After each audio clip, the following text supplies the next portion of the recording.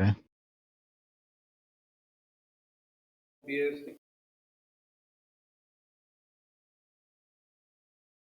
Okay. Let's see. Everybody's streaming. Everybody's streaming.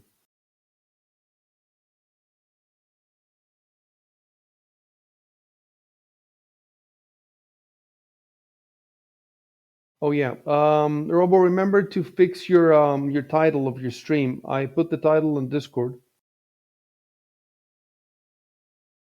Everybody else is streaming with a correct title, and we're just waiting for you. Where's the title? It's on Discord. Okay, I see it. It's on Discord. Yeah.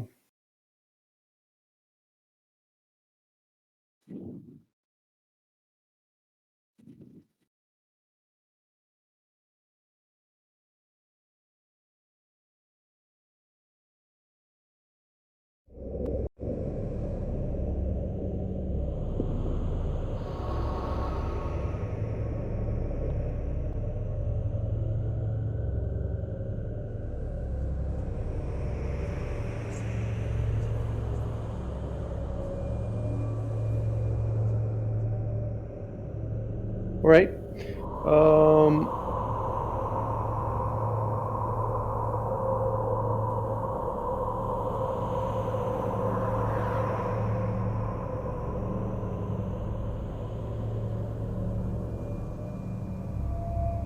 Do you remember, Chev, that ring you're wearing? Did you identify it or not? No, I didn't. But for some reason, I think I.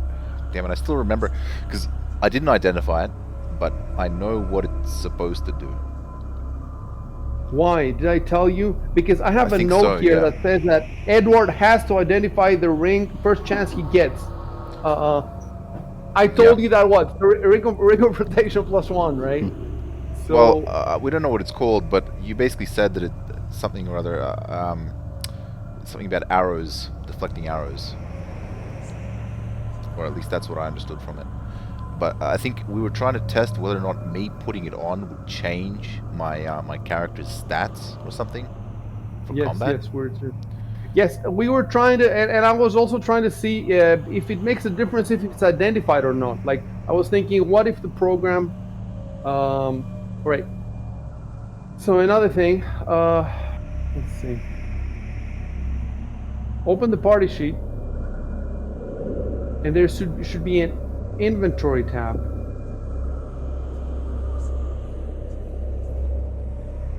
Can you see it?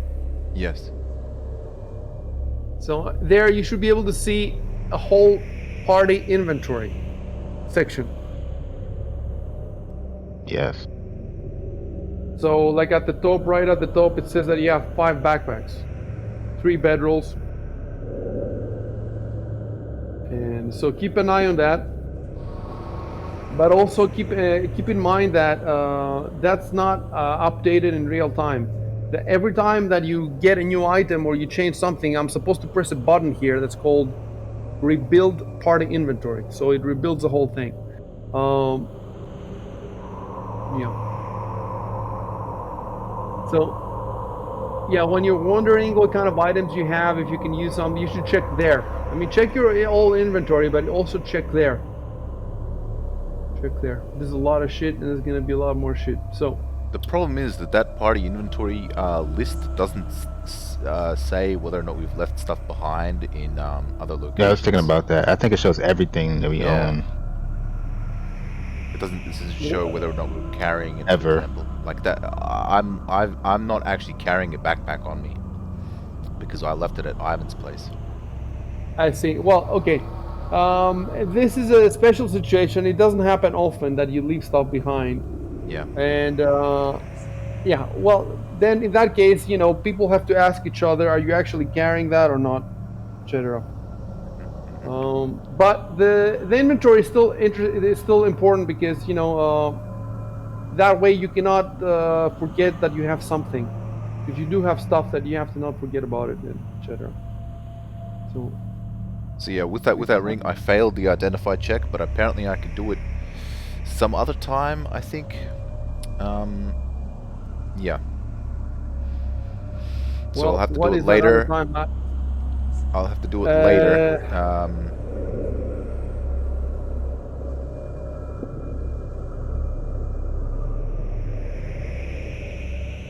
I don't think you can do it again unless something changes. Maybe Unless I if you level up level or up. something. Level up or go Something like to that. a store that can identify it for me. Yeah, I'm not yeah, sure if that's yeah, a. yeah, something like that. All right.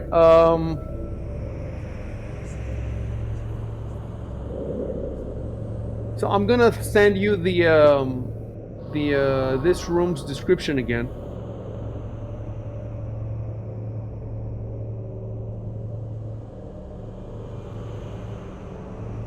Okay, I'm just gonna respond to Martella because she just.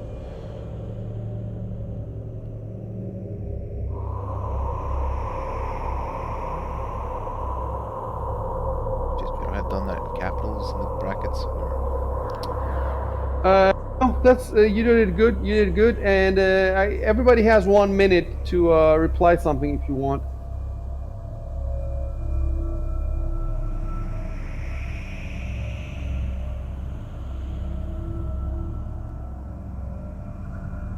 It's supposed to be, there's a character limit. It's supposed to be. I can't remember how many characters. I'm gonna check it. I think you might have been over that. It's meant to be 25, I think, if I remember right. 25 words or hold on. Yeah, words. But I mean, we could always.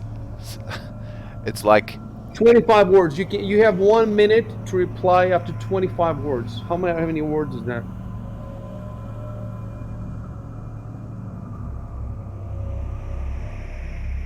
It might be a couple of words more. So it could be we're finding our yeah, way out definitely, with definitely someone. way Yeah. longer. It's definitely longer. But I guess it'll just cut off at that point for when she gets it.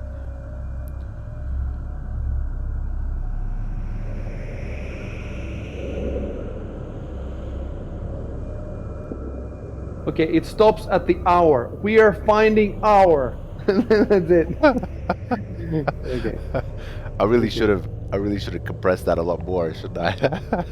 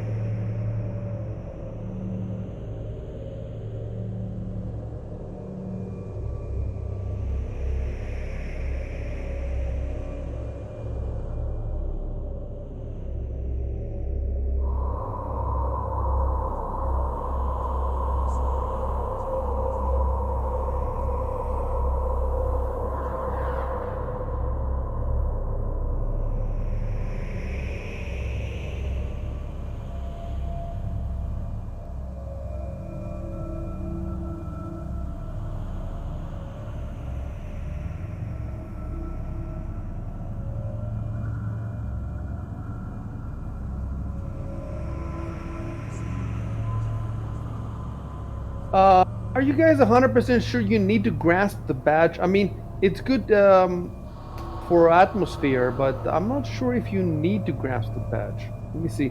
I This is think telepathic. I vaguely recall that we had to in order to.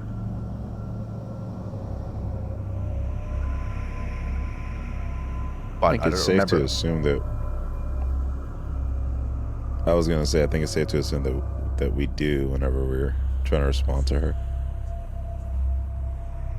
Well, that's what I'm assuming, but Another thing you can do, uh, you can you can put in the mood telepathically because are you guys saying this aloud? Because you yeah, don't need to yeah, say it it should aloud. be. It's telepathic.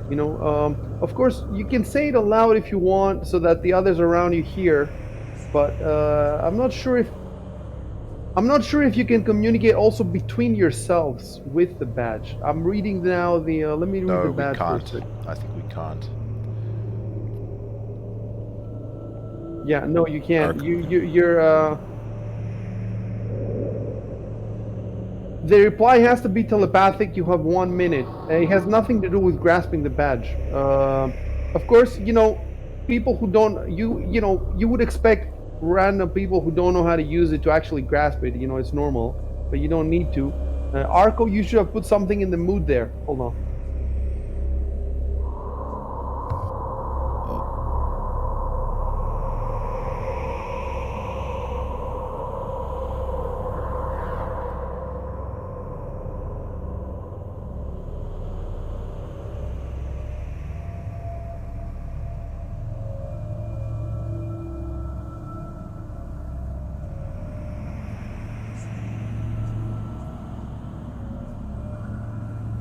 It sucks that you can't edit these.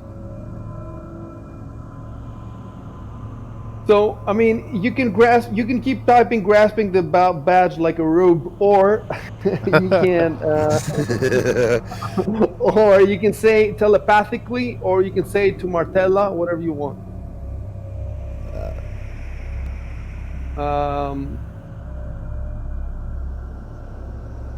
All right, so that's done. We just need to remember. I remember that you had casted a. You have done a detect magic. Let me see. Detect magic.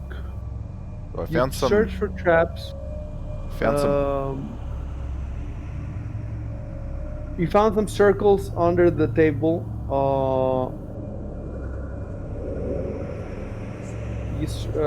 Yeah, overlapping circles drawn on the floor under the table with chalk. You appraised the crystal glassware and the silver dining sets. You look for traps.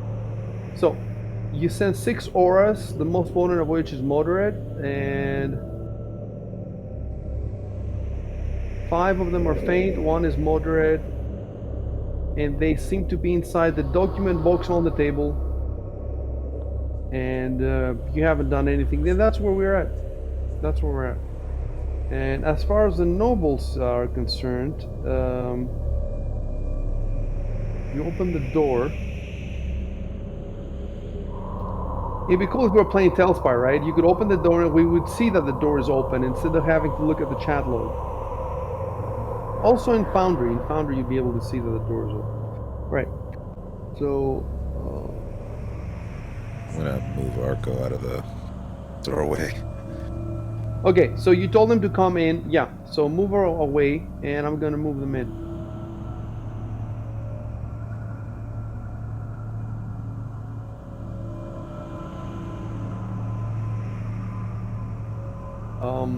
What I need to do now is, because every time we start a new game, it wipes out the NPCs. So I need to add them again, so that I can speak as them. Let me add them one at a time.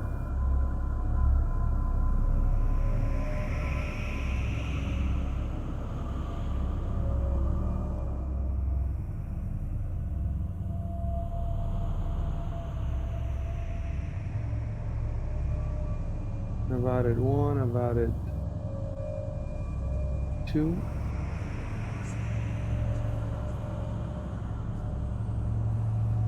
And now the lady, I'm trying to find her name. Okay, lady here.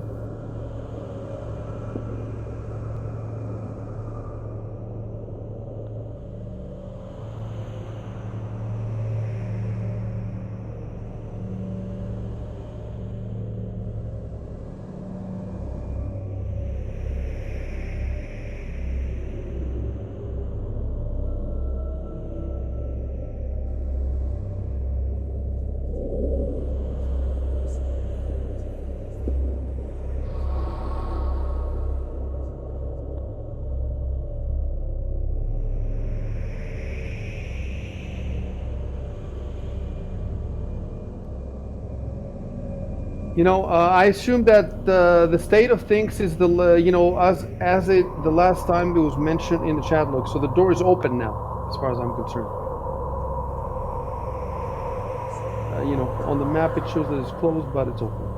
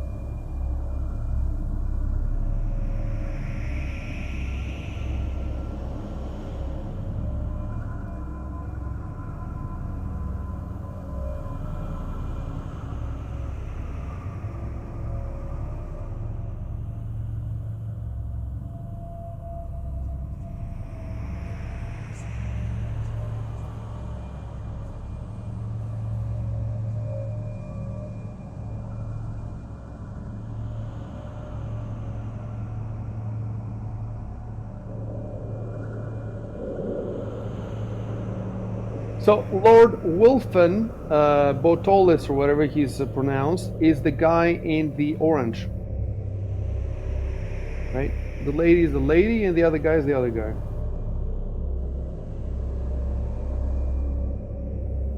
Right.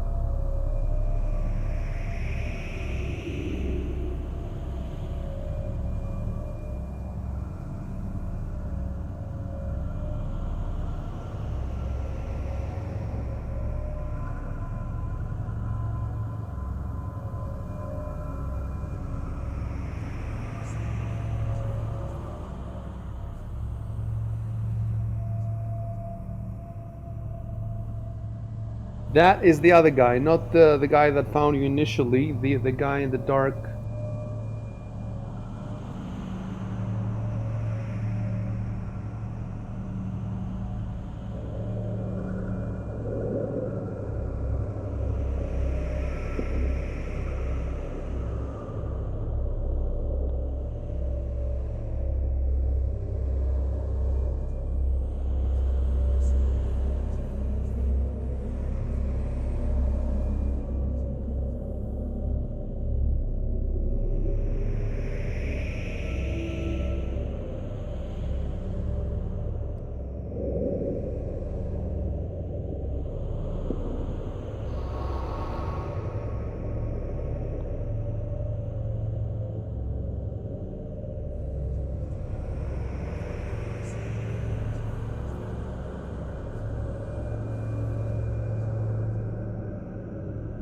How were we doing the actions? Was it just holding control?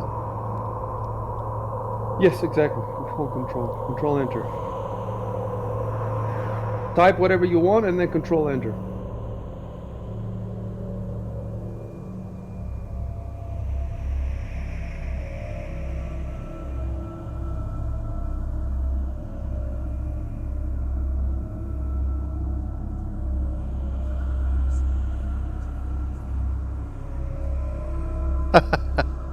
I was just thinking that.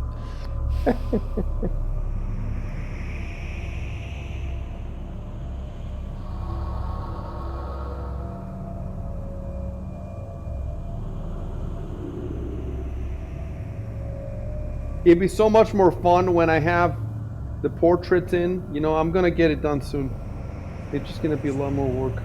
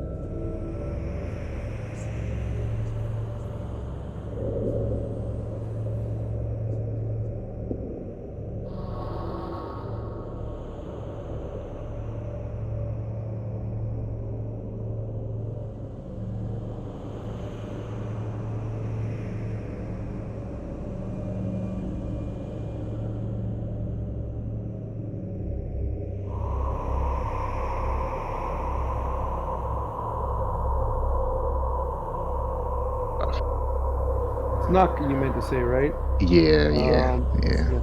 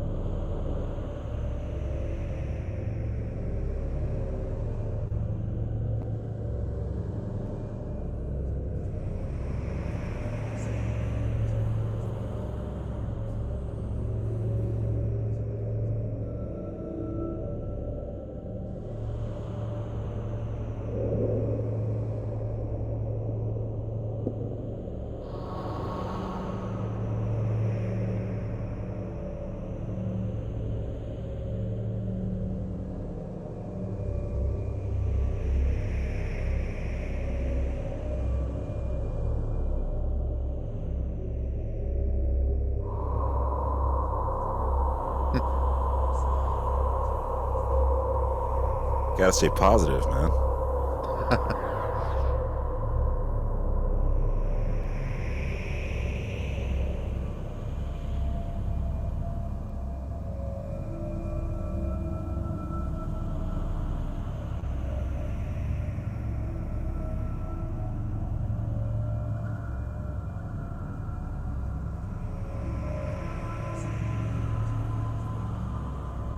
If you guys scroll up, I didn't just say that out of nowhere. He said that if you scroll up, he said that I opened the document book.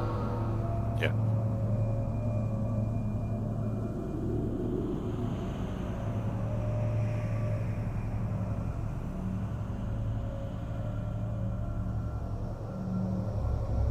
So, yeah. So I assume these 6 scrolls are in his inventory now, right? No, it's not. They're not in his inventory. He opened he opened the box and he found them inside. So, yeah. Okay. Let me know if you want to take them and who takes them and all that.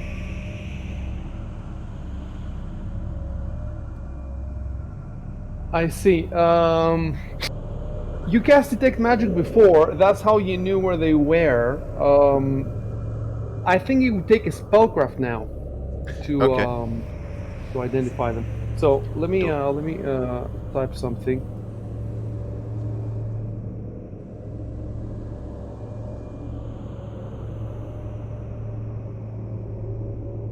All right. So now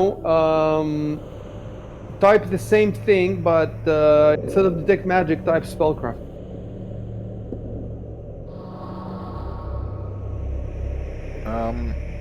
Okay, well I can't cast spellcraft on them, so I'm just gonna.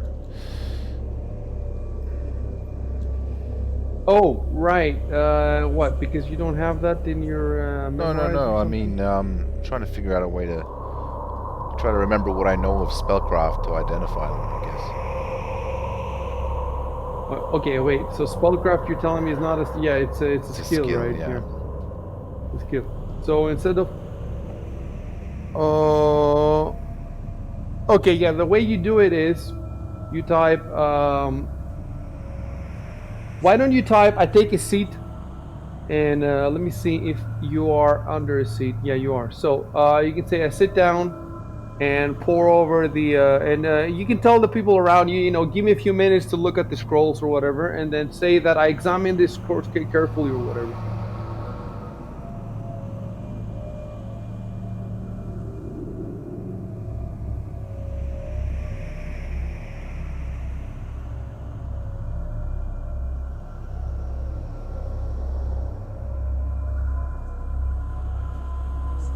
I love this ambient sound. It's from this guy on YouTube. He just makes ambient tracks for RPGs, and he has an amazing library. I need to go through it and categorize it. And it's so atmospheric.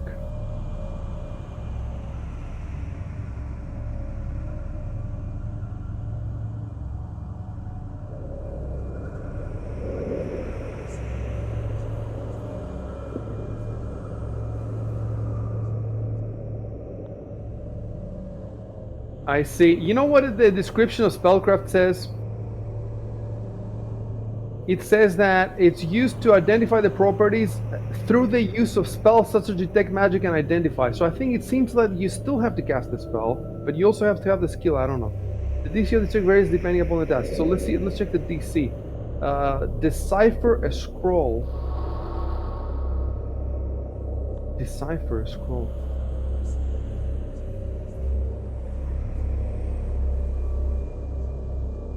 Well, to identify a magic item, the DC is 15 plus the item's caster level, but to decipher a scroll is 20 plus. So, but what exactly does decipher a scroll mean? Is that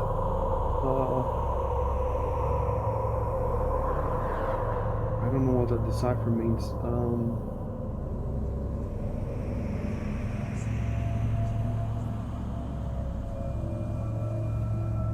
I think it means It to takes identify. 3 rounds.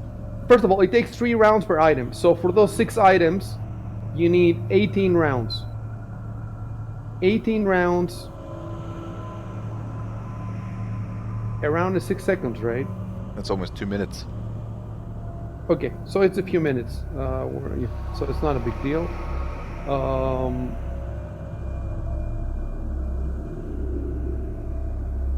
Oh, this is why, dude. You can do it once a day, apparently. That's why we said that first available opportunity. It says you can attempt to ascertain the properties of an individual item once per day. Yeah, but you said you didn't like that. No, I didn't like it. It says additional attempts reveal the same results. Additional attempts in the same day, I think it means. Yeah, I definitely. Yeah, so I said I didn't like it, and I said that I would prefer if you do another check when something changes. You know, when something in your check changes. Yep. Definitely. So I guess we could.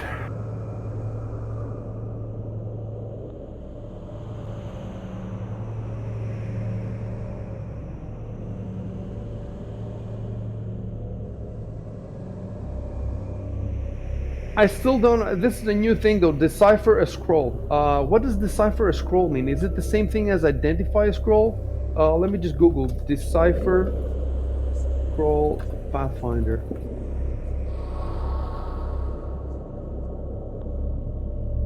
Yeah. It says decipher the writing. The writing must be deciphered before a character can.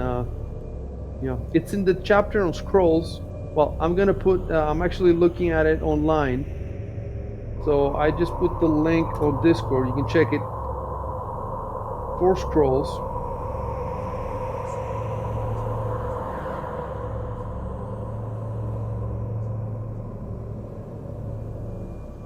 Yeah, there's several steps. First, decipher the writing. The writing must be deciphered. This requires a read magic spell or a successful spellcraft check. It's a full round action.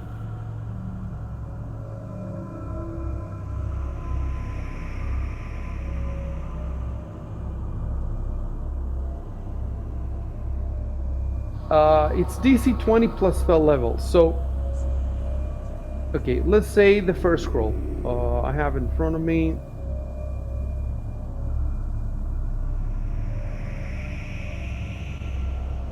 So I know the caster level is 20 plus the caster level. I don't think you can make these rolls. Let me look at your skill. Maybe you have a lot of pluses. Let's see it here. So your spellcraft is +7. So the most you could roll is 27. All right.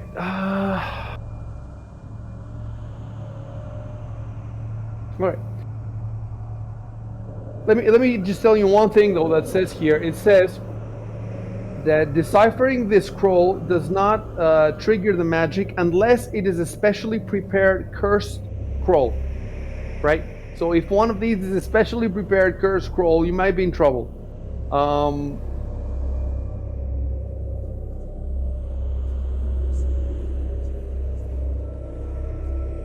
Damn. Yeah. Look, the chances of this happening this early in the game are small. I mean, what are you gonna do? You have 6 scrolls. You have to try to decipher them. I don't know how you could guard against it, but I wouldn't worry about it yet. Just keep it in mind that it's not without dangers. It's actually the entire activation, scroll activation is quite complex here. We're only at step 1 out of like, I don't know, 6 steps or something. Right. Read Point in magic. You don't have read magic, do you? Read magic. No. Yeah, you know. Well, because that can also be used in place of the spellcraft check. No. All right. So it's gonna have to be spellcraft DC 20 plus spell level. So for a normal magic item, it's DC 15 plus spell level. But for a scroll, for some reason, it's DC 20 plus spell level. It's quite a lot. If you didn't have that +7, then you would have no chance basically. Okay, so roll for the first scroll. Yeah, roll for the first scroll.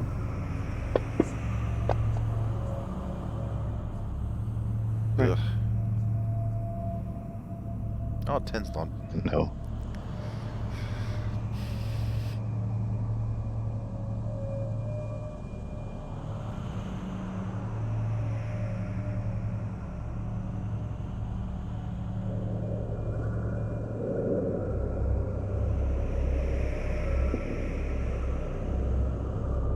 Roll again. Yep. Oh, we may as well. Hold on. We may as well give you these items one by one. I'm assuming that you're putting them on your inventory, right? You're putting them on you, right? Yes. Right. So let me just take it slow because I don't want to make any mistakes with the ID. So I'm just gonna write undeciphered magic scroll. And by the way, I told you about their auras. Oh, right. So let me tell you the first one, the one that you failed, Yep. which one? Because I told you that 5 of them have faint auras, and one of them, right? What did I say? One of them has moderate, didn't I? Mm-hmm. Where is that? Is that in the previous chat log? I think, right? Let's check. Yes.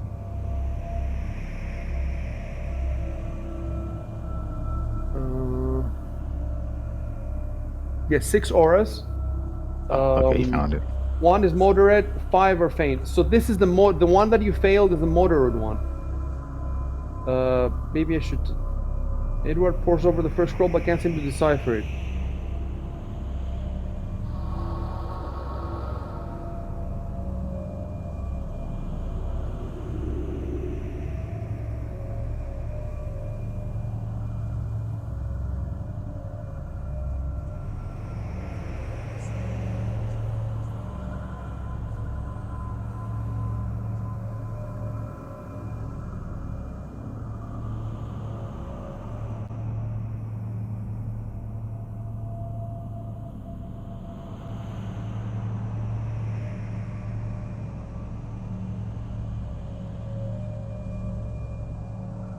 Wait, shouldn't I tell you the skull? Yeah, maybe I should tell you the skull. No, you know what? Because you didn't have line of sight. To be able to detect the skull, you need to have line of sight. Because the scrolls were in the box You had no line of sight.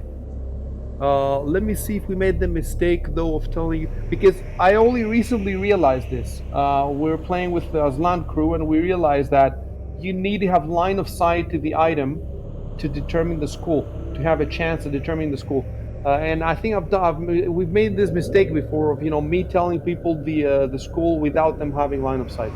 But in this case, I don't think we didn't make that mistake because you didn't roll for which is the spellcraft that you roll. No, so you have no idea. So why don't you now cast detect magic on all the scrolls to determine their school? Let me see.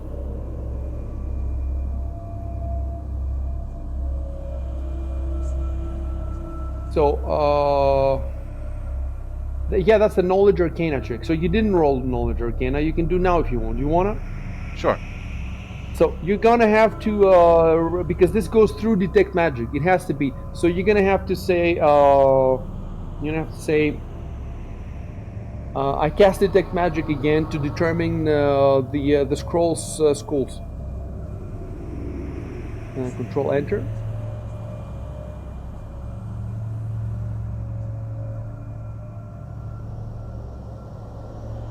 I'm gonna use the bathroom. I'll be right back. Yep. You just don't fall asleep. Dude, I'm sorry about that last time. It No definitely worries. won't happen again. It was funny, and it will probably happen again. So as long It won't. as I don't fall asleep, the game will keep going. All right. Right. Do you remember how to cast the spell, Chev? Vaguely. So to the left of detect magic, there's a little circle. You have to press that. Yep. And then to the right of detect magic, there's the die. Right. And now you roll. Do you have to roll it? I think you have to roll it for every single scroll in the items. You can make a knowledge Let me see arcana. what the spell says. Yeah, I think you have to roll for every single one of them. Yeah, it seems like it. Knowledge arcana skill checks for Yes, each. make one check per aura. So so go ahead and roll 6 times, one after the other, knowledge arcana. All right.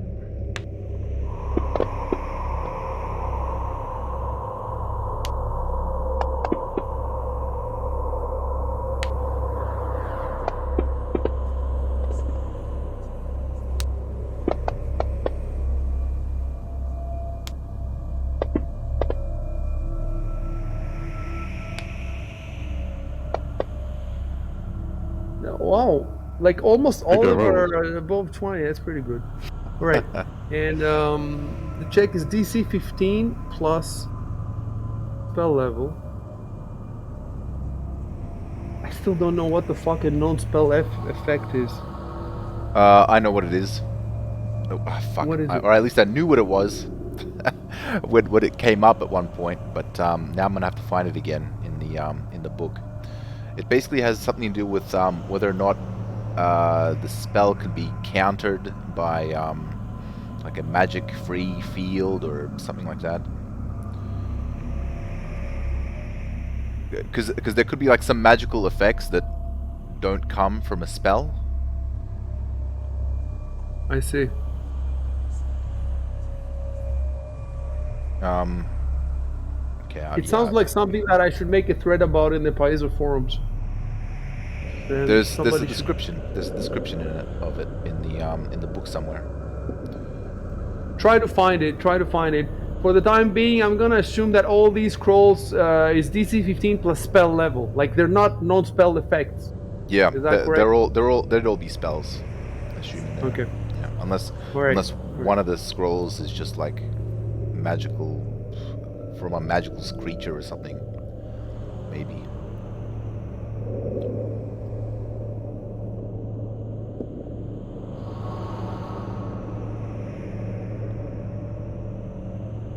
Oh, and I'm supposed to. Okay. Right. I'm supposed to whisper to you now.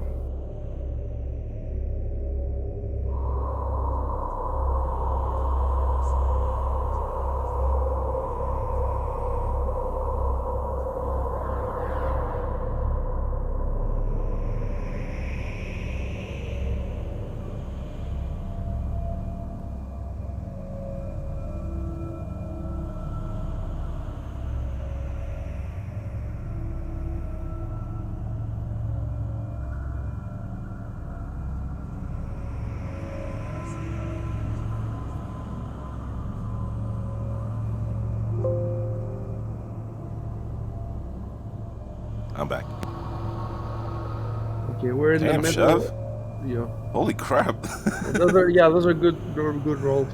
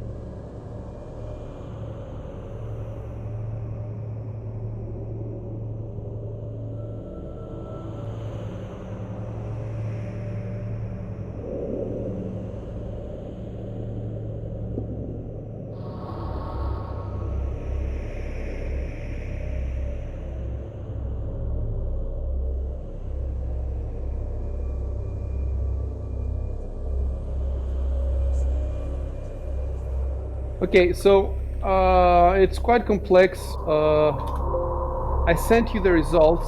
I'm 99% sure they're correct. Let me do one more check before you relay them to people if you want to relay them.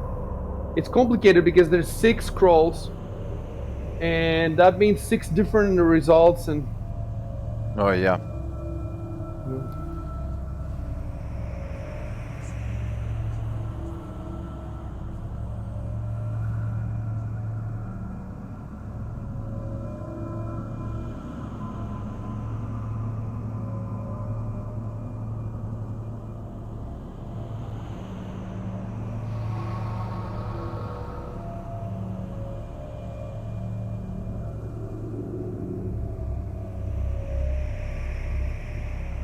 We may as well just finish this up and then I'll relay everything.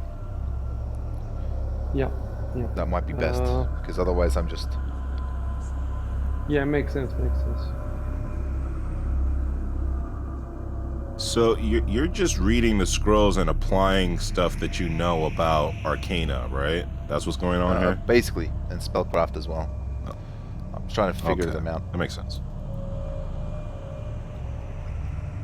Knowledge Arcana for the actual auras, and spellcraft to actually attempt to read them,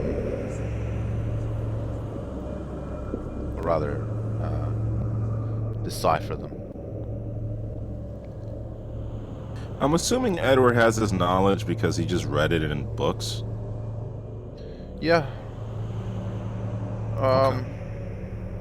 Though I think because it comes from my okay, it is intelligence.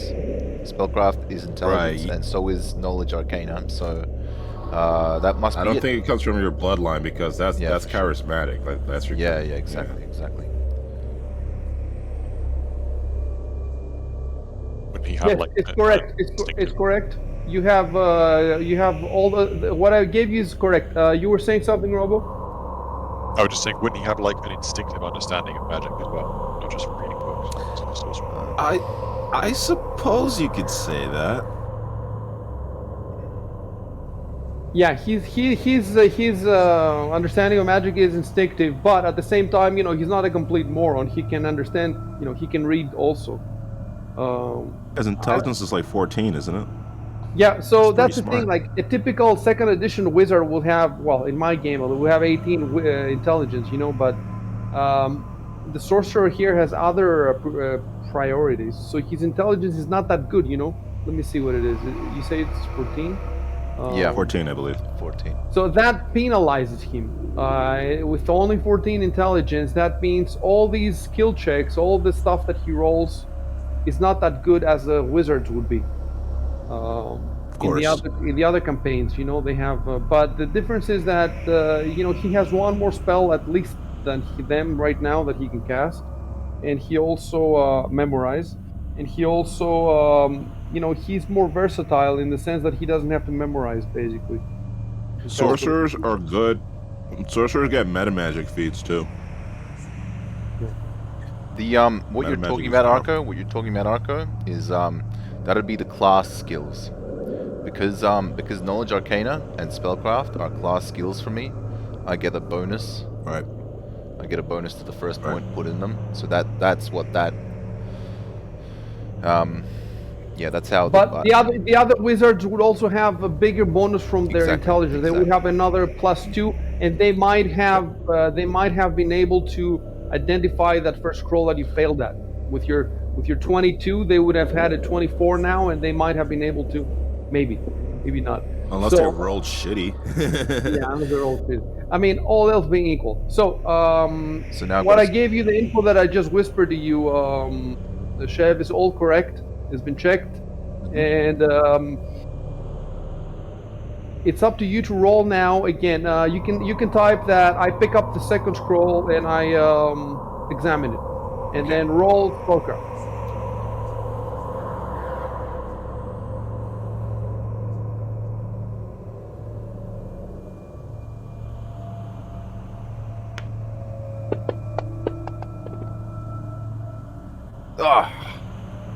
Right. Almost Okay. at 15.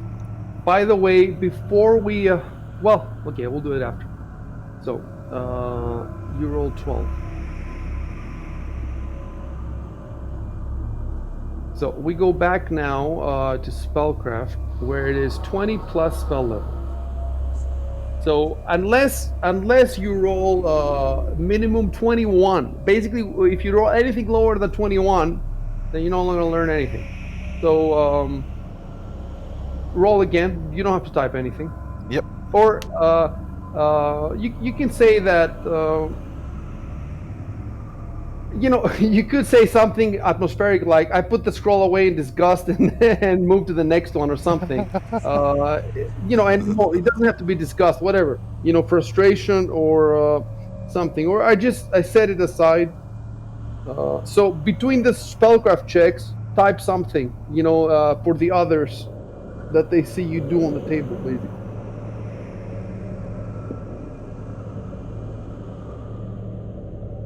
Can we respond, or should we wait until it's done? Yes. You can have a full conversation between yourselves or with the other characters, whatever you want.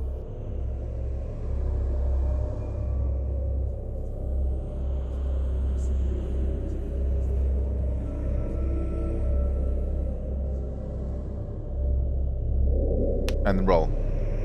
Yeah, you can go ahead and roll. Next.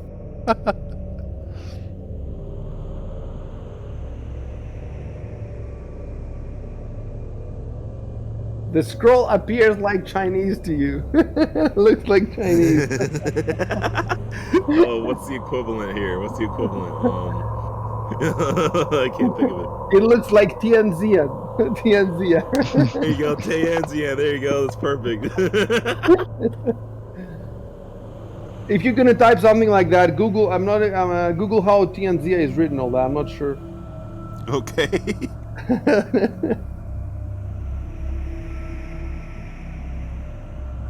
Right. More failures. So these scrolls are useless. Why are they here? You're never gonna figure it out. Maybe there's a way to use them without knowing what they do.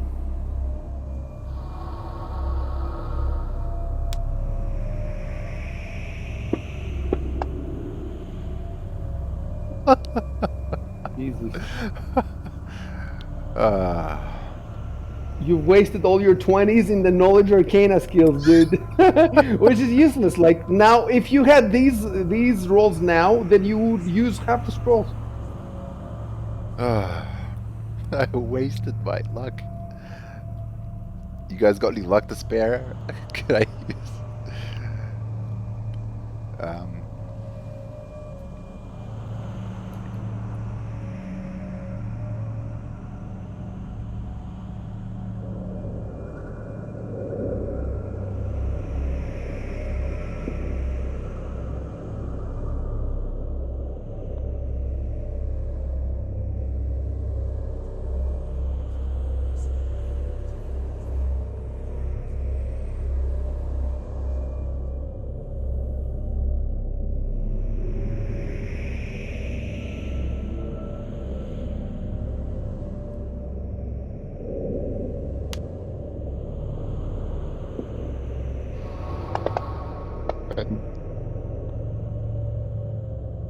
Finally, the last roll. Hey, Huh? there it is. Right. Are we sure this is the last roll? So you rolled 1, 2, 3, 4, 5 now, and it was also you rolled 1 before, right? The Yeah. spellcraft.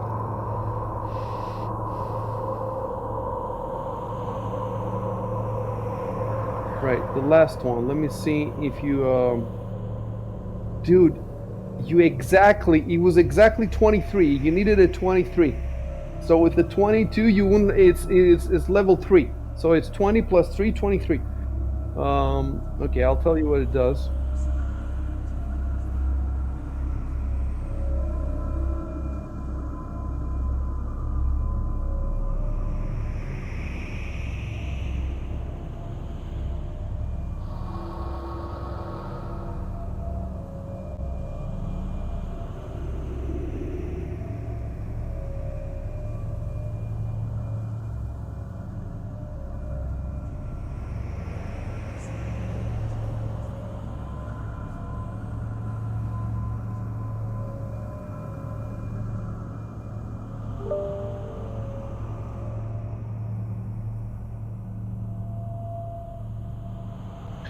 Oh, now, this is something I've been meaning to ask you about, Icy. Because Yeah, these, I know. I don't know how we're going to go about with this. Yeah, we're gonna go about like this, I think, because I cannot think of any other way. When you talk to them, you won't say the technical name of the spell. You'll say, yeah, this is a scroll that does this and that. Yeah. So let me see something.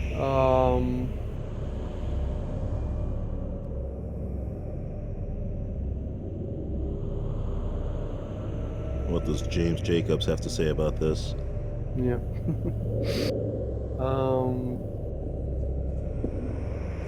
One thing Is it I a have to tell you scroll? is that 3 of you were saying, Arco? I was just gonna say, is it a scroll of magic missile? Is that what they call it? Like in the world? So 3 of these scrolls are identical. I should at least be able to tell you this, right? Shouldn't I? Yeah, if you looked at all of them, then he would know they look similar, I guess. I mean, Yes. they're not why, nothing is ever identical. I mean, somebody wrote down, words, and so it's not identical. But we don't Nearly even know identical. we don't even know what language. I mean, they're not. I guess it's in a magical language. I don't know. The reason that I'm saying this now is because the way that we're gonna put them in your inventory, 3 of them are the same. So there's going to be a number 3 next to one. There's basically 4 types of scrolls, and one of them is 3 times. That's how it is in a lot of roguelikes. Like when the potions are randomized, you have no idea what to do, but you have like 5 of them, so you're like, whatever, let me just chug one of them, see what they do. Yeah. Otherwise, if I didn't want to tell you that, then I would have to copy paste the one 3 times.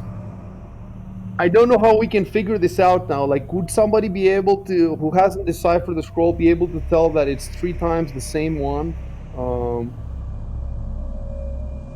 That's how they're given to me here in Fantasy Grounds, It could but be I like don't a trust. magical. I wouldn't say cipher because it's not really code or anything, but it could be like magically, I don't know, distinguished somehow. Like they look similar. They look similar, but you can't tell what they are. Yeah. See, the first thing that I did with the scrolls is I removed the gold piece value. All of these come with gold pieces value. I removed them so that you won't be able to see them. I think even if you decipher the scroll, there's no reason you should be able to know how much it costs on the market. I think that that's another skill, appraisal or whatever. So all of them have no cost. See, that's how they should come from Fantasy Grounds, but they come with a cost to help me out, I guess.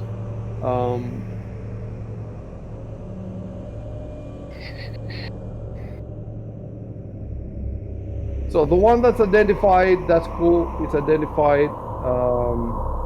I'm gonna put it on the party sheet. The others, for the time being, I'll explain just to make I'll things explain to the. Oh, okay, go ahead. look, just to make things easy for the other ones, we're gonna go with what I said. You know that one of them. Just to make it easy, let's do it that way. Party sheet. Let me pull out the party sheet.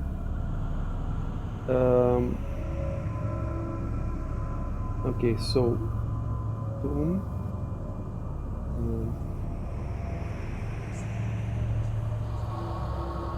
I'm hoping that I haven't fucked anything up. Yep. So go in the party sheet now, and don't touch anything. Just tell me what you see there.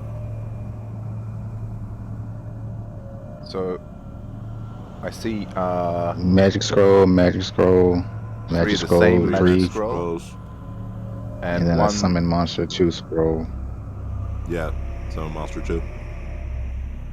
Right. So before Sounds you like a take good them, spell. tell them whatever you want to tell them. Basically, it would be nice. Yeah. Yeah. So read that.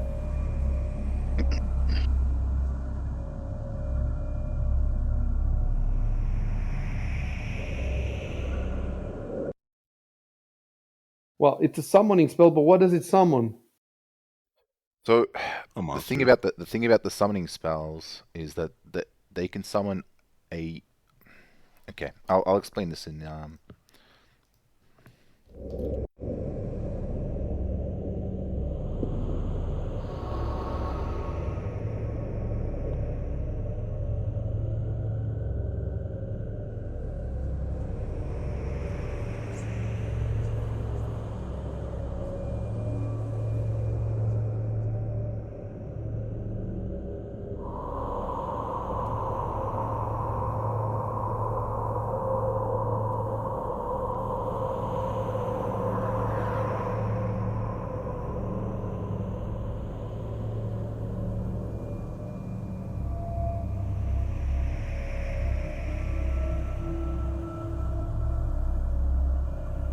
it's quite a lot it can summon, but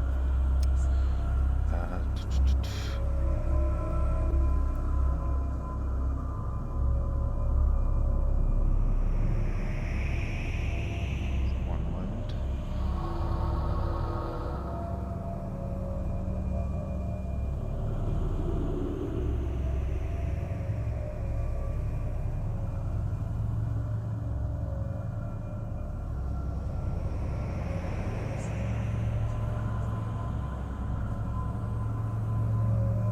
Chev, do you have a problem with apostrophes?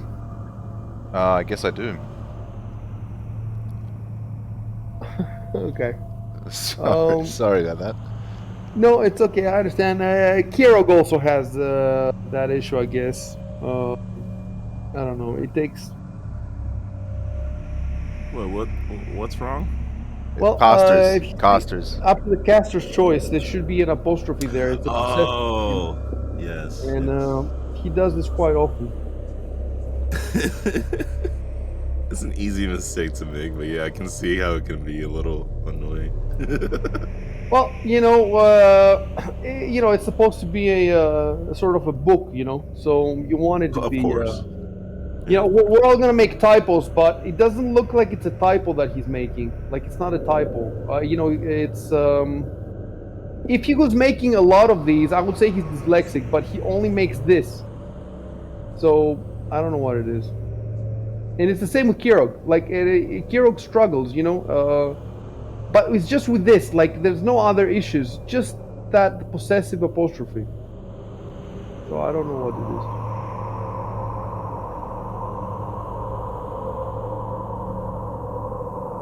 is. So there's a whole list of there's an entire table of the of what can be summoned for this spell.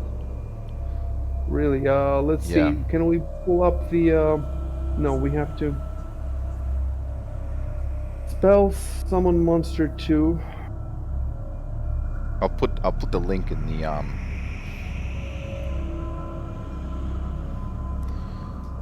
So there's a variety of summon monster spells. Goes from level 1 to 10.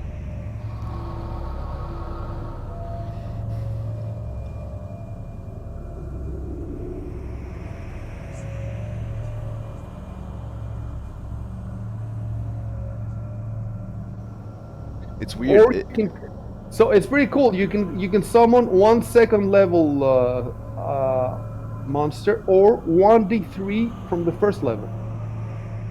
Yep. So that would be pretty cool if you roll 3 and you get 3 of the first level. Summon Nature's Ally works the same way, so you can summon a ton of lower level animals at higher levels. Like a Sturge, and a Sturge is really good to summon in swarms because they do like constitution damage. They're like big, fleshy mosquitoes. They're gross. So the thing I was going to ask about these summon monster spells, I've been looking at picking some of them up, but the thing is, I don't know the stats of any of these, like, creatures. Do I get to look at the stat block for them, or? We'll figure that out when the time comes for you to cast it. For now, take everything for the party sheet. So there's nobody else in the party that can try spellcraft, right? I think they'll also need the actual. Has to be a class skill, right? Or I'm sorry, not a class skill, but a learn skill, right? It's not even a learn skill. You have to cut. You can only use it in tandem with the spell, I think. Detect magic. Yeah. Yeah, it looks like it. Man.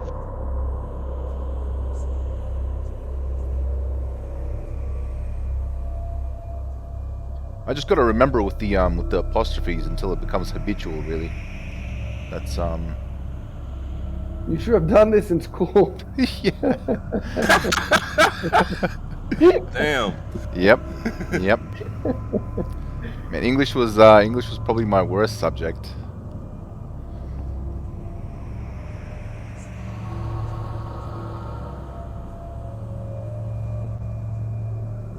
So after you're done with pulling all that stuff, what I'm gonna do is, you have to grab them individually, huh? Okay. Yeah, I can't seem to. I wish I could See, just. now I'm gonna rebuild party inventory, and now everybody can go and check. It's the inventory has all the new stuff in there, so we're good there. I'm checking again the spellcraft skill just to make 100% sure that you need detect magic.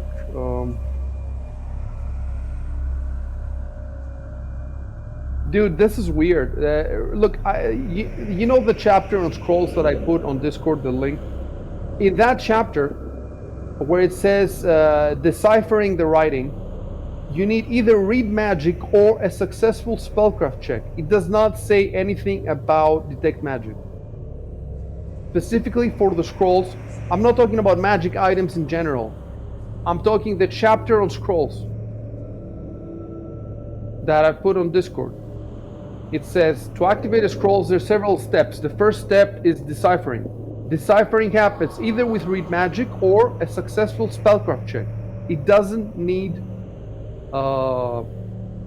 detect magic. But I'm also gonna Google it. Let's Google it. So, this decipher scroll needs detect magic.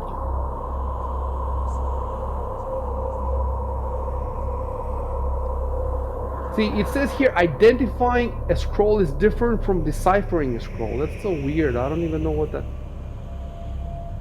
So I think in order to decipher the writing, you have to. It's like you have to read it aloud or in order to cast it. Yeah, you're basically activating a scroll requires reading the spell from the scroll. You can probably like identify. It's like how you can identify the language something is written in without being able to write it. Maybe. I guess. The way they're also, I see what you're saying. Let's read this. I put this link in Discord. Let's read this first because it seems that the rules are a little confused. Is this guy talking about Pathfinder though? Oh my god, that is the hugest question I've ever...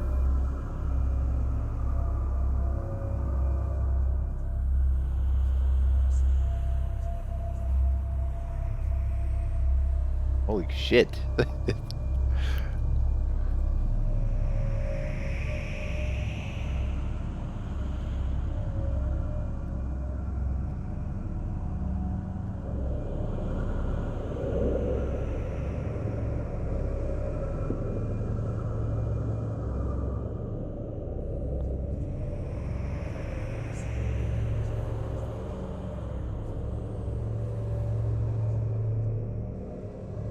Oh my god.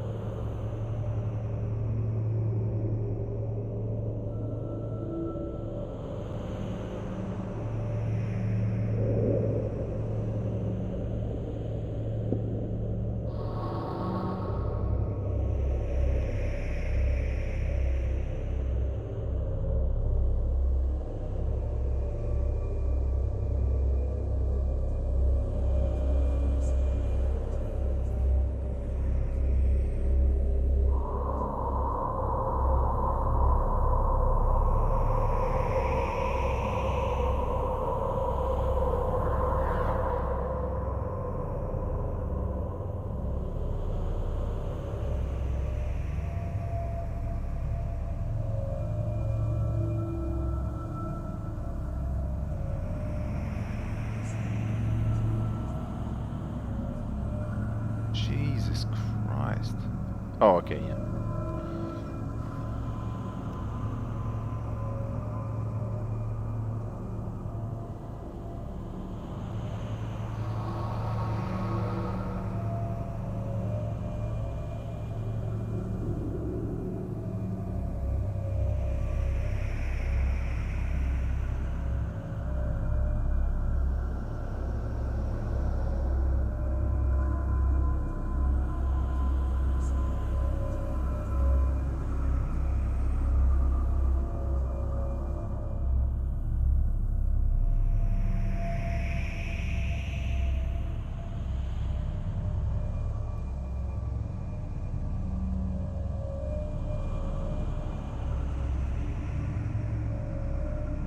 I understood some stuff, but I've skipped the question. The question is gigantic. I went straight to the answers. I scrolled down, and the answers are more concise, but they're still not easy to...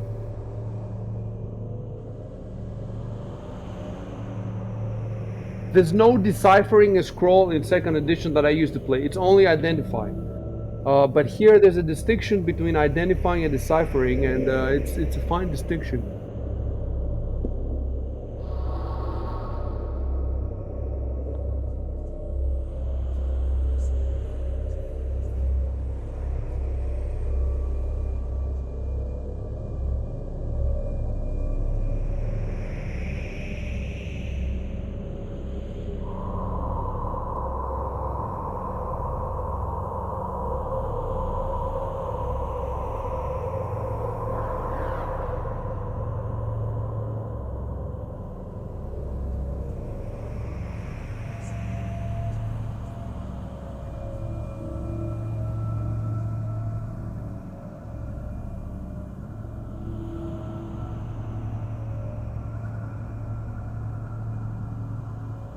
Well, I'm gonna save this page.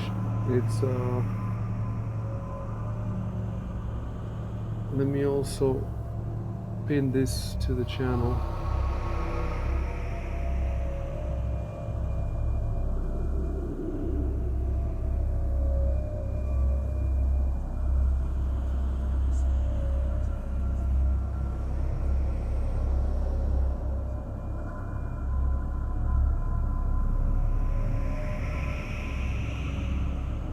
I think we might have made a mistake, you see, now that I'm reading all this.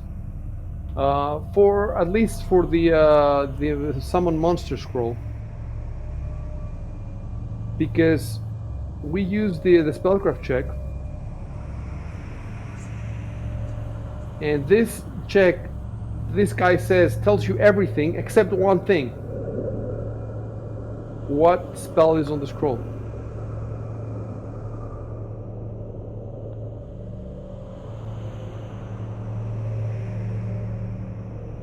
He says that.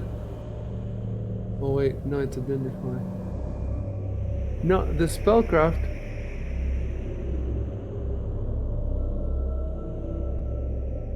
Okay, I get it. So look, detect magic plus spellcraft, that's identifying. Spellcraft on its own is deciphering.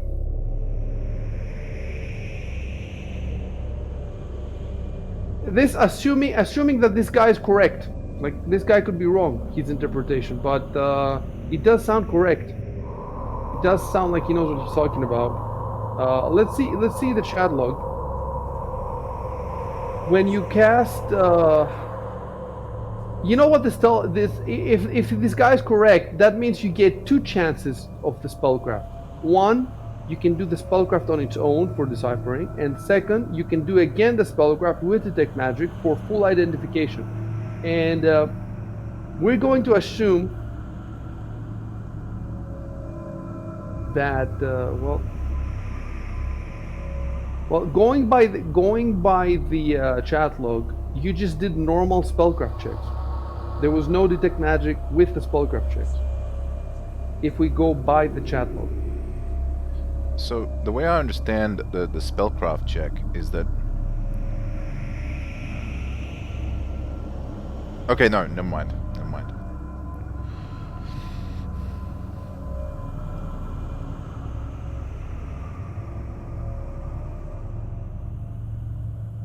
Yeah. There's 2 things. One thing I'm trying to do is to understand what the fuck is happening, and the other thing I'm trying to do is to figure out if we made a mistake so far. And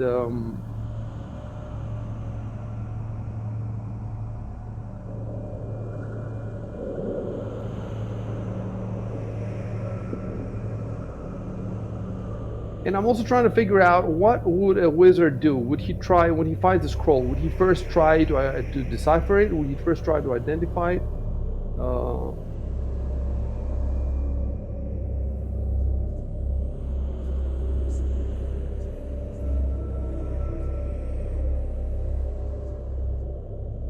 It seems that the most important part.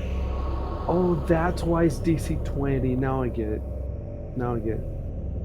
So to identify is DC 15 plus the scroll level, but to decipher is DC 20. So deciphering is harder. Why is deciphering harder? Because that is how you use the scroll. Identify, it just tells you what the scroll is, but that doesn't mean you can use it.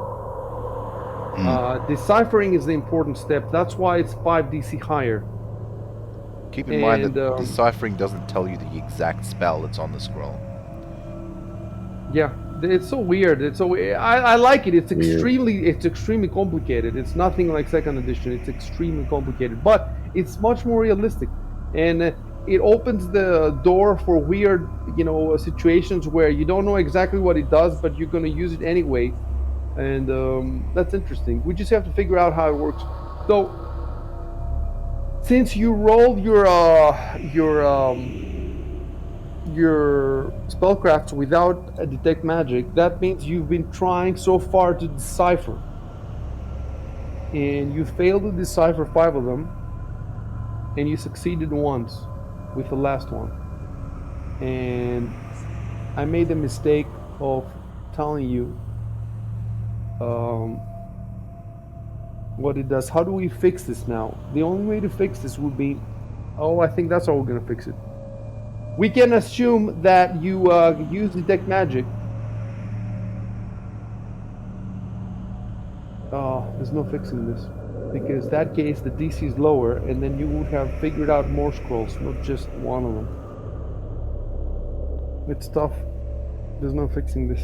There's no easy way to fix this. Anyway, so we're gonna go with the second option then. That that you rolled all the spellcrafts without detect magic. So you went straight for the deciphering, which is DC 20. So the DCs are all correct.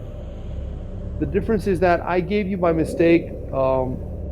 It's not just that I told you what the scroll does. It's also that you told the others. So it's very difficult to edit the chat log at this point. God damn it, there's just no easy way out of this. So I still figured out the auras, right? The auras are a completely different thing. That's correct. Okay. It's just a knowledge arcana. No problem with the auras. The problem is we should have read this page before, but I just don't see how we could have.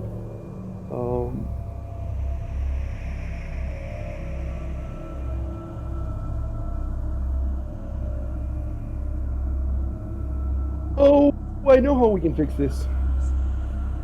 Right. So the rolls are all for deciphering. So that's just spellcraft, DC 20. Everything's correct. You failed all of them except one. That one you succeeded, which means you can use it. You can use the detect. You just don't know what it does. However, if you succeed in an identify, then you know what it does. So all I have to do is, okay, I will type it. We're just gonna assume, in order to make the chat log make sense, because right now it doesn't make sense. All we have to do to make it make sense is assume that you rolled an identify and you succeeded. You see what I'm saying? We're just gonna fudge it basically. You rolled an identify, which is 15 plus the spell level. So the spell level is 3. So you rolled an 18 or higher. Add a successful. Let me see. I'm typing a note there.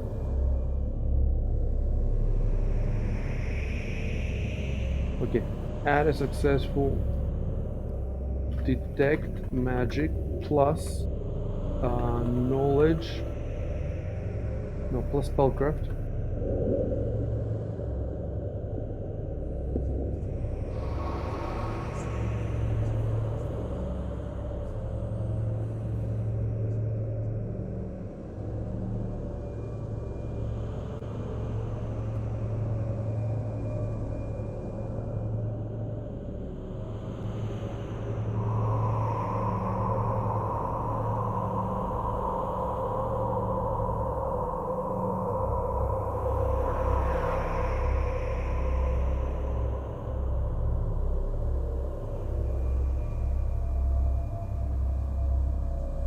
All right, so check that I posted in the chat log.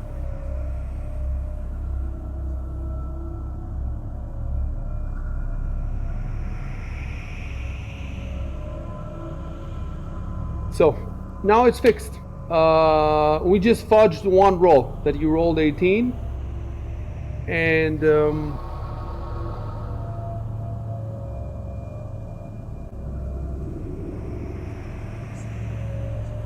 Roger that. And now you have to roll all the others. So that's the only scroll where you've done everything. You've identified what it does, and you have it's ready to be used. You can activate it. So you know everything about it. The other scrolls, you cannot use them, but maybe you can figure out what they do. Oh wait. It says, does it make a difference if it's yeah? Of course, if it's arcane. Let me see. It's only depends on which ones arcane. I will not be able to use arcane scrolls.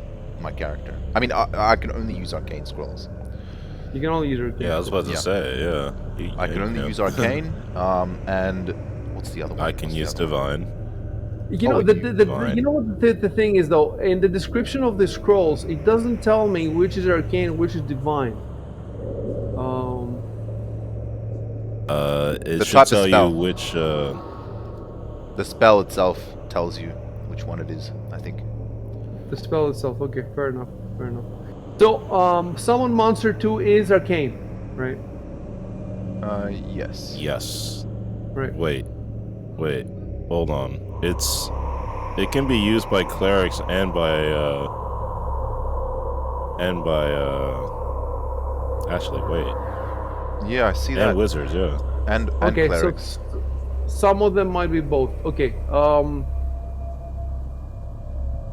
Right. So summon monster 2 is both. What would you have to do then to be able to use it yourself, Arcanus? You have to go through this whole. Well, the I don't think I identified. can. It does. Well, I let It me. don't has think to you can be. use summon monster. The Yeah. spell must be on the class list as well. So if the spell Yeah, isn't it's on your not on my class class list, you can't use it. So is this spell on your class list, Arcanus? No, it is not. I have summon nature's ally instead. I see. Okay. All right. So.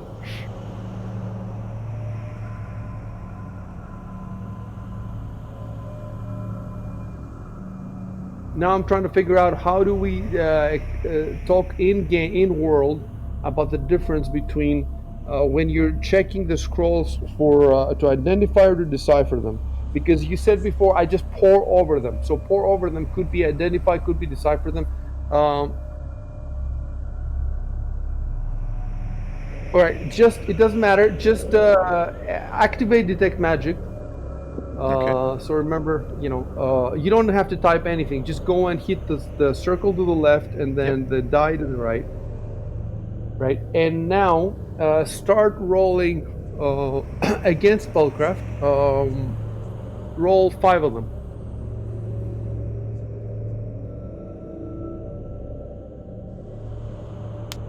We're almost done. This is the lower one, so this is 15 plus.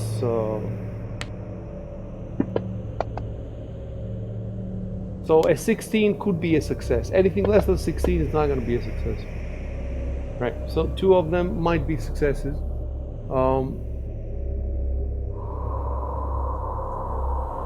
Let me pull out.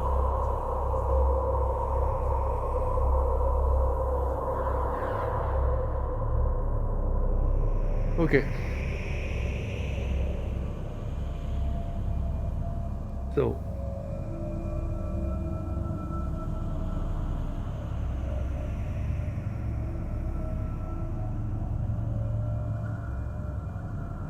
Want to use the bathroom real quick?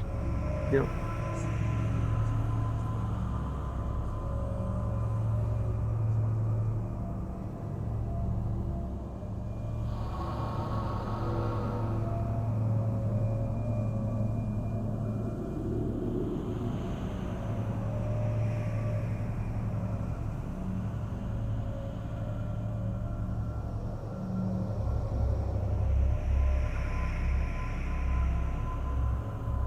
Yeah, so this is 15 plus. So the first one would be 15. Okay, the first one is failed. It's again the more powerful one. Then the next 3 are the ones that are identical. Well, now that means that if you succeed one, you know all 3. But the question is, are you supposed to know that they're identical? I guess not. I guess not. In this case,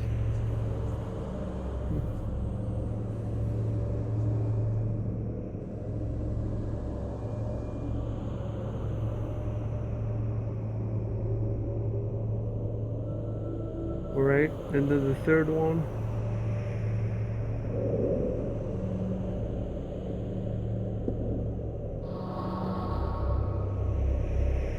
All right, so now we have some results. I just want to check this guy. He tells me here what exactly you learn from identify. So you learn everything about it with apparently one exception. You know whether it's arcane or divine, what level spell is on it, what level the spells are scribed at. But you don't know how to cast a spell. Doesn't Unless you reveal decipher exactly. It doesn't reveal exactly what spell is on the scroll. So it reveals everything about the spell and the scroll except the exact technical name of the spell. To find that out, you must decipher the scroll, which he failed.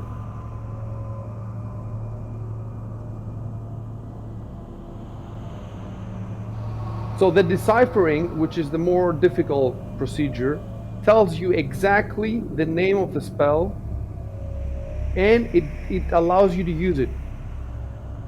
Those are the two important things: what spell it is, and can I use it or not. Those are the two important things. And he's failed in all the scrolls except the summon monster one.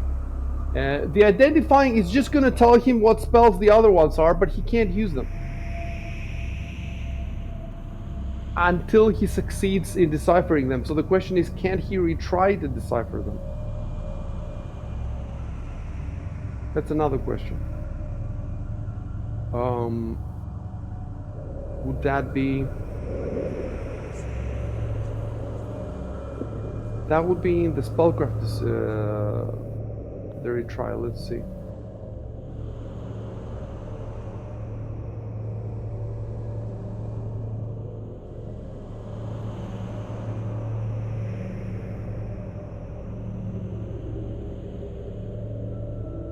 It says here once per day. So the way I understand it is, now it's past midnight. You have to wait pretty much 24 hours, and then you could try this whole fucking freak show again.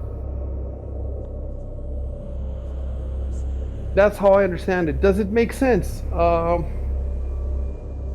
It kind of does make sense. It does make sense. Because otherwise what? You will never be able to use the scrolls? Unless we go with my rule that your stats must change.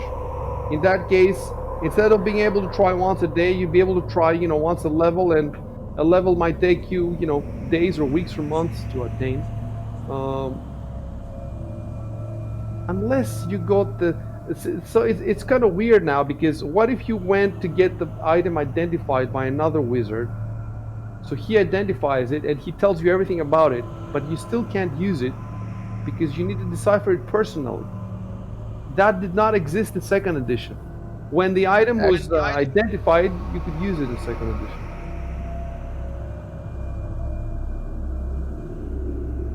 I don't Having know. that wizard identify it for you, would that make it easier for you to decipher it for yourself? Doesn't say. In second edition, if another wizard identified for you, you could use it if it was, in your power to use it. But in this game, identifying tells you what it is, so that you know how useful it is. Maybe you want to sell it, maybe whatever, but you can't use it unless you personally decipher it. Unless we haven't read the whole page. If we scroll down further in the official explanation, let's see what it says. Activate the spell.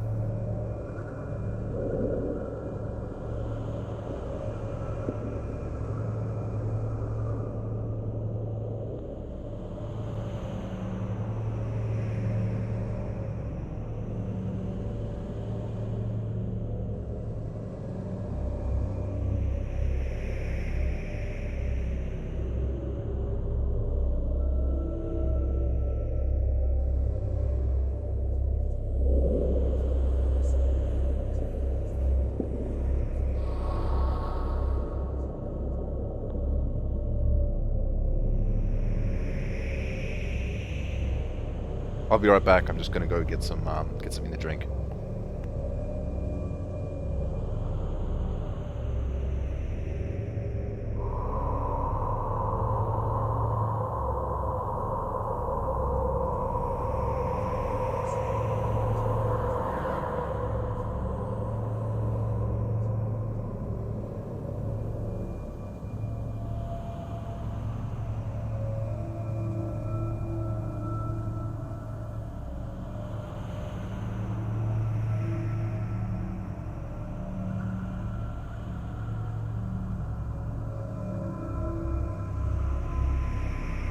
Okay. Yeah, I figured it out. I understand everything now. It's extremely freaking complicated. All right. So we're gonna wait for Chef to get back, and then he succeeded into. Now we we have this other problem now with the stupid 3 identical scrolls. What should I do about that?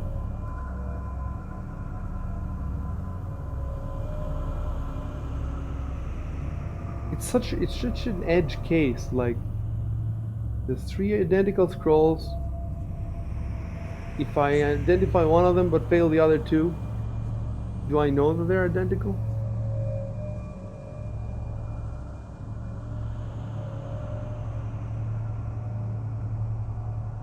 I'll be back in a sec. I'll drink something. I'll be back.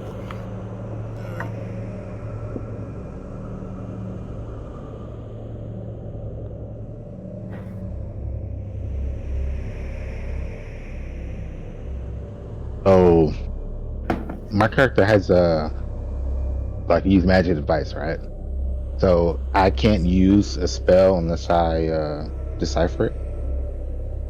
Is Say that- again, your character has what, Exile? Use magic device. Yeah. So I have to decipher a scroll before I can use it. Yeah, I don't think you can use scrolls at all. Oh. Yeah, your class doesn't have any. I don't think your class doesn't have any spells. Well, look, use magic device skill says use a scroll, so he can use. People with magic device can use a scroll. It's a very high DC though, DC 20 plus caster level. Yeah, he can use magic devices. It's just more difficult for him. Yeah, it's possible for him. Though. The difference is the scrolls appear to be different because the chapter on scrolls says that it must be deciphered before. It must be deciphered. And the decipher has to happen with read magic spell or with a spellcraft check. So, hold on a sec. Does he have spellcraft? I guess he could roll spellcraft for the decipher. It's just that for him is a -1, wisdom -1. Is spellcraft a wisdom, really? No. Okay, I don't understand why his spellcraft has wisdom there. Whereas your spellcraft has int. So I think, did you click on spell on the whiz? No. You know what I'm talking about, right?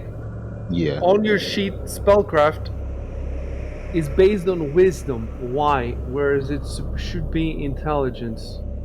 Let me check the other people. Let me check Arco. Spellcraft int. Let me check Ivan. Kills. Spellcraft int. Okay, so it must be a mistake. Maybe Dan clicked on it. So I'm gonna click on it. That's why people shouldn't be clicking on the sheets. Right. So now with int, it's +2. But it says train only, right? Spellcraft is train only, and you're not trained in it. Does it say train only? No, it doesn't say train only. Yeah, it doesn't say anything about trained only.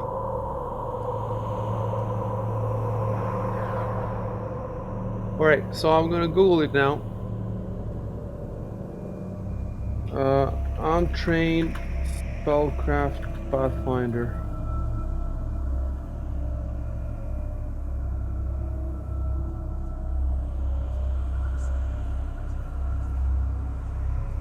No, it is train only. Like on the internet, that D20 site, spellcraft intelligence trained only. That's what it says here. However, for some reason, it doesn't say that in the fantasy. Maybe it's a problem with Fantasy Grounds. Let me see.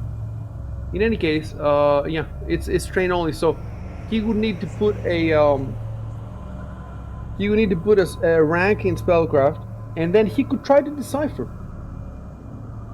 However, you know what the problem is, though, that the scroll description says that only arcane spellcasters can use arcane spells, and only divine spellcasters can use divine spells. But Exile is neither arcane spellcaster nor a divine spellcaster, so But this isn't the requirements for scroll users. It does not seem that he can use a scroll. He can use other magic items, but not scrolls. He used wands. And is it the same for like illusion magic and the other ones, or? Look, if you want, you can write that question down on a note for yourself, and we can solve it some other time. But if it's not needed right now, we may as well solve the ones we have right now, so we can play a bit. I think his use magic device skill allows him to use scrolls. I'm reading its description. Yeah, but have you read the description of the scrolls in the page that I linked on Discord? Yeah, but I think this is an exception. Where does it say it's an exception? Well, just from the way it's written, it seems like this goes on top of the scrolls rules.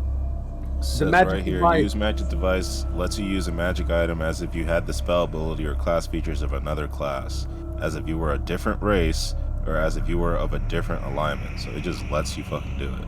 That's fucking awesome. It has specific stuff here about using scrolls. All right, with all right, skill. all it right. does. Let me read it. I'll link it. No, I have it in front of me. Okay.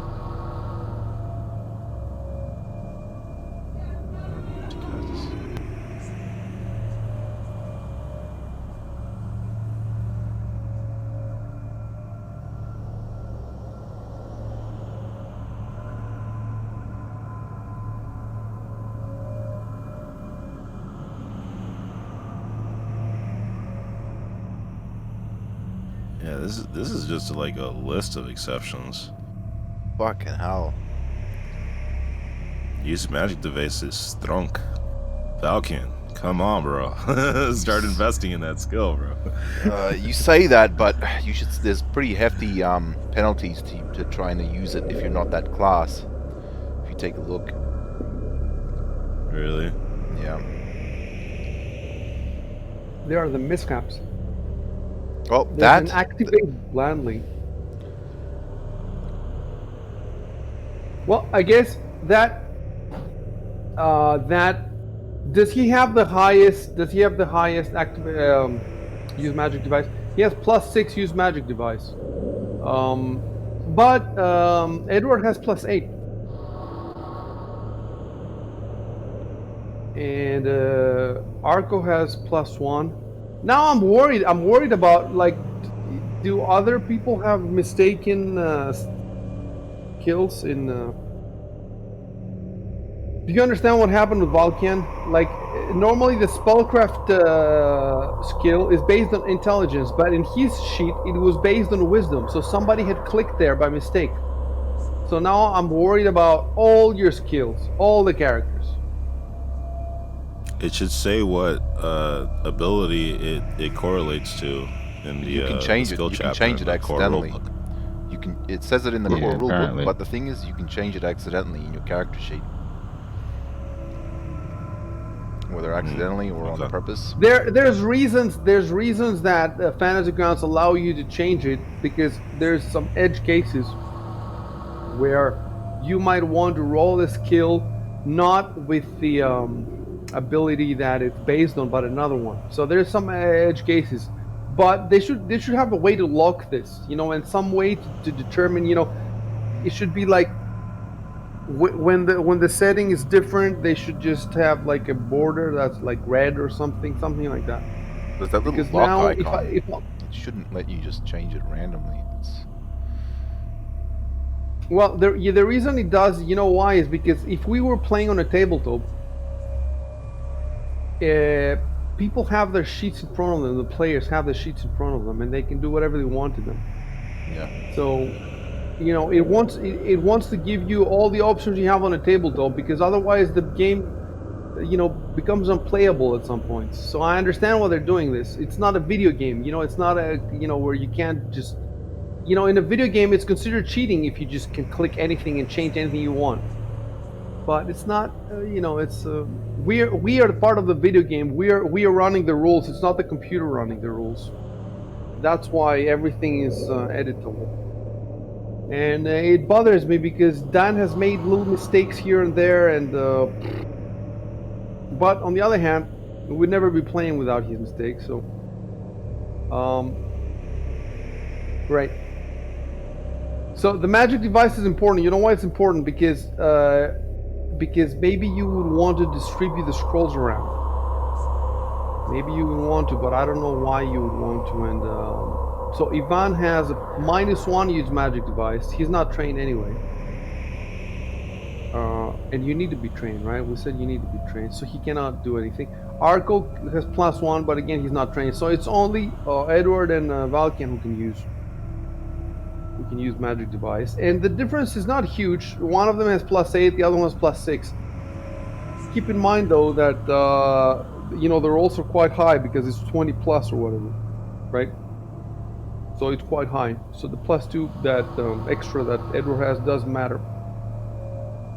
And also keep in mind that there's all sorts of, when the time comes for you to use a scroll, we're going to have to check the scroll rules because there's all sorts of crazy things that might happen. The scroll might backfire, or it could be a different effect. What I don't understand is why use magic device as charisma instead of intelligence. Because you're using your force of personality to make something work even though it really shouldn't work for you. It has nothing to do with intelligence. It doesn't really make any sense. It's a bard style ability, I think. They want to. I get what they're trying to do. I think that the charisma there is supposed to be that you have had such a charismatic life that has had such wide experiences that it goes in the past. It doesn't. The charisma reflects your past, not how you use the scroll now. If you have a high charisma, I think in the minds of the designers, that means you have had a very rich life, maybe, and that's how you know to use this particular scroll that you just never seen before. Well, a lot of I've seen it described as your force of personality, whatever the fuck that means. Yeah, the force of personality in the past. Like your personality was so cool in the past that you had such a wide life that brought you into contact with all these wizards and stuff, and now that's how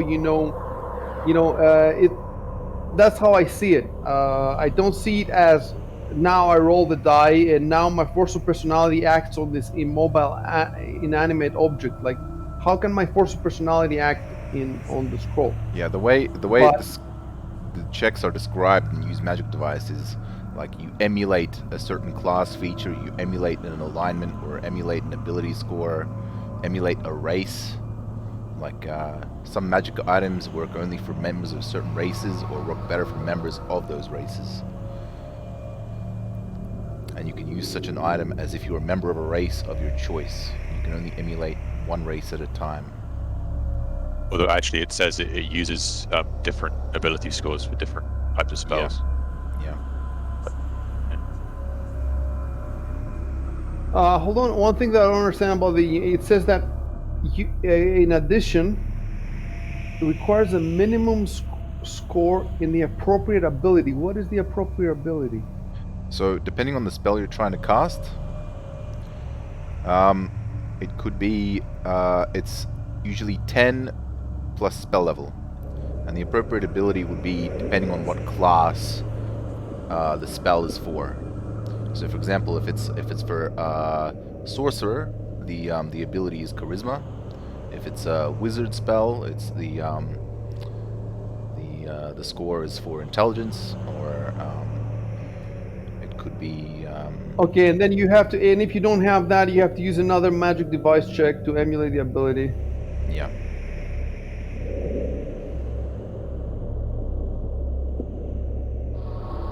It's quite high though, 20 per caster level. So that scroll that's third cast, the summon monster is third caster level. So that would be 23 DC. With his +6, he would have to roll at least 18 or something. 18 plus 6, no, 17. Yeah, And so it you really have to doesn't roll tell you. 17. I see. It really doesn't tell you. Each scroll doesn't tell you which specific class the spells are for. No, the scrolls don't say class. They just say the spell. The spell. Yeah. So then we don't know. For example, if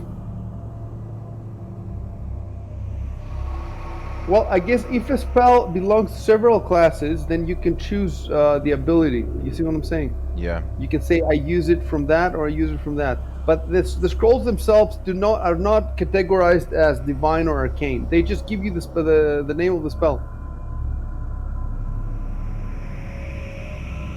Yeah. Okay. which is which is I would imagine that if a wizard transcribes a scroll and a cleric transcribes the same spell on a scroll, that they would still be different. Yeah. They would not transcribe them the same way. That's how But I understand it. the adventure at least gives these scrolls only the spell name. So we're gonna play it as flexible. Uh, by the way, I thought you'd be done with half the dungeon by now, and we're still in the same fucking room. Anyway, I'm learning this stuff, so I will know it when the other groups come, because no other group has had this issue yet. I don't think. I think they found a couple of scrolls, but oh yeah. Well, in that case, we identify. I think, and they failed to identify them. So, but I didn't know this distinction between decipher and identify. All right.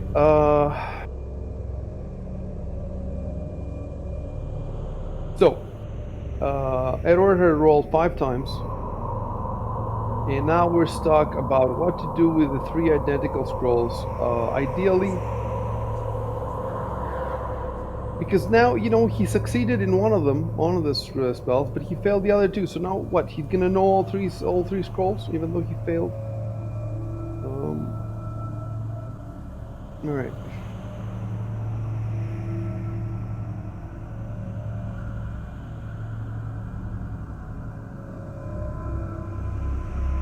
So let me look at the spellcraft again.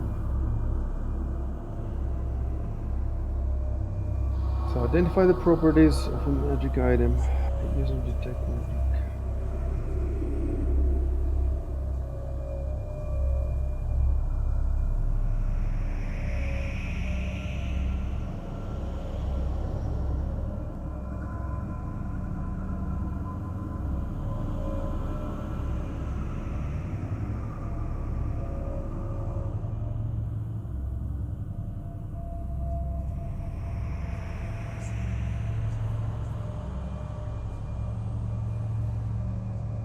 You know what? The other thing is, when you identify a scroll, what I do is I just turn on the identifying fantasy grounds, and then I just give you the scroll, and you have all the stats, right? But since this identify is not a full identify, how am I going to give you the scroll? You see what I'm saying? The only way, the way I can do it is where it says magic scroll. Instead of saying magic scroll, you will have a parenthesis next to it, where it will tell you sort of, all the stuff that it does, except its name. You know why this is so weird? Because all other magic items, when you succeed in identifying them, I give you everything about them. Only with scrolls, there's this distinction between identify and decipher. Unless wands have also the same thing, and I don't want to get there. I don't want to go there. Maybe we made a mistake. Well, okay, is there a deciphering for wands and for roads? I don't think so. I think identify gives you everything in those cases. That's how we've been playing it so far, at least. I think, from what I understand, it seems like it's harder to make a proper magic item that just anybody can use or attain benefits from. So a scroll is just kind of like blueprints for a spell. Yeah. you have to know how to cast stuff in order to use. I see. Yeah, it's for advanced users, basically. So,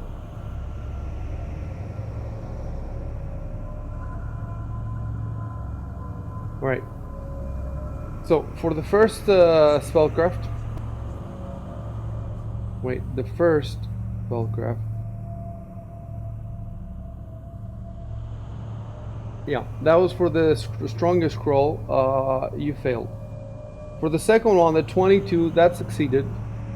And let's see how I'm gonna put it now. I'm gonna edit your.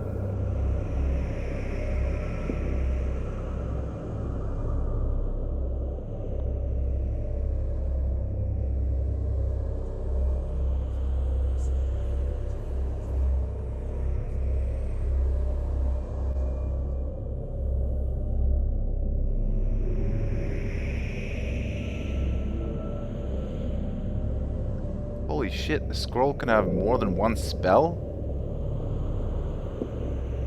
Yeah. Okay, I yeah. didn't know that. You can have a whole list of spells, yeah. All right. So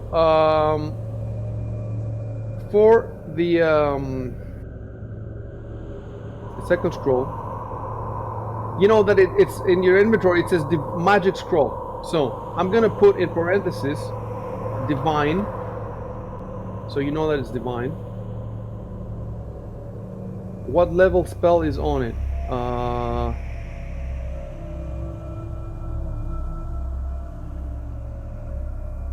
Level 1. What level it is scribed at? Level 1 spell. Level 1, okay, and then caster level also 1.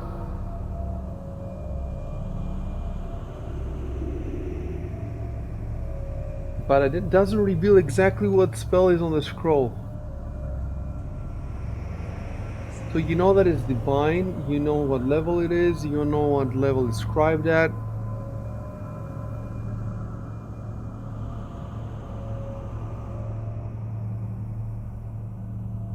Can you see its aura? I mean, if I use detect magic, then I can see its aura. No, But if you're on talking your about... inventory, in your inventory. Oh. Hold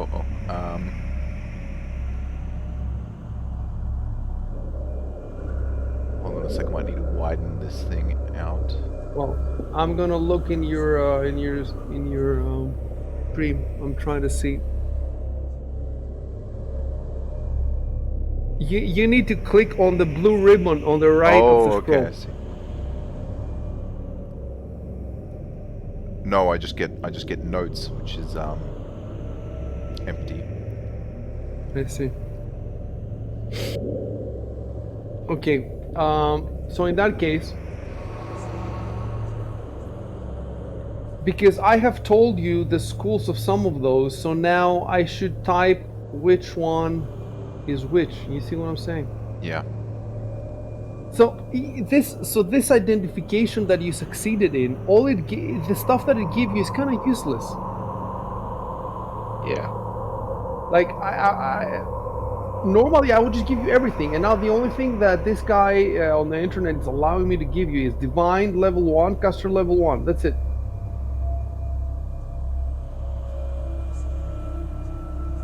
I don't get it. How does that help? Well, divine is It's the better- it's divine rather than arcane, right? That's the yeah, difference. that So means that you can't use it. I can't use it, yeah. But Arconus might be able to. Yeah, that's something. Maybe. Maybe. Which is divine. One of the magic Divine is for scrolls. priests. Yeah. Not the summon monster one though, right?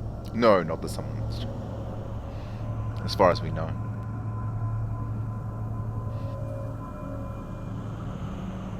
I can't use that one anyway. Divine? Oh, the summon monster one. Yeah. No, yeah. Yep. Well, I mean, you can if you do a magic device check, which I don't know if you have that as your spell. Yeah, why would I want to? I have so many natures I like. I'm covered there. That right now. Okay, yeah, I get it. The check that you're doing now is identifying the properties. It's just the properties. Let's see.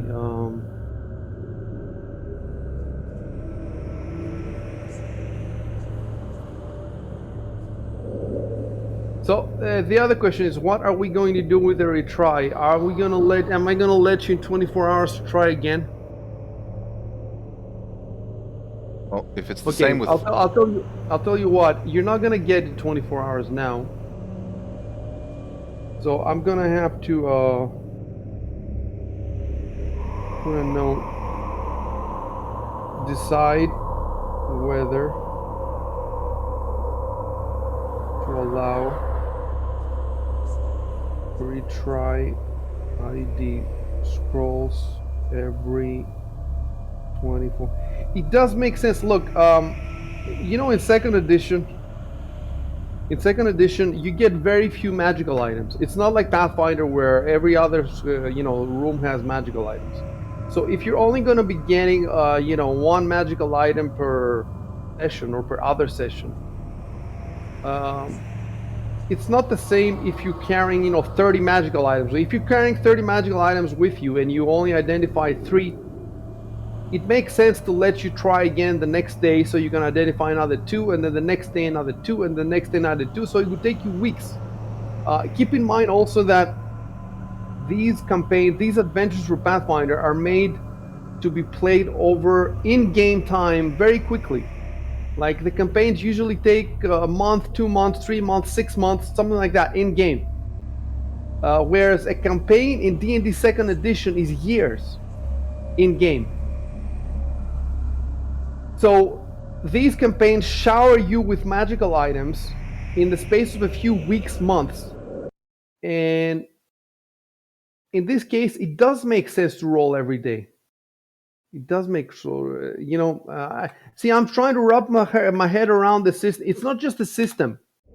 It's the system and the adventures, because the adventures are written, the system is written with the adventures in mind, and the adventures are written with the system in mind. And both the system and the adventures are new to me. They're not like second edition. Second edition, you go in this dungeon and you have all the time in the world. Like you can go in the dungeon and explore for a couple of days, then you come out for a week, you rest, then you go back in, and you can take months. But you cannot take months now because there's Martell upstairs and all hell is breaking loose. You see? Yeah. So if you can't take months, and if the game pushes you to maximize every day, and the game is only a few days, like this adventure that you're playing right now, the full adventure is just a few days. I'm not going to tell you how many. It could be 1 day, it could be 2, it could be 3, it could be a week. It's not a lot of time. So if during these few days it gives you 50 magical items, then it makes sense for you to keep trying every day, because you don't have that many days. It does make sense, but it doesn't make sense in second edition, because the adventures do not generally push you through. They're not so fast. There's not so many items. It's a completely different. I missed 25 years basically. I stopped playing in 1995, and I started playing again in freaking War for the Crown was published in 2018, I think. So basically, that is 23 years I missed. And in these 23 years, they changed they evolved the adventures from, not back then, it wasn't just dungeon crawls, but even the outdoor sections, they were still written kind of like with a dungeon crawl in mind, where mostly the players had as much time as they wanted on their hands, mostly. And now, fast forward like 2.5 decades, and the adventures are written like a movie, at the pace of an action movie. So, at least the Paisa ones, because from what I've seen of the Dungeons and Dragons ones, they're still being written with a slower pace in mind. That's also why in second edition and first edition, when you level up, you're supposed to find someone to train you. Like, you don't just level up in the middle of a dungeon. You're supposed to go out, find a master who can train you, and then he trains you, and then you get the extras. Whereas now, you level up in the middle of a dungeon, and suddenly you have twice the hit points. Suddenly you have new spells. How did you learn these new spells in the middle of a dungeon? Doesn't make any sense. But so basically, what they did is they advanced the complexity of the adventures, but at the same time, they did not.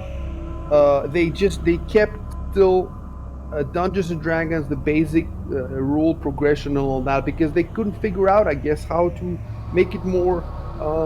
How do you make it more natural that he learns new spells in the middle of, a dungeon, out of nowhere?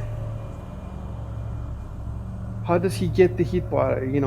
At the very least, you should have to sleep before you wake up and you get more hit points. You should not just walk in the middle of the. However, there's ways to rationalize it. Like, for example, what do the extra hit points represent? Do they represent that you can take more punishment, or do they represent that you can also avoid punishment? So, a character has 10 hit points, another character has 20 hit points. The 20 hit points character doesn't necessarily mean that he has more flesh on his body to be cut out of. It could also mean that he can, it could be also in the form of willpower, that, he can stay in battle longer without collapsing, because he's more experienced in not losing his shit and not, you see what I'm saying? So what do the hit points represent? You have to, if you take the hit points that are more abstract, then you could say that after your experiences earlier in the night, you've become more resilient, and that's why you last more in battle. Anyway, it's super complicated how this shit works. And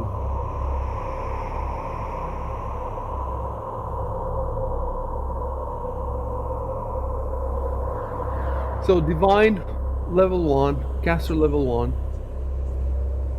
and all three of these scrolls are the same, and the school. Did you succeed? That's the thing. Let's see.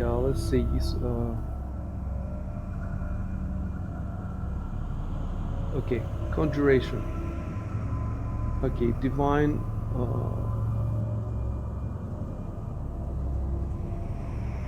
So I'm gonna write the aura as well. Faint, conjuration. So check the scrolls in your inventory, those 3 identical ones.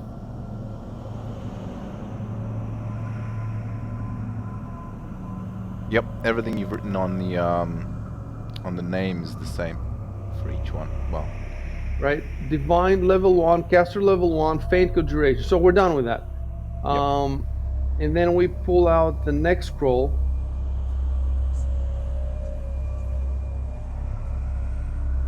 well, it should be the 5th one now, because I think the first. It should be the 5th one. Where's the 5th one? For which you succeeded.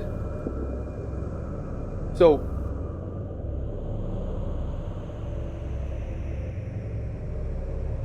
okay, I need to find out the spell now. Let me see. Okay, this is I need to pull up the spell description. We're almost done, guys. I didn't get the spell for that one, so it should just be the Yeah. Yeah. Okay, Pathfinder core rules. I pulled up the spell. So this spell now that I'm looking at which classes can use it. So it says wizard here. It has a lot of classes like adept, alchemist, anti-paladin, arcanist, bard, inquisitor, investigator. I'm trying to figure out if it's also divine, but I don't think it is divine because I don't see cleric, right? For it to be divine, I would have to see cleric, right? Divine I'm pretty is sure an cleric, Inquisitor. druid, paladin, and ranger. I don't see ranger. I see anti-paladin. I don't see paladin. I don't I know. would assume an anti-paladin's powers is considered divine. There's no way. There's no way an anti-paladin is unless. In any case, there's no Why anti-paladin. not? There's no anti-paladin in the fucking game yet. So let's not think about it. I only see wizard. I see sorcerer. Wait, do I see sorcerer? Yes, I see sorcerer. I do not see cleric. I do not see druid. Okay, so I'm gonna assume it's arcane. So I typed arcane, and then it's level 2, and it's caster level 3. So you have all this info, and it's coma faint illusion.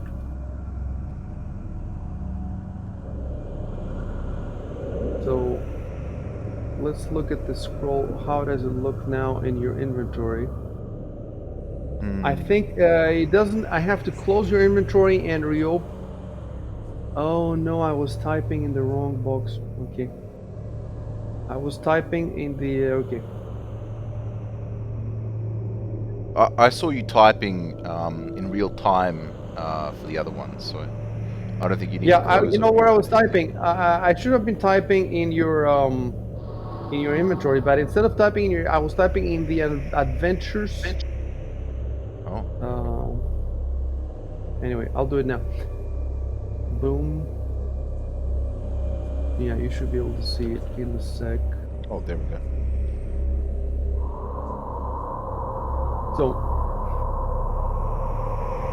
So it does give you a bunch of info. It's definitely useful. It's not useless. It's just not as powerful as we remember that it was. Arcane level 2, castle level 3. Oh, I have to fix the parentheses there.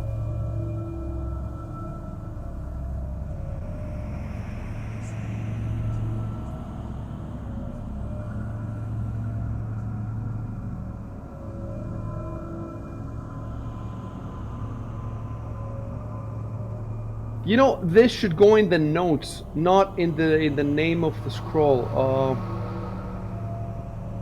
It should go in the notes, shouldn't it? You mean the notes for the item? Yeah. What do you think? Yeah, Should it go makes in the sense. name? It's more. I think it's more convenient if it goes in the name. But I mean, what are the notes for? That's what the notes are for, right? They're not. Yeah. I remember for some reason we ran into some problem with the notes. Like, oh no, Then that's right. Okay, no, you were trying to I use the thought that notes. in the beginning, I thought Yeah. that the notes were for me, not for you guys. Yeah. So I put information in the notes that I didn't want you to see, and it turns out you can see it. So then I stopped using the notes for myself. I'm not using it for me. So if it's not for the GM, what are the notes for? It's for the players. Yeah. So I think it should be in the notes that all this. Wait. Oh my God! What did I do? Okay. I dubbed by mistake. I gave you the same item twice. I'm gonna delete the other one.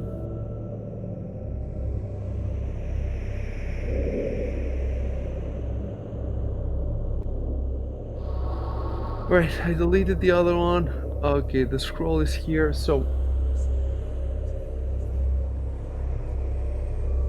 let's put that stuff in the notes. Otherwise, there's no reason to use the notes.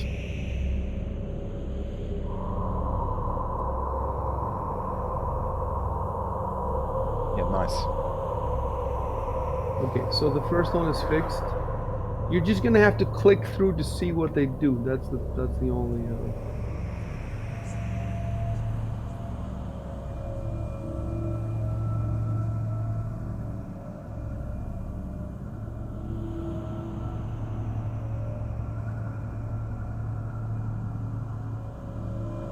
Right. So.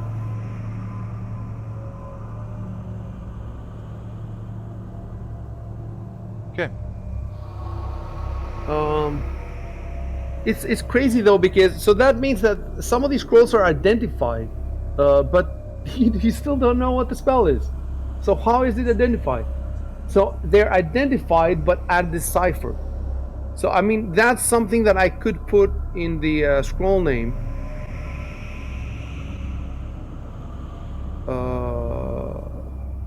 Or no, or not. Well, okay, magic scroll. See, identified in my mind tells me that you know everything about the item. But in this game, specifically for scrolls, it doesn't mean that. Identify for scrolls means you just know everything except what the scroll does. It's crazy. Well, he Go ahead. can't Yeah, read it the is scroll. strange. It's like a cipher. It doesn't make sense to him. He can't decipher it.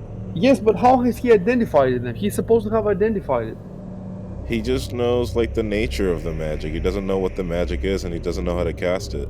But all other items, when we call them identified, he knows everything about them.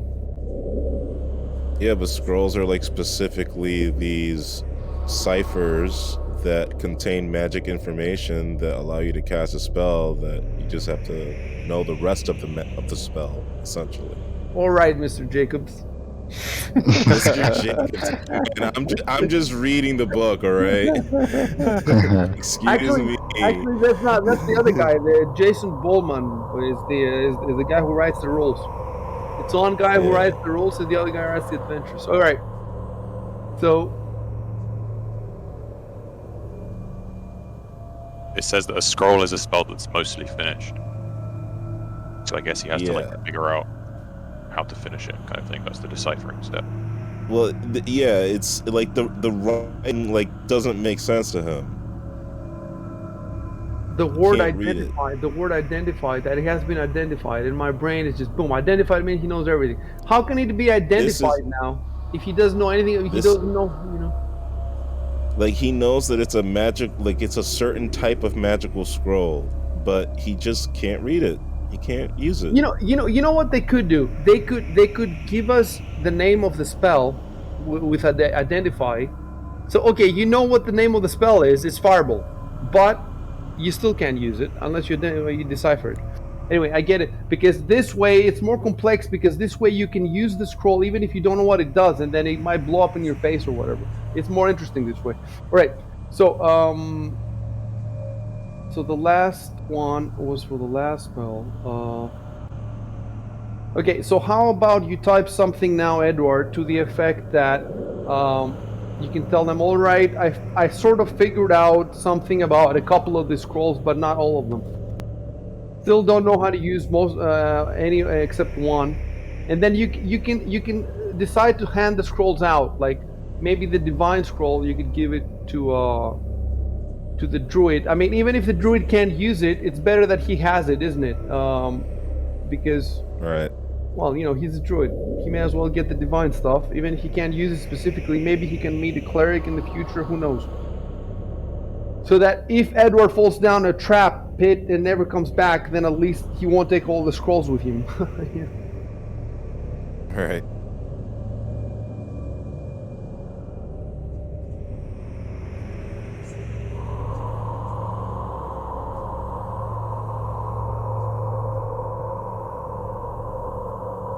Exile, you have Yep. your mouse right over the X button Oh. of closest fantasy grounds.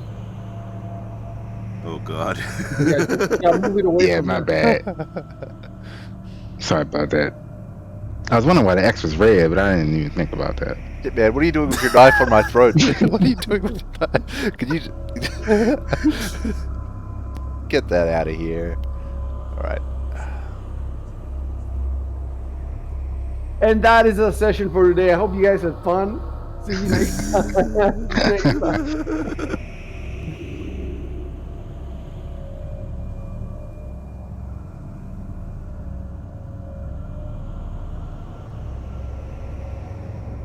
At least you should get out of this room.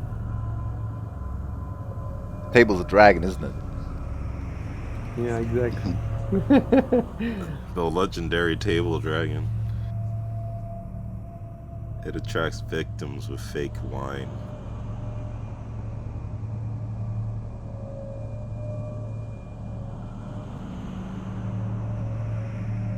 You should have said, I figured out a little about some of these scrolls. Not I Yeah. know a little, I figured out a little.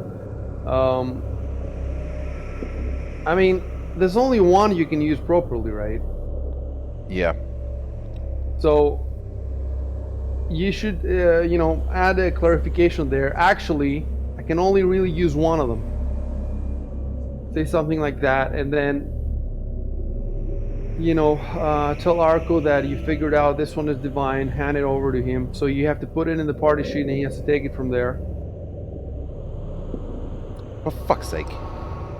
It's okay, I can fix that. Wait though, let me see. The divine ones, it's actually 3 divine ones. They're identical ones. So you have to give him all 3 of those. Oh, dude, maybe they're cure light wounds. Maybe, yeah. Maybe they're cure spells. I wonder what that illusion spell is supposed to be.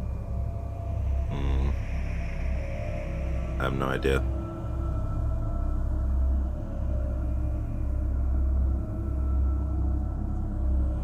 Right.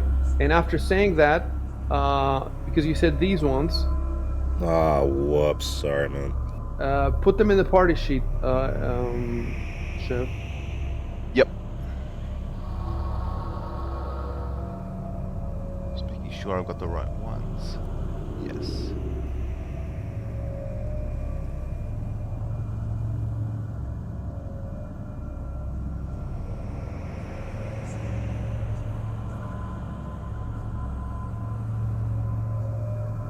Then the powerful one, you keep it to yourself. So the powerful one, you don't know. Well, how do you even know? Oh yeah, you know because it's moderate, and it's you don't know the school. You don't know anything about it. I guess you keep it to yourself. And then the illusion one, I guess again you keep it to yourself, right? Yeah. How do I grab the... So you go to the party sheet and you just drag from the little ribbon. You drag that ribbon to your inventory. It's a golem. It's a It's Paizo golem. It's a golem. Yeah, you drag the golem. I wonder what would happen if you dragged it to your character's profile image at the top left of the screen. We can try some other time. I'm just worried. You know, it's a real monster. It has stats and shit. Really? Yeah, there's like a article that like an editor or some shit wrote about it. Is it called the Paizo? It's literally called the Paizo Golem. It knows everything. That's why you gotta click on him, because he has all the information. Damn, Ivan, you've got a lot of gold. Is that weighing you down, or? No, it's not No, but like that. keep in mind that the fact that you click on him is only for fantasy grounds. So Yeah. it's not for, as far as the tabletop guys are concerned, they don't even know that you can click on it. Right. So let's recap just for a sec. The powerful scroll, you know nothing about it, and it's on Edward's inventory. Then the illusion scroll, you just know a bunch of stuff about it, but not what the spell is. It's again on Edward's inventory. Then the three divine scrolls are. Let me check on. I should say I'll try my best to make use of them. Yeah, I'll fix it. So the divine scrolls are. And you can see in your inventory, if you go to your inventory and you click on the scrolls, you can see in the notes. Check if you can see the notes, Arconus.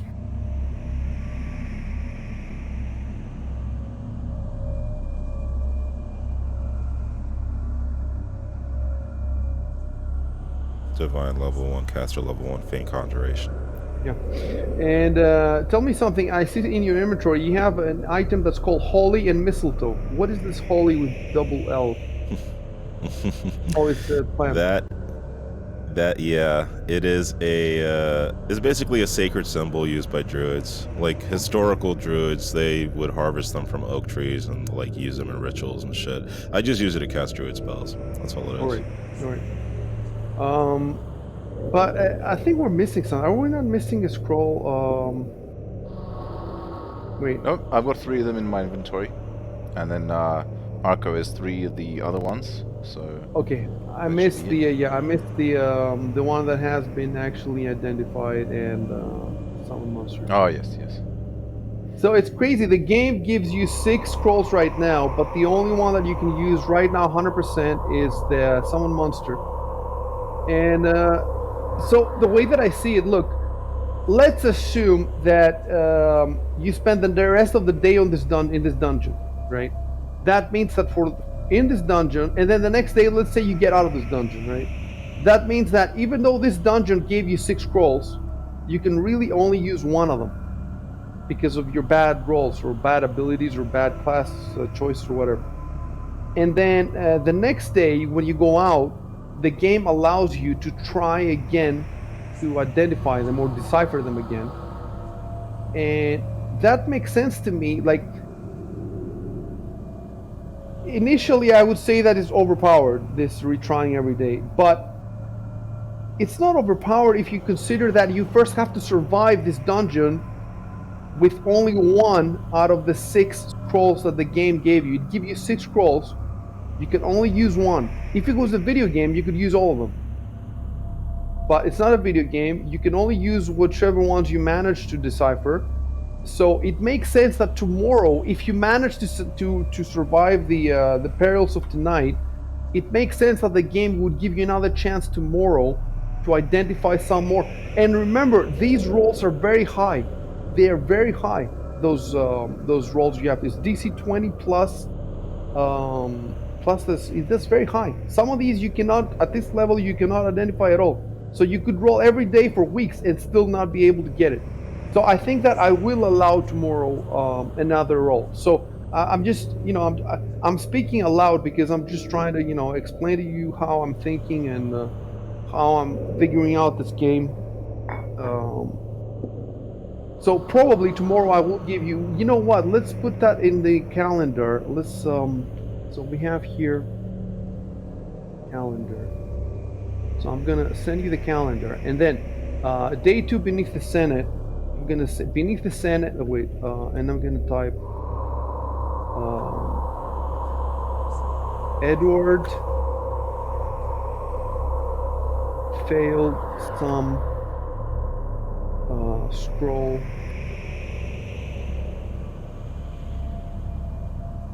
deciphering. Also that ring. Also that ring. The Around midnight. I will say around midnight. Okay, so Edward failed a ring ID and some scroll deciphering around midnight. Yeah, so as far as the ring goes, yeah, we have to reread that stuff. But yeah, for the time being, I think that this. Let me type here day 3. So day 3, basically at midnight the next day, you should be able to try all that stuff again. I'm gonna make sure that before the next session I read some more of the core rulebook and I also Google some more and but I think that's how we're gonna play it. We're gonna play it exactly as it says probably and just allow you, and we'll see how it goes. Right. That's it. We're good. You guys can play. all right.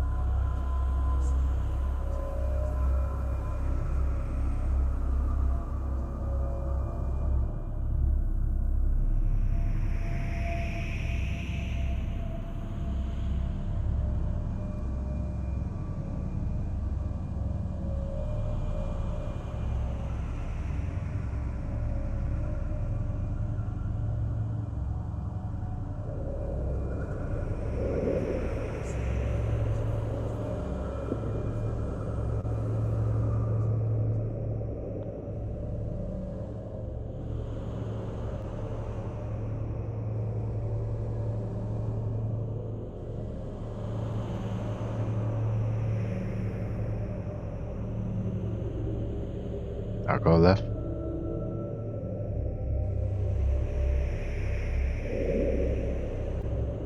Yeah, I think he said his internet's gone. Wait, what? Yeah, Arco's internet's Oh gone shit. down, just said. That's what I Yeah, was he waiting. posted on Discord. He'll be back. Okay. Oh, that means his stream is also.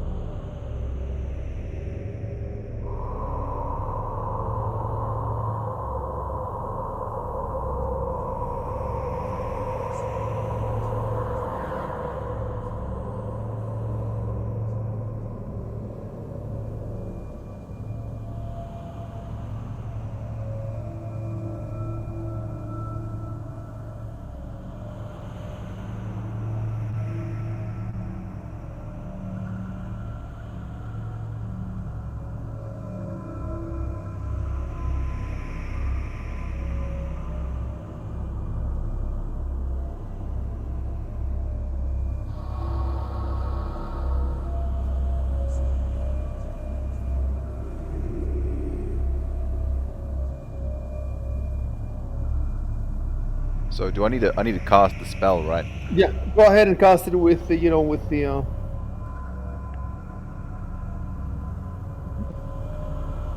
Right. I just need to really quickly check the description of the spell to make sure it can do what you want it to do.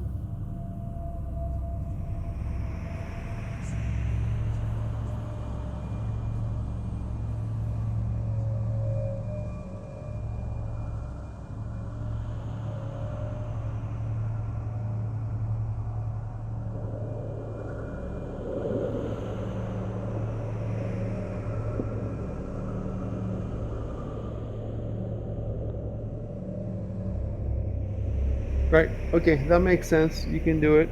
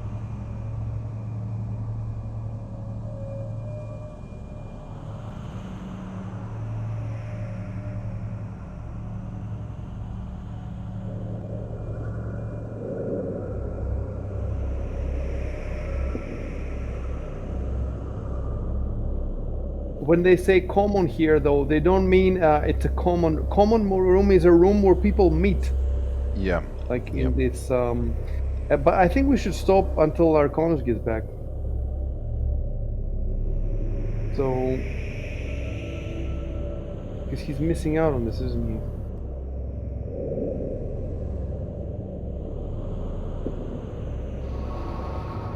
He's not on Discord now.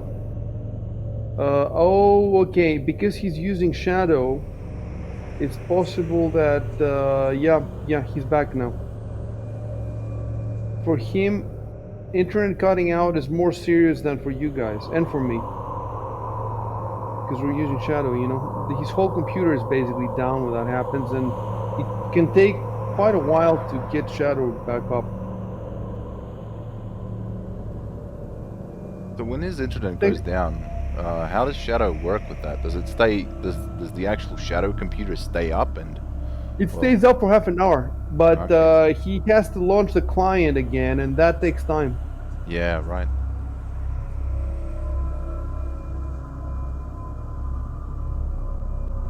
It used to stay up for like 90 minutes, but when the pandemic hit, they complained that too many people were using the shadows, so they lowered it to 30 minutes.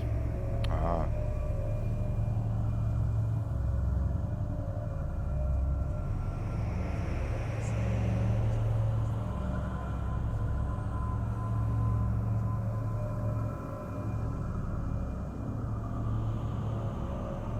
Lord Wilfin says, "Who is Caltex Arconis?"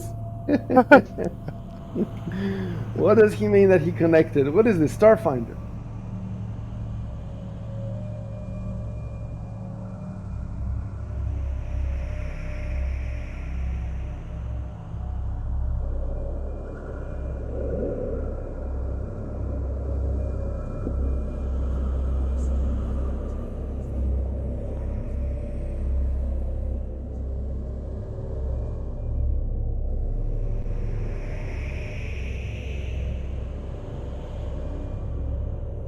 Hey, what's up? You back? Welcome. Oh, so his computer is still streaming because no, it says 9 minutes there. So his computer stopped the stream. Why did it stop though? Because it's the shadow that's Because I streaming. closed it. I had to close the shadow in order to gain access to it.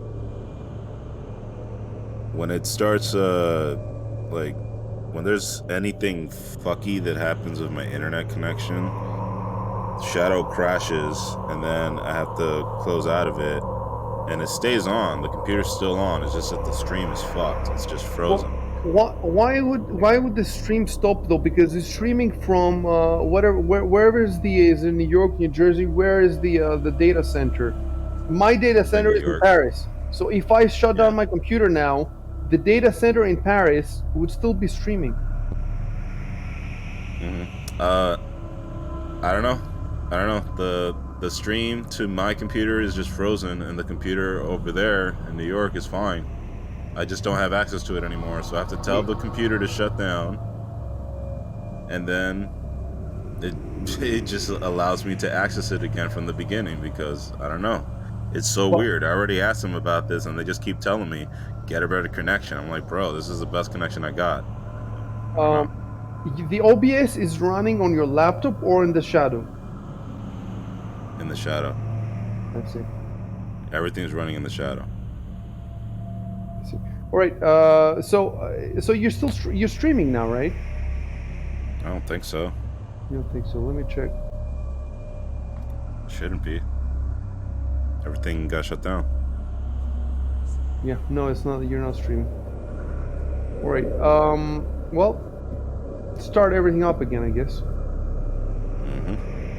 Are you? Yeah. Make sure you have Sirenscape, right?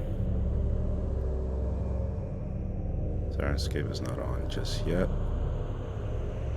See, that's another thing that should have stayed on. I mean, if Fantasy Ground did you have to launch Fantasy? Yeah, you have to launch Fantasy Ground. That's weird. Yeah, I had to launch everything again. Everything got shut down.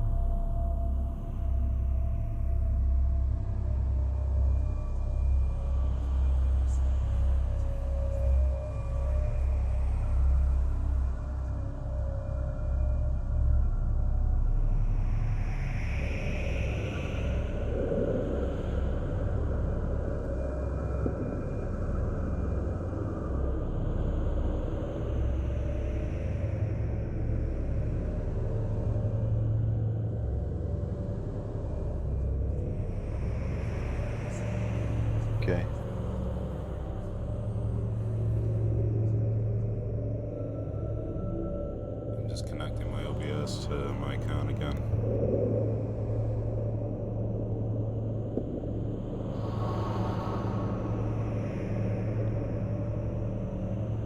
You should make a profile for that, Arconis. I did. I have to do it again. Oh, every time? Every time? Sometimes, yeah. Shadow's really fucking weird these days, man. It just saves settings from like past sessions, and then I have to like redo them. It's fucking weird. I don't understand what is happening with this service. Yeah, right. Maybe you need to... I'm back. Maybe when you, yeah, okay, that is weird. I'm streaming now. Yeah, it just resets to when I just need the map again. It just resets to like not being set up again. I don't know. Yeah. It's weird. You should be able to find the map in the images on the right there, the campaign category, and then down underneath that to images. And then if you click on the group and go uncategorized, you scroll down to like the middle, and there should be a like map category, sort of like map. The images are titled map hallways, and that's the one you want. You can just double click on that, Right. and then it opens it up. Okay. Thank you.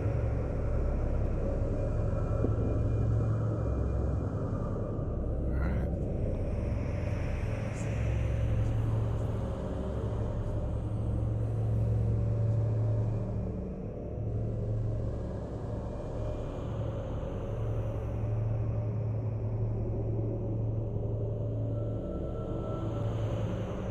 Can you see all the stuff written above since you disconnected from in Fantasy Grounds, or? No,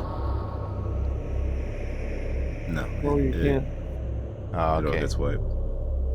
Okay, hold on a sec. Right. So you're streaming now?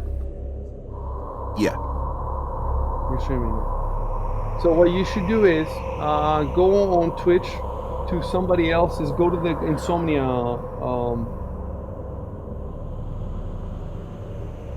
The Insomnia channel, and you will Right. see on this. You will see Chev streaming, and you will see the last stuff that's been posted there. Read it, and we'll continue from there.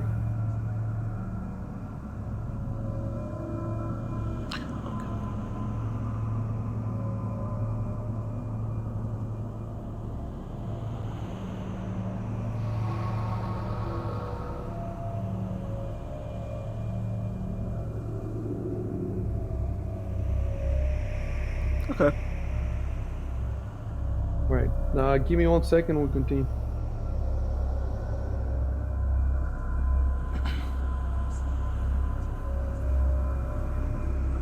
All right.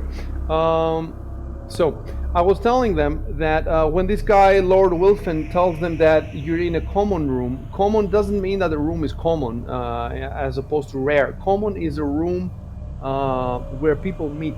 You know, like the common room of an inn is the room downstairs where the like the Kind of like the living room, but the more living for room, like the social room, something like that. So when Yeah. he said we seem to be in a type of common room, it's like you could call it a conference room. It's not really a conference. Okay, so he continues his explanation.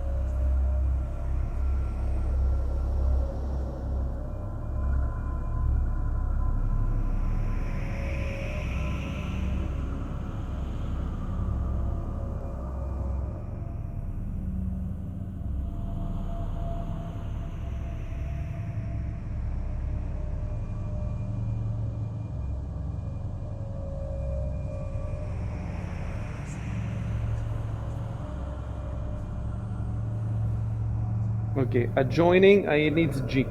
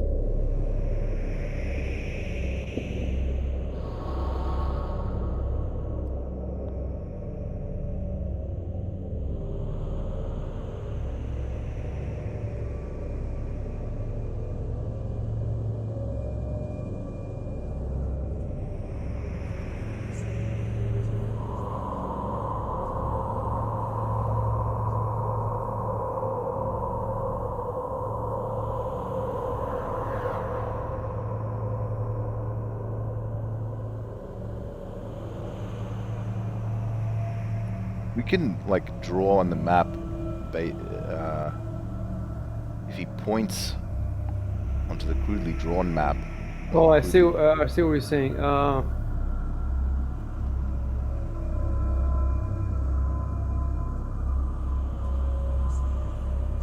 me see.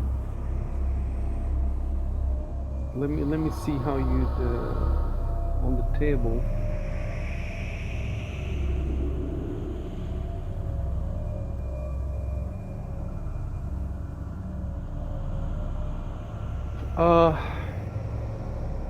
So why are you?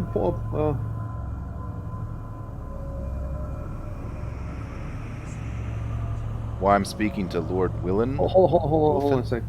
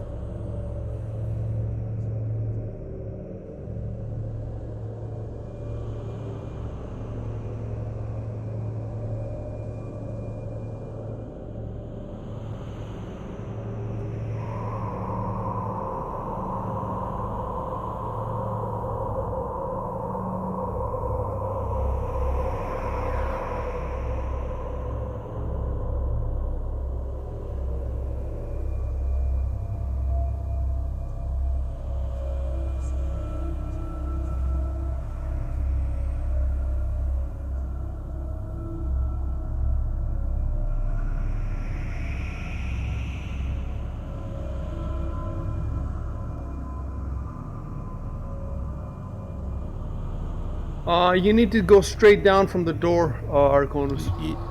Yep.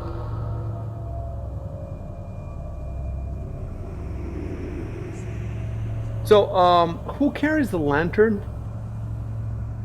Oh yeah, I have it in one hand, I think. Yeah. Do you guys remember anything about the lantern?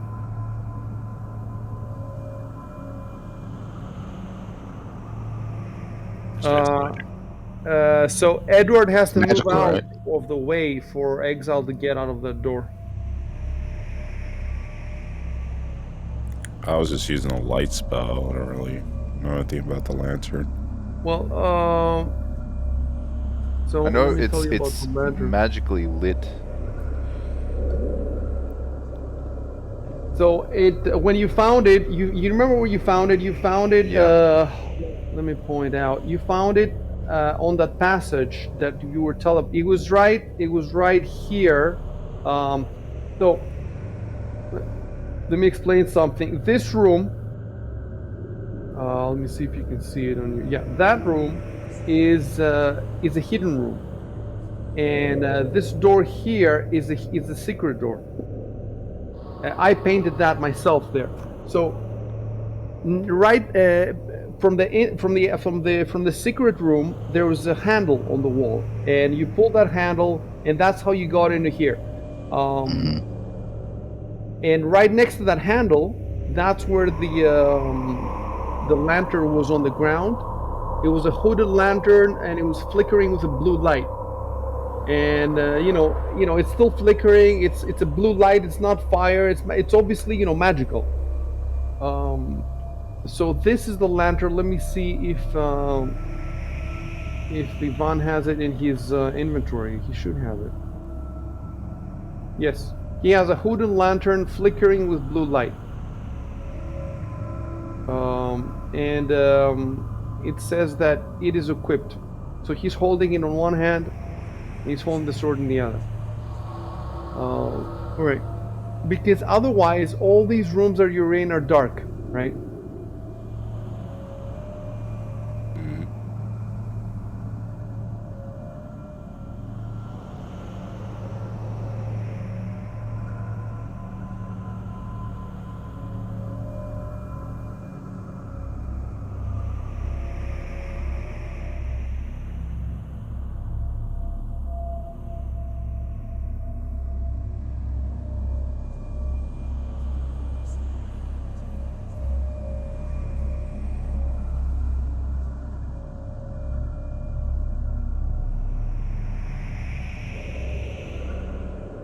The thing with these tokens is that the nobles, I have to keep rotating them, whereas your tokens don't need to be rotated.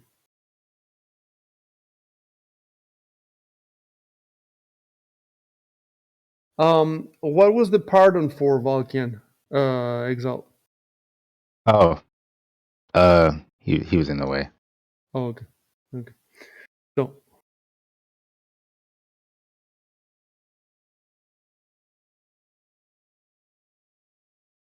So I don't think I know. I'm not sure if I have told you. I think I sort of told you about. First of all, they offered you 300 gold pieces per person if you bring them safely to the surface. So that's 900 gold between them. Plus, the adventure gives you XP for every one of them that survives. Yeah, I Plus, do there could recall be this. other stuff, other benefits or whatever. But I'm just telling you that all three of them could die, or all three of them could survive, and it's up to you to manage them. So you've had some ideas so far, but anything at all that you can think of. I mean, you could lock them in a room if you wanted to. You see what I'm saying? Anything at all that you can think of. But if you walk into a room and there's a trap, like a fireball trap, and it goes off, then everybody's going to take fireball damage, including them. And they don't have many hit points. Or you could leave them behind, and maybe more things are going to come out of the wall. They're going to eat them. So you just have to figure it out.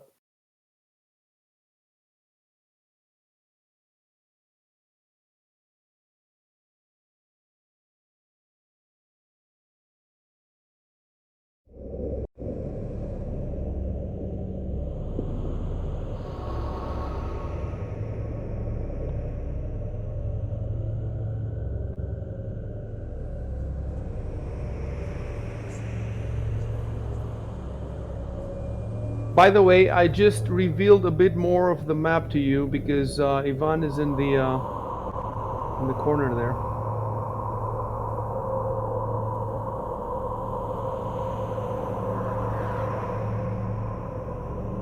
Actually, how much would his vision be? Wouldn't his vision be? Is there a thing for the vision on his sheet? If the Is torch is anything like... Hold on a second. Yeah, it would depend on the strength of the torch, I guess. all right. So I'll check what the because it's a spell that's.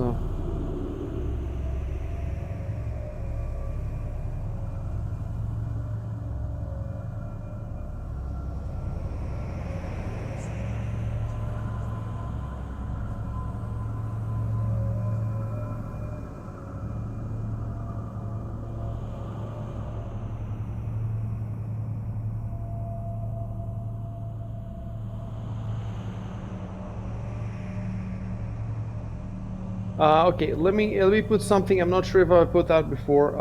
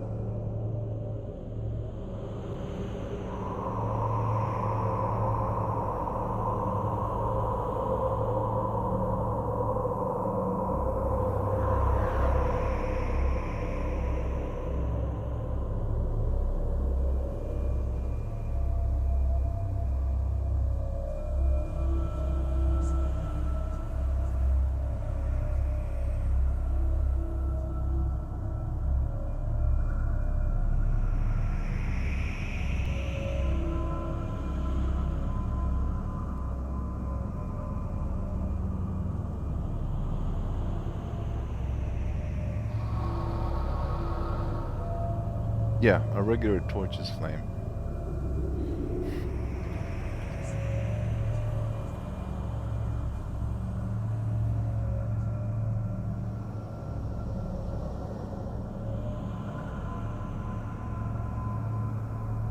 Right. So a regular torch's flame is what is it? Because it was I think it was like 45. Let me see. 20-foot radius. No, that's normal Is it? light. And past that, an additional 20 feet, it increases the light level by 1 step. For example, darkness becomes dim light, and dim light becomes normal light. Wait, here when I'm looking the torch description in the Pathfinder book, it says normal light is for 20-foot radius, and an extra 20 feet beyond that increases by 1 step. So, because here everything is darkness, it would become dim light. So, 20 foot means that Ivan can see all the way up here. So he can see all the way up there normally. And then another 20, right? So that's well, actually, wait,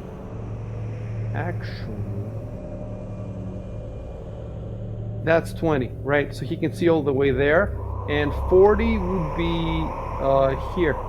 Wait, that's 40. That's 45. 40. Okay. Okay. So let me then.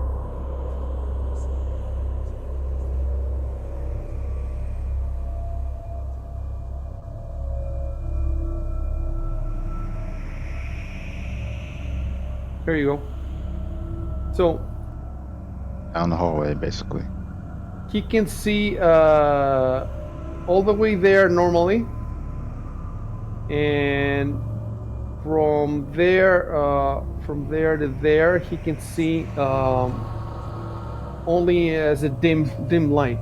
So you would not basically be able to fight in that. Oh, So it would be useful if Arco also had his light spell, because if you guys spread out, then you would have to be within 20 feet of Ivan to fight effectively. Whereas with the other 20 feet from so Arco should what you should do, Arco, is Arconus, you should type that. How long does your light spell last? Is it 10 minutes or 20 minutes or something? I think it's 20 minutes. I forget. Let's check it.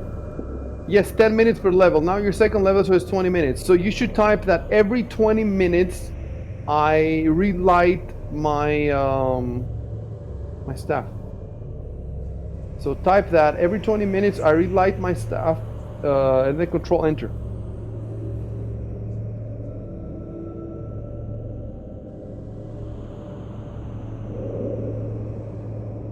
So this means that the nobles are now in dim light, because that's the 20 feet that has good light. Okay. So now we assume that 20 feet from Arco. So that's all the way to here is good light, and then where the nobles are sitting, they're behind. They're in the dim light behind you, not in darkness. Darkness is, let's see, 20's here, 40's here. So darkness is 10 feet behind them or something. So it makes sense that they would hang out just a bit behind you, so that if something comes down on you, it won't come down on them, and then they can scatter. If they're back there and they see something happening to you, they can just run away. But if you want them to come closer, or if you want them to stay in the room, or if you want them to do whatever, you tell them. Great.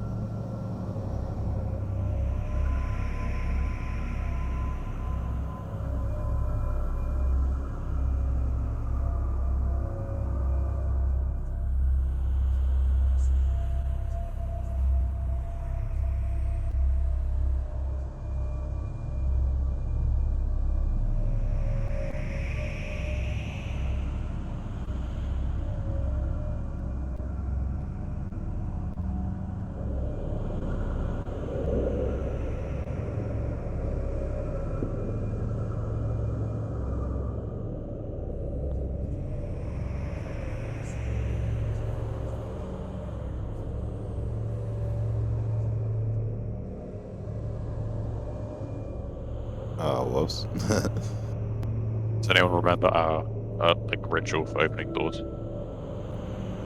Oh yeah, we did have that, didn't we? Tell me. Something like Arconus checks with Alkian holding his shoulder to help him or something. It's a plus 15. Check for traps, yeah. Yeah, there was a, and I think I wrote it down somewhere. Let me see where I wrote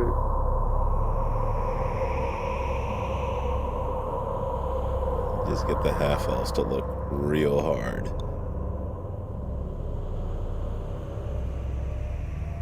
Okay, so first of all, I need to cast detect magic on the door. Then Arco checks the door for traps, and Valkian helps him. We all help him. We all help Arco look for traps in the door. You don't specifically cast detect magic in the door. You can do a whole 60 Yeah. feet. Yeah. Like through into the room, your behind eyes it as well. Yeah, Right. your eyes just start emitting it like a ray. Should we call it the southern door or just the door? We're not you really know supposed to know. How we had, I can't remember if it was with your group or with another group. We had written down a whole procedure. Instead of you having to repeat it in every door, we assume that you do it everywhere, pretty much, Yeah. in every door. And then I roll the perception checks on my own. And then if there's something magic, I just tell you. Yep. So Okay. it doesn't look like we have it anywhere written. Let's check quickly the notes. Just go to the notes.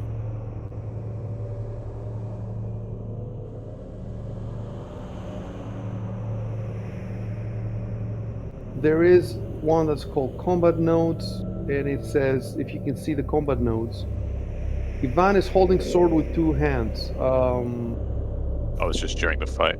That was during the fight, so we can delete that now.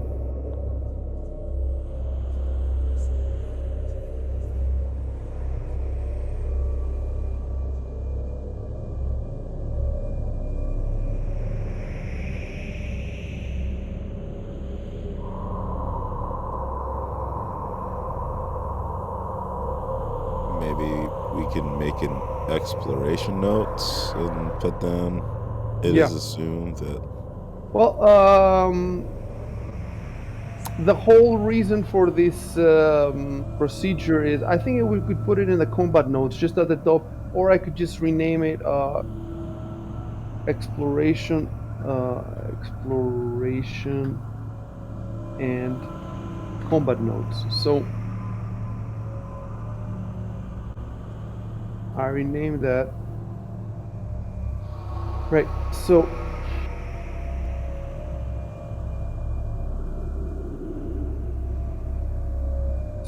let me type here. Edward cast detect magic at every pixel. Detect magic everywhere. See it as a magic detective. So basically, I assume that you go around with those big, huge cones. Draw out the 60 foot. I think it's 60 foot. Draw it Yeah. out so people can see how huge it is. Okay. Now what was it again? It was like Alt, right? I mean, I could just do it, I guess, and then. Whoa. Yeah, I think Control or Alt. Just draw out. Click Control. Let me see. No, Control is a circle, and Alt is this. So 60 foot is it's enormous. So you can see. 60 foot is that. So he should be able to. He should be able to scan, like, let's say from where he is sitting right now.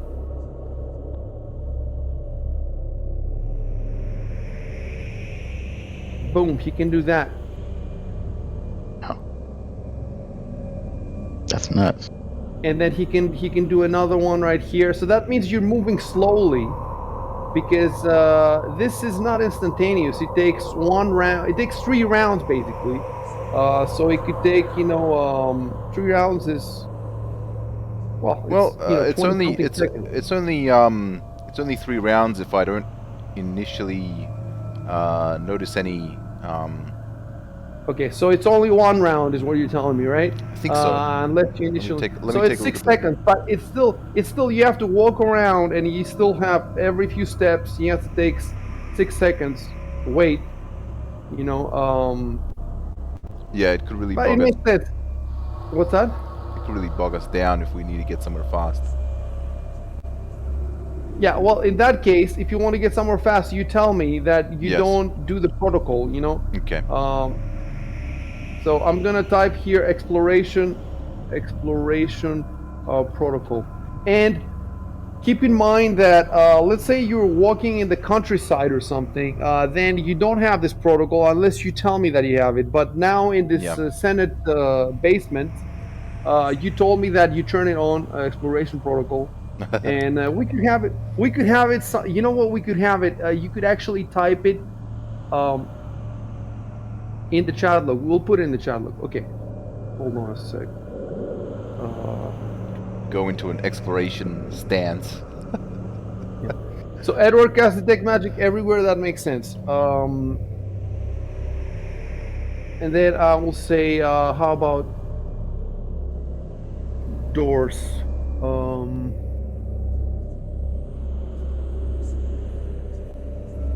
right. So doors. It's assumed that detect magic everywhere. Forget about detect magic. What do you want to do other than detect magic on doors? Traps. So I guess Arco starts when we help him. Yeah. yeah, Yeah. Okay, let me look at traps skill. Traps. The skill is it just perception? yeah, it's just Yeah, perception. up haste Yeah, the chat log. apparently. But you're supposed to do like a hidden roll or something. Only the GM's hidden roll counts. Yeah, a lot of the stuff. I'll figure it out. Oh right, no, yeah, that's because we rolled a bunch of times. You know what I want to do. If I have your protocol, you know what I can do with your protocol. Before we even start the game, I can roll for the entire dungeon, all the perception checks, all the traps checks, so that immediately when you enter an area where there's a trap, I can know immediately what happens. That's what I want. Of course, it could be that one of the characters dies or something, and then if I have to improvise, I'll improvise. But I do want to eventually have all this stuff calculated beforehand, and that will make the game extremely smooth. Okay. That's searching the entire room for traps, and then they roll for perception. Oh, I see. I see what you were trying to do. You were trying to give him the +2, or whatever it is. The aid another. It's called. Yeah, ate another. See. There's one thing searching for traps on the door, and then there's another thing about searching for traps the entire room. It's not the same thing, I mean, are you gonna search every square in the entire dungeon for traps? That doesn't make much sense to me. I think you can search the doors, and then if you see a particular feature in the map as you explore, and you could say, it could be, for example, maybe you see something on the ground, or maybe there's a display and you want to open it or something, and then you tell me this again. Otherwise, it just doesn't make sense to do it in every room.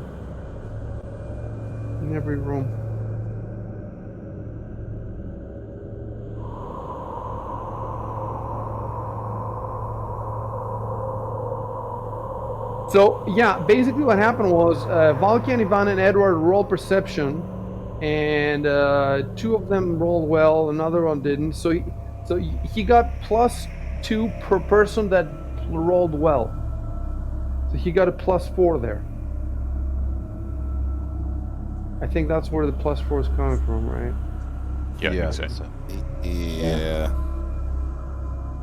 Why is it I think- D20 +15? Is because he already has.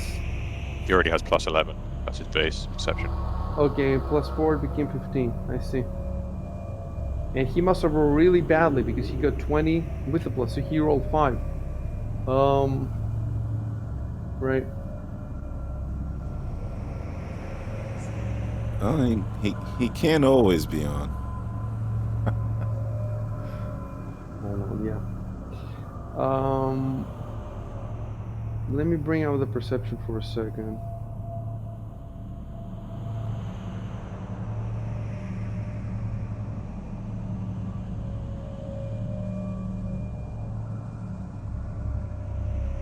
Find a hidden trap. Yes. So the DC varies by trap, but it's always a perception check.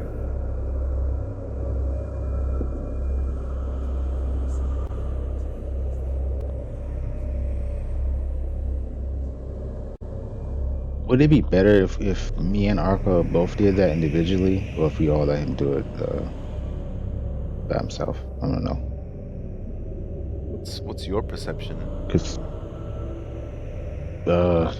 it's not as good as his, but it's like the second highest, I think.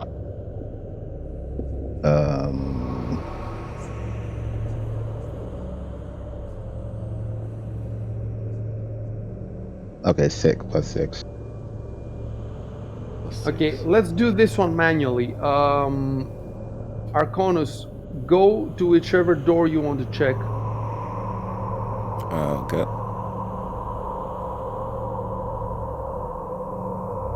Right.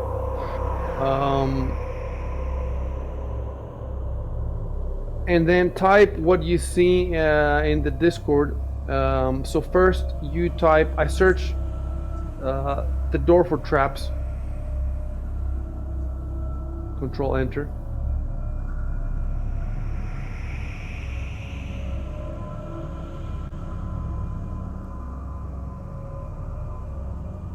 Right, and then everybody else type, I help Arco look for traps. Control Enter.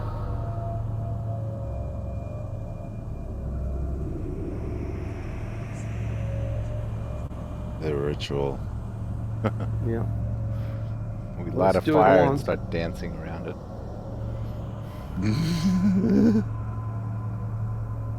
Oh shit! Wait a minute. Okay.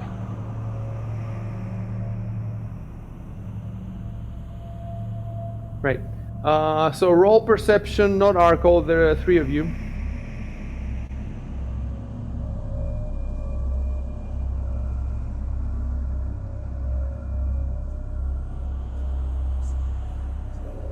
That's nice. That's also nice. That's very nice. Oh, yes. Just get back to it. That's right.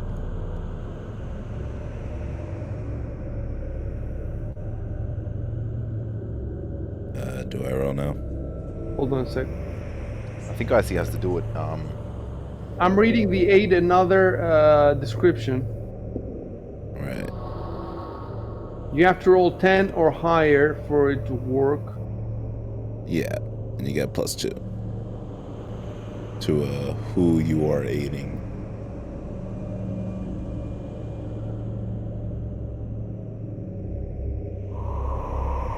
Right. It says that in some cases, like disable device to open a lock, you can't aid another unless your character could also achieve the thing on his own. But in this case, it's just a perception check to find if there's a trap. So in this case, I ruled that, everybody. So all 3 of you, so he gets a +6. So put +6 in the modifier at the bottom right of the bottom left of the screen. You know where the modifier is, right? Yeah. Put +6 and then roll perception.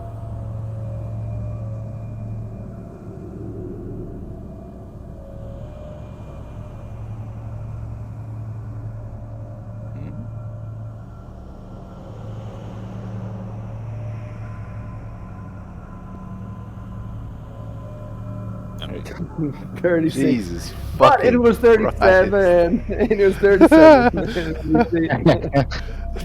I'm pretty sure there's no traps. The nobles are looking at you wide-eyed. What are these niggas doing?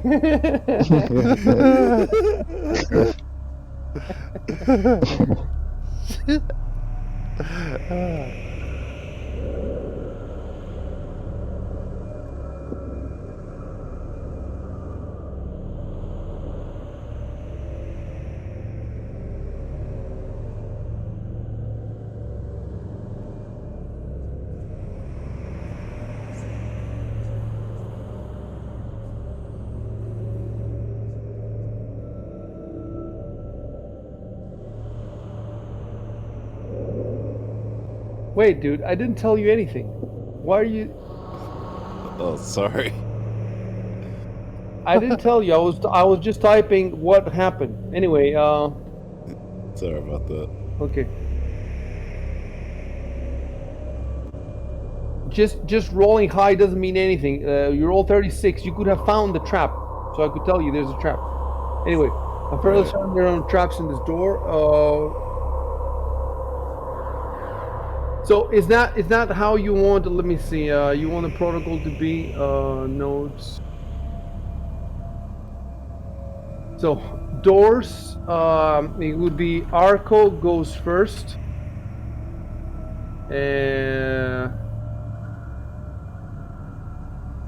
With perception.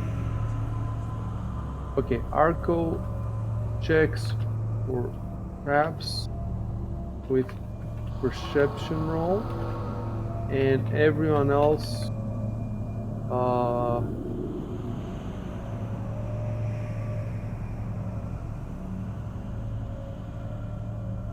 so Arco checks for traps with perception roll, and everyone else rolls perception with 18.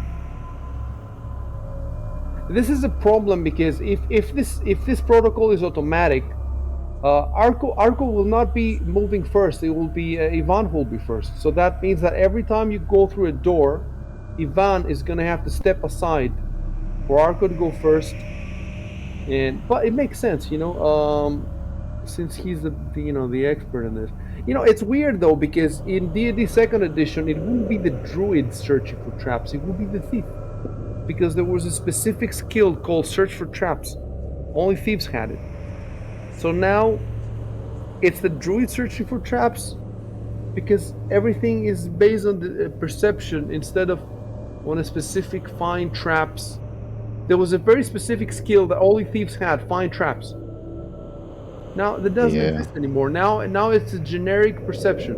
I remember you bringing this up last session, actually.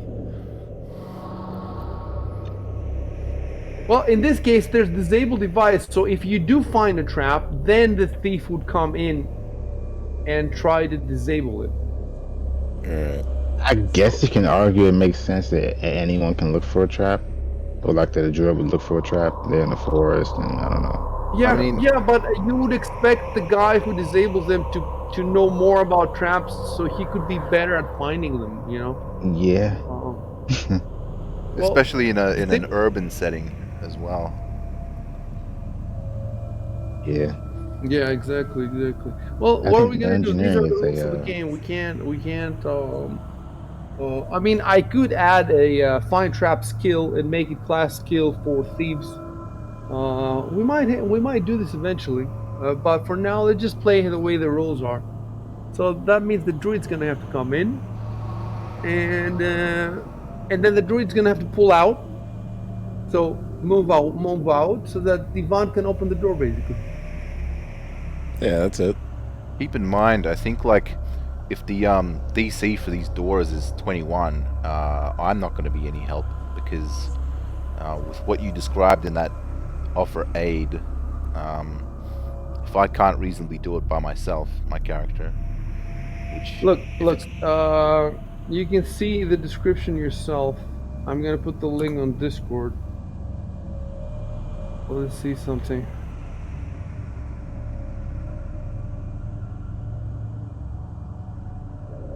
No, I don't think the DC matters the way it's phrased.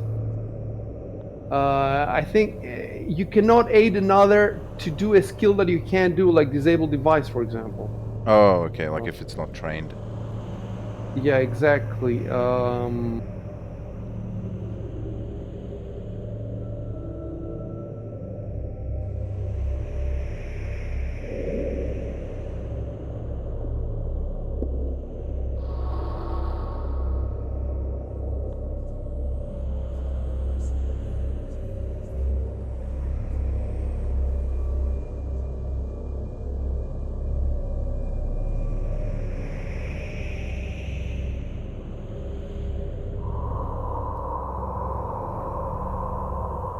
So,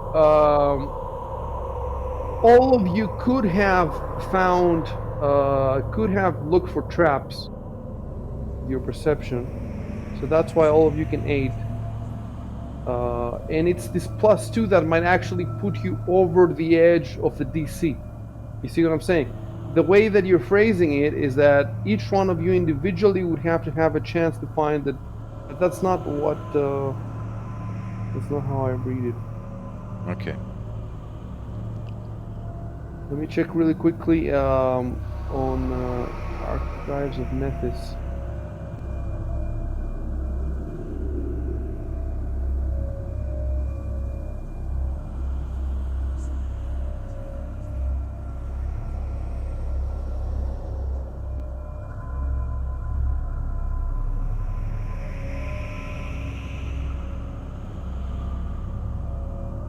You put the doubt in my mind now. Let me just check.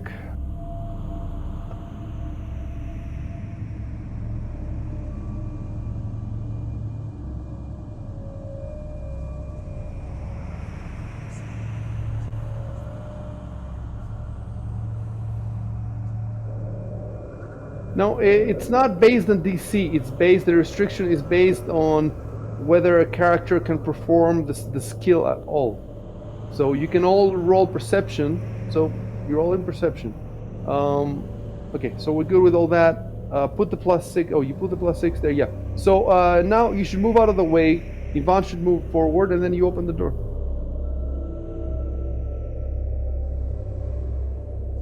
If you think of anything else, we can add it to the protocol. But for now, this is the protocol.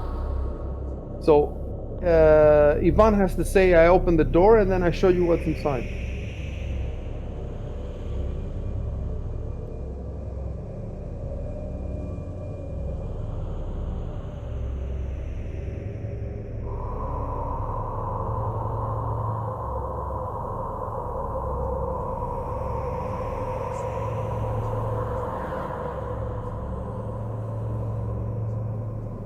One second.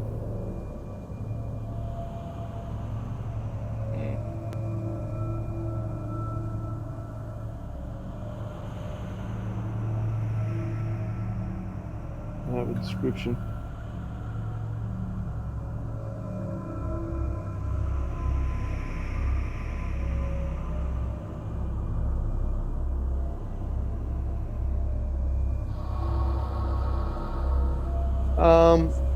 So let me ask you something, Robo. If there's a fight breaks out, you're holding the sword in one hand and the lantern. Then you drop the lantern down. Yeah.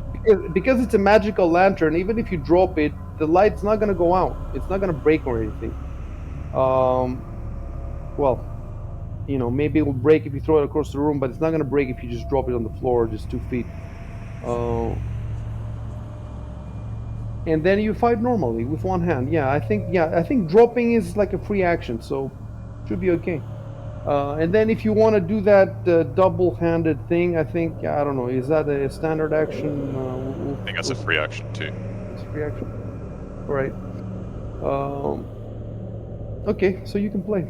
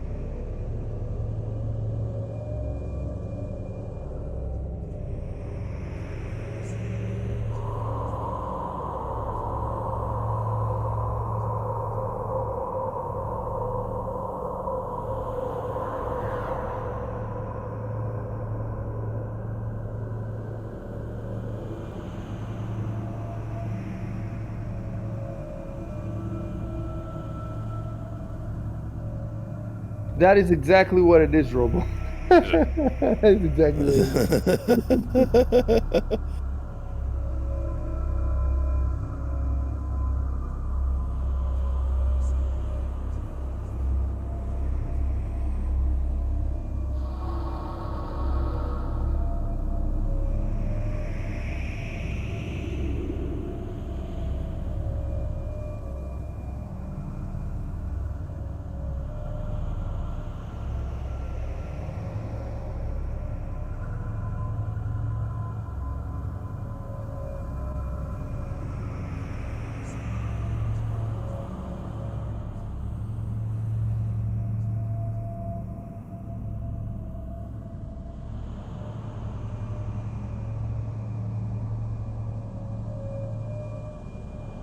Hold on a sec, I'm typing.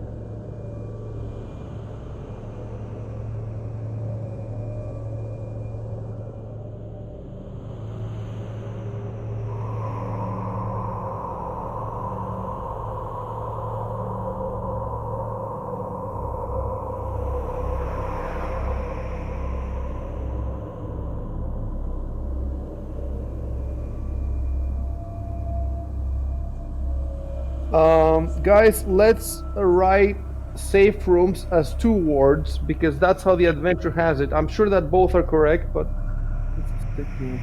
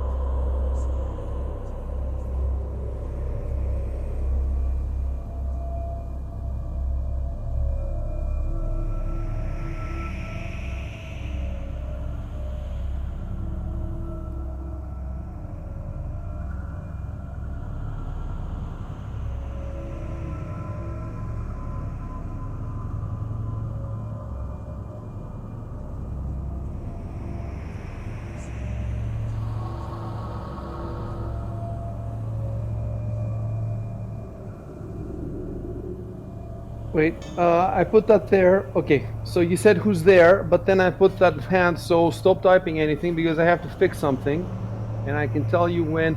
One thing I want to figure out is, so from Arco, 20 feet is here and 40 feet is there.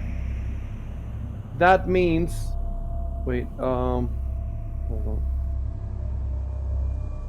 So he can see, you can see from there, but further out from those 40 feet is darkness. So I need to fix the mask. I think I hit shift.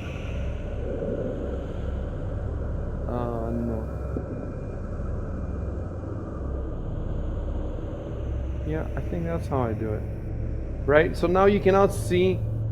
Oh, let me see what you can see. Yep, you There's cannot still a see faint further. outline of the walls, but yeah. Yeah. I'll fix that.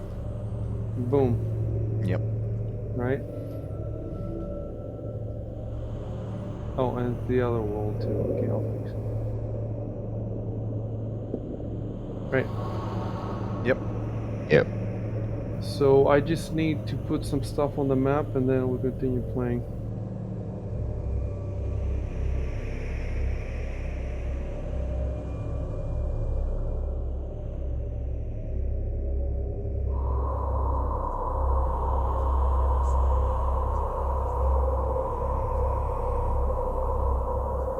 Damn right.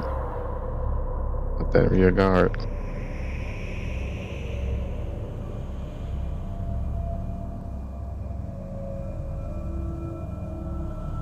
On high alert. Body senses tingling. Bitey sense. The Arco sense.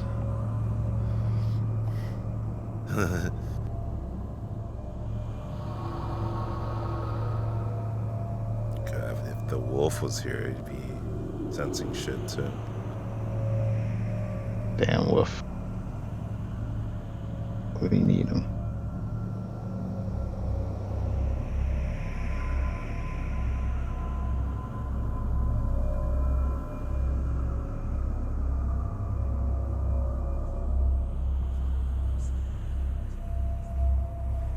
You can like track things by smell too. Ooh.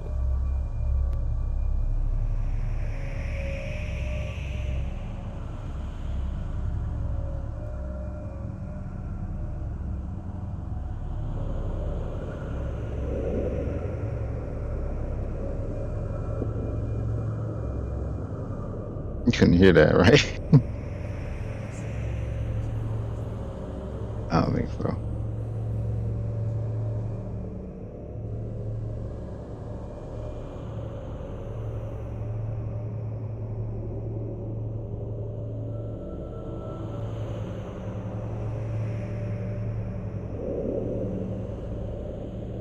Right.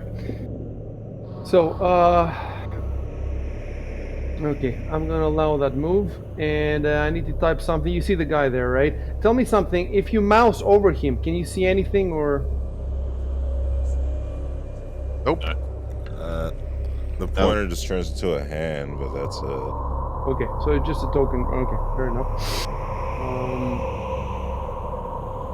Though it might be different if we bring up the combat tracker and he shows up there. No, there's nothing there. I didn't put him through the combat tracker. Maybe I should have, but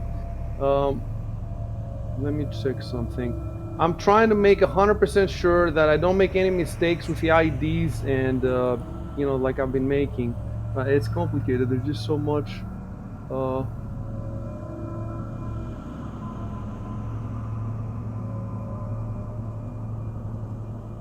Trying to figure it out. Known ID name. Okay, that's what I want.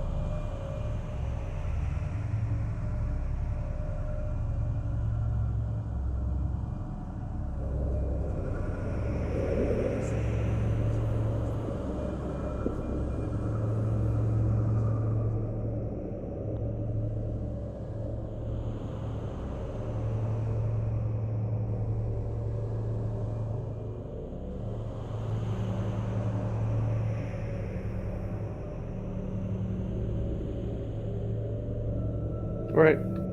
Complicated. It's complicated shit. So.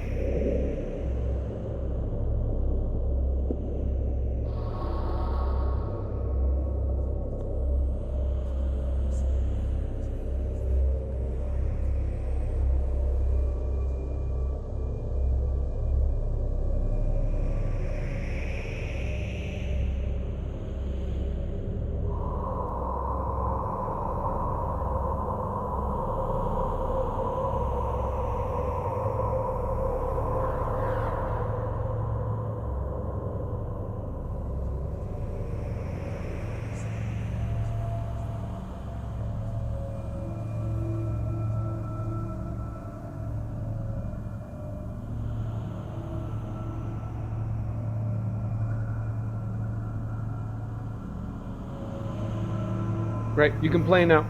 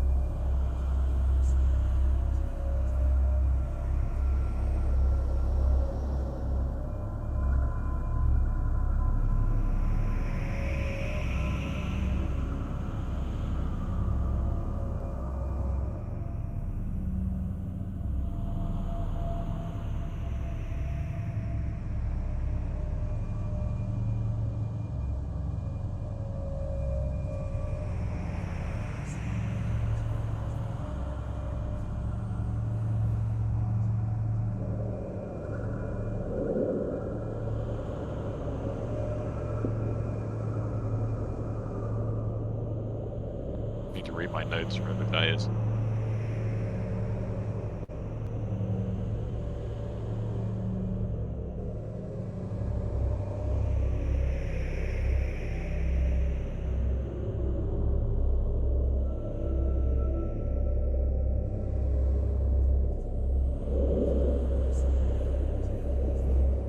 I know exactly who she is.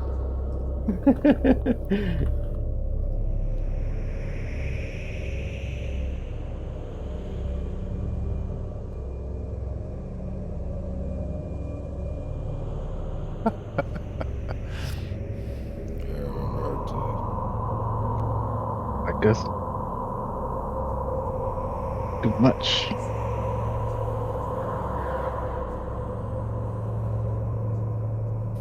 Yeah. So she was the one upstairs in that little room where she had her three hangers on, and she was terrorizing this one senator. And Ivan stepped between them and intimidated her, and then she left.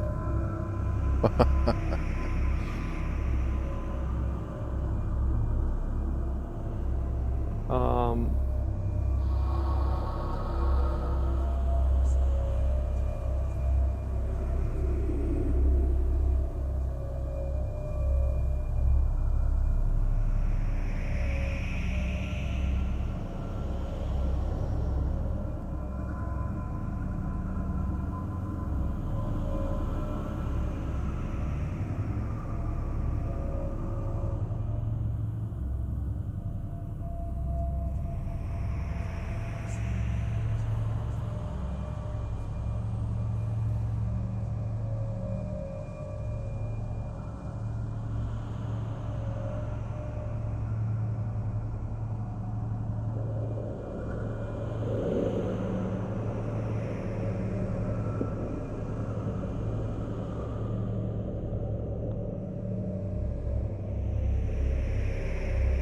Yeah, so Arconus and Exile haven't met her. None of you have met the other guy. They have been told about the about her, I think, in the Yes, you're supposed Yeah, to that's what have, I'm thinking you too. exchange. It's true, you exchange, but they haven't seen her, so now.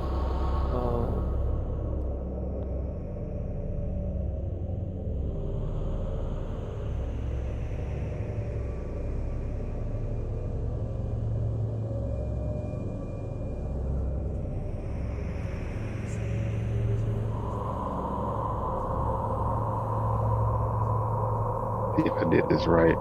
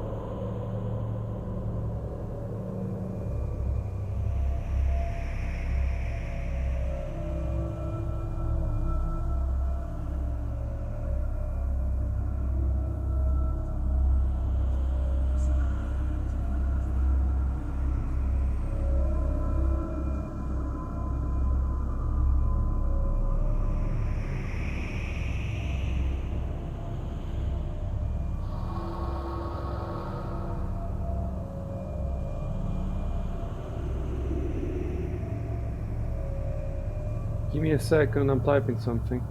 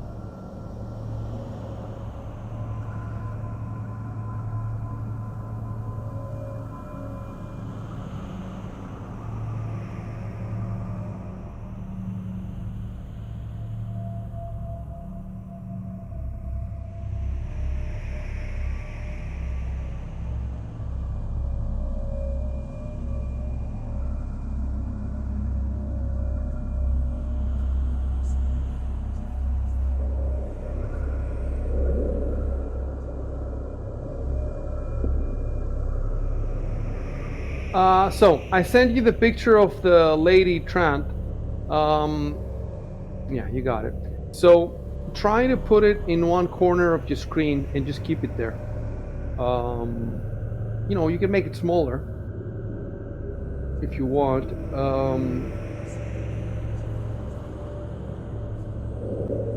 But try to keep it on your screen.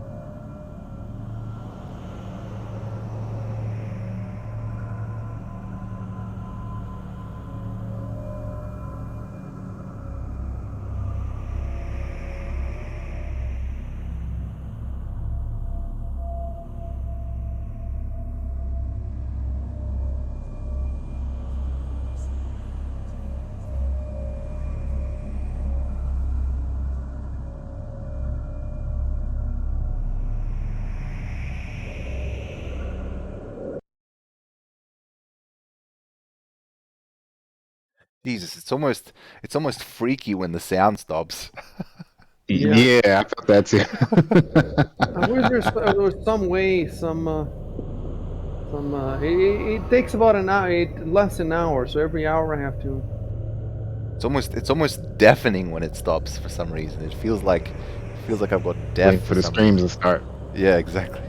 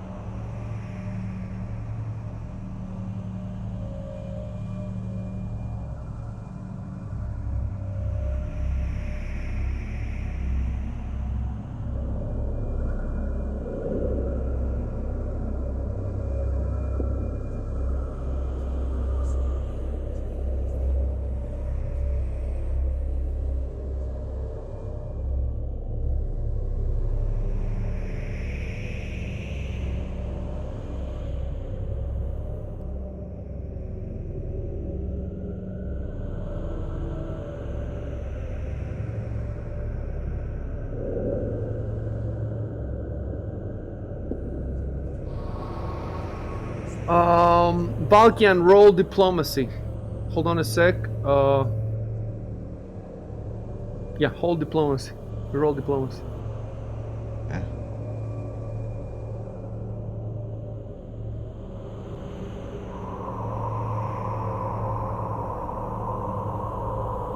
Right, it was a DC 15, so you succeeded. Sweet.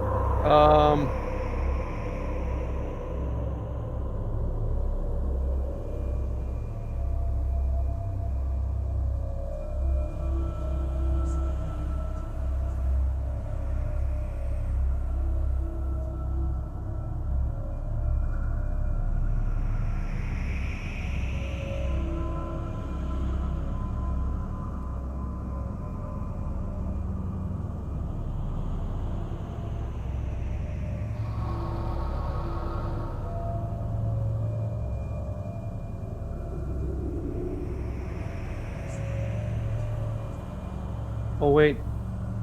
No wait. You asked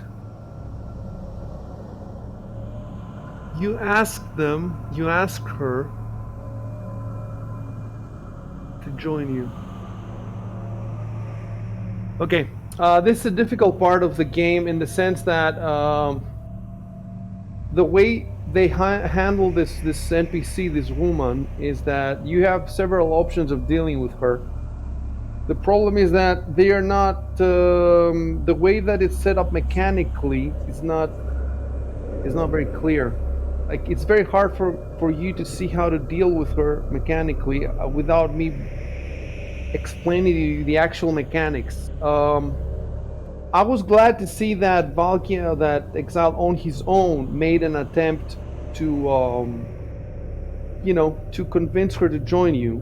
But there's two ways to join you here. One way is with a DC 15 check, diplomacy or intimidate, you can get her to agree to protect the other survivors. So to just stay behind and protect the other noblemen. That's DC 15. And with the DC 20, you can make her join you, so she can actually help in all your fights. You see, because she's a quite accomplished. Let's see, what she's got here. She's well, she's a fighter, level 1, but still a fighter, you know, and she has a big sword and all that, long sword. So it was DC 20. First of all, you didn't even try for the DC 20. Well, no, you said join us. So join us is the DC 20. So you rolled diplomacy. You rolled 18, so you failed that. You haven't said the other option, which is to agree to protect the other survivors. Now, the thing is, you could say that I spoiled it now because I told you, but would it have occurred to you? Like, I don't think it would have occurred to any of you, No. right? Then again, you know, it's a role-playing game. They give me these options here. You know, you're not supposed to tell the players the options, but it gets even more complicated, and I will tell you in a sec how it.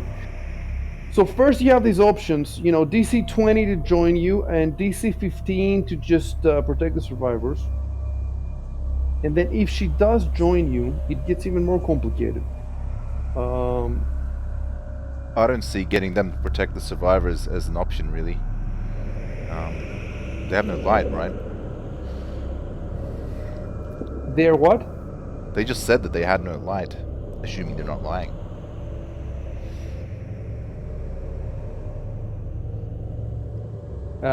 What does the light have to do with it? Well, if he couldn't protect that one dude, then he said, what did he say? Well, they said that they didn't even leave the room, so they didn't even Yeah. know what was happening. They just heard Yeah. screams and just stayed inside. Which, if you think about it, it does sound, you know, considering the butchering that was happening upstairs, it's like you imagine you're in America Yeah. and there's a school shooting Yeah. and you hear people screaming, then you're just gonna stay put. You're just gonna stay in one place, and I'm just trying to. Okay, so let's first react to this. You said all that.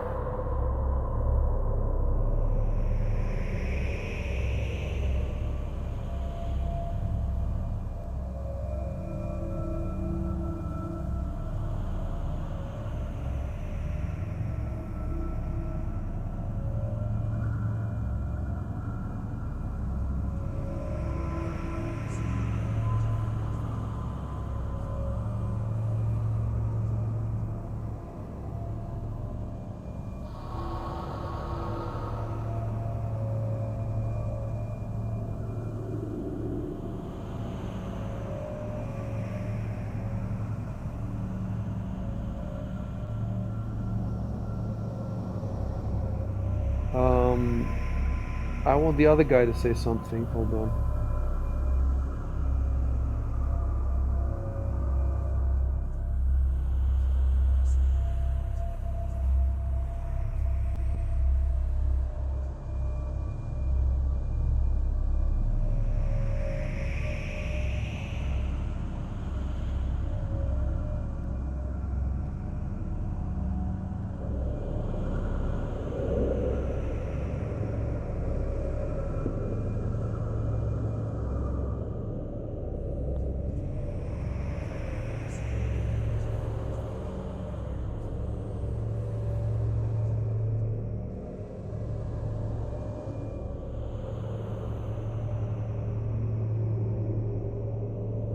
All right.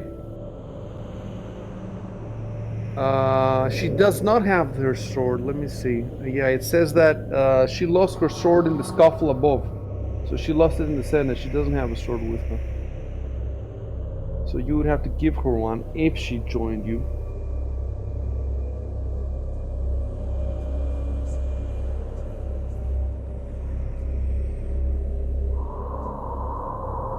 Did it actually? Yeah. I thought the light spell,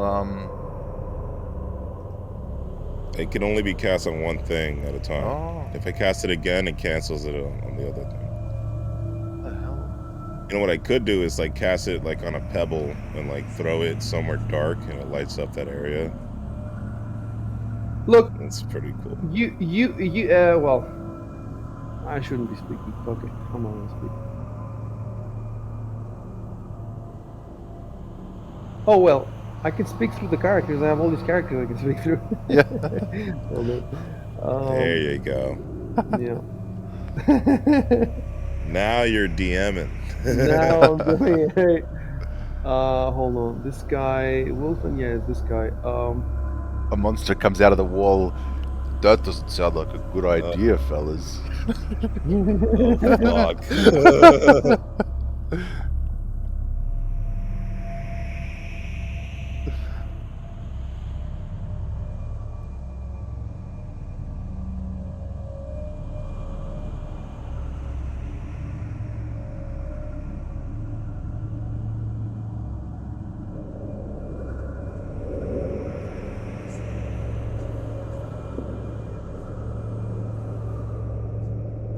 But my precious lantern. We have Arcanus' light, which is better anyway.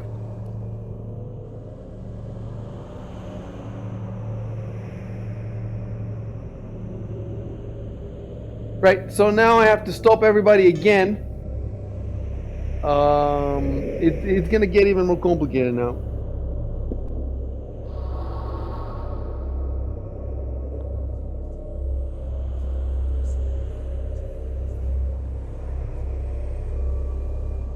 Want that damn Zerk.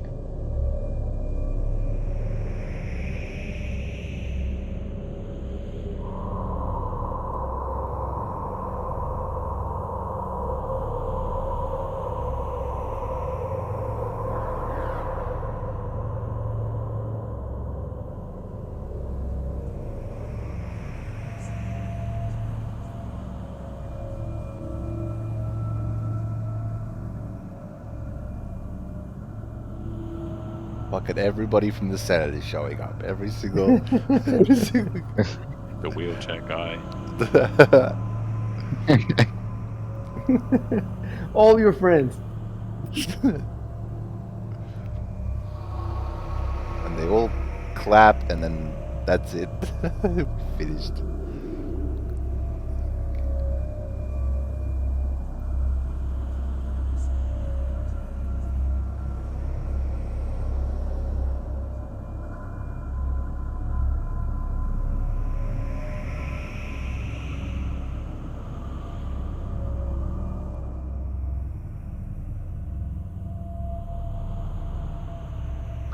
Oh, yes, I see. Right there. What's that? Let me get Nice his mutton chops, description. bro.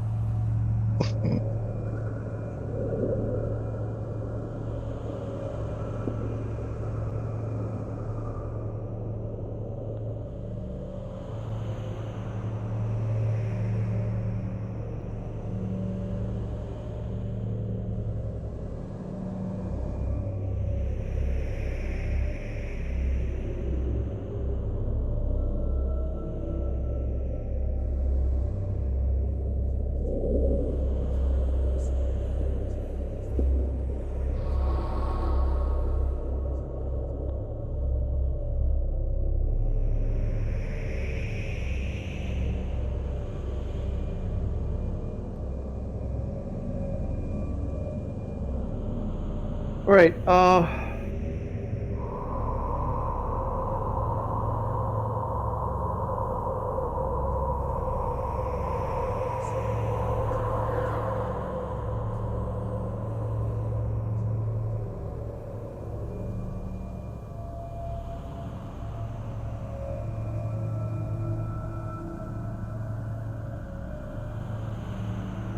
right.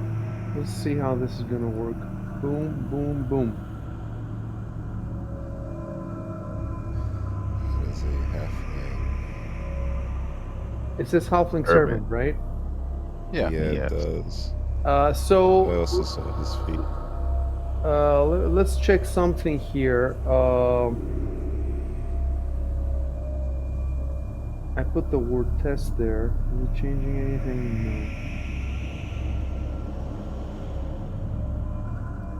Keep on your screen both him and Malphine.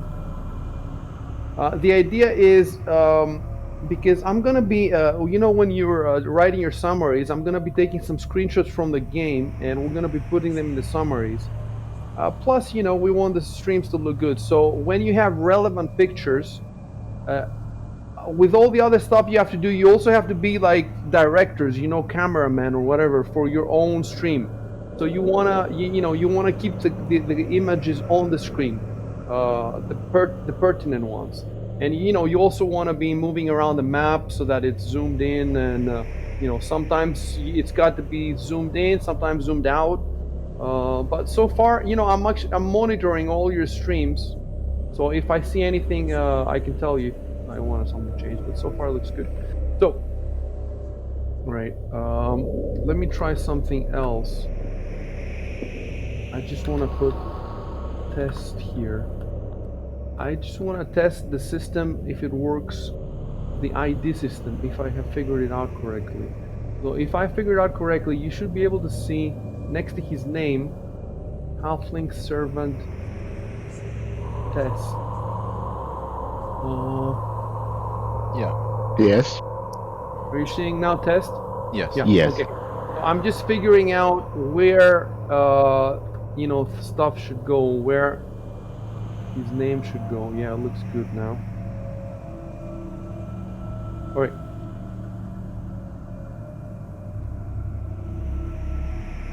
All right.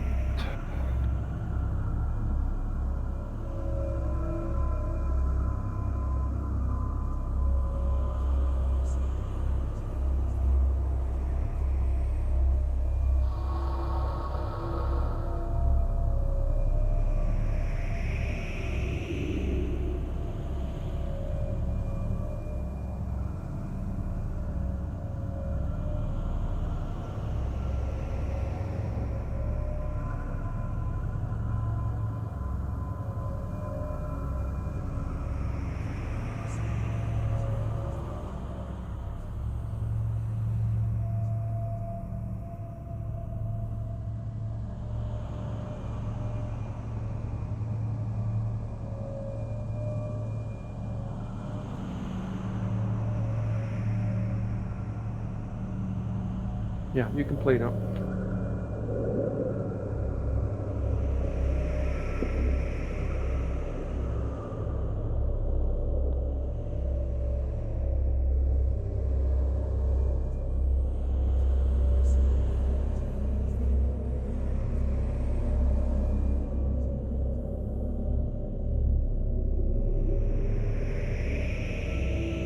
Can I roll diplomacy?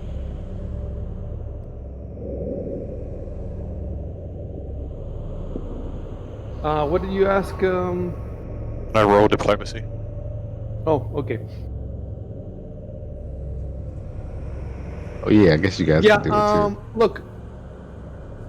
Yeah, that's an interesting question. Can you roll multiple times? Here it just tells me. Here it does tell me the DC for the two cases, but it doesn't tell me if every player is allowed to roll. You see what I'm saying? Are all 4 players allowed to try separately? If they're allowed to try, it's pretty good chance that one of them is going to succeed. It doesn't say.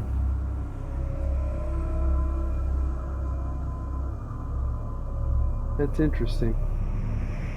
You know what I want to do? I want to pull out the diplomacy description and see where it says roll again.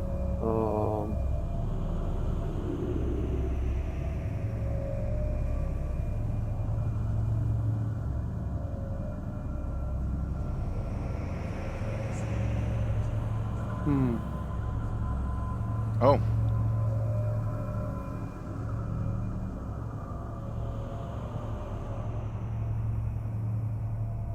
I guess it also depends. It could depend on by how much you try again. You cannot. No, once every 24 hours it says, but that's for one person. It says if you fail to check by 4 or less, the character's attitude towards you is changed. If you fail by 5 or more, the character's attitude towards you is decreased by 1 step. So she's already unfriendly if the DC was 20, I guess. It's not just Oh, that. yeah. You're also asking them to come with you and to follow you. That's it's a big ask. Yeah. Even if somebody was neutral, it doesn't break down why the DC is 20. It just Yeah. tells me the DC is 20. And all these things are either diplomacy or intimidate. So you can go the nice route or you can go the bad. You can go either route. I was Depending going to try also. to intimidate her next if this doesn't work. Go again. I was going to try to intimidate her next if this doesn't work. Yeah, I see what you're saying. The thing at issue here is, do I allow each player to roll, or is it just one roll for the whole group? It's a tough choice because if I allow every player to roll, then it's almost guaranteed that somebody's going to get it. And Maybe then it should be like there's a limited amount of times you can try and convince someone. So say 2, and we just use up 2, and from then on, like more people telling her would just have the same effect, wouldn't it? Well, you could say that you and someone else try the same to achieve the same goal, but the other person may be better. But I'm seeing it more as you're seeing it now as like how does it work in the real world and the mechanics. I'm seeing it from the perspective of the adventure, because these people would be strong allies. The question is, you trivialize the encounter if you let everybody roll and if you let them essentially succeed. Well, there's a decent chance that all 4 of you will fail because it's a DC 20. It's not low. It's not low. So there's a decent chance all of you will fail, but it's a much less chance than just one of you. One of you, it's almost certain that you will fail. It's 20. But again, it doesn't make sense for 4 people to try one after the other to try, and you're gonna have to phrase it well,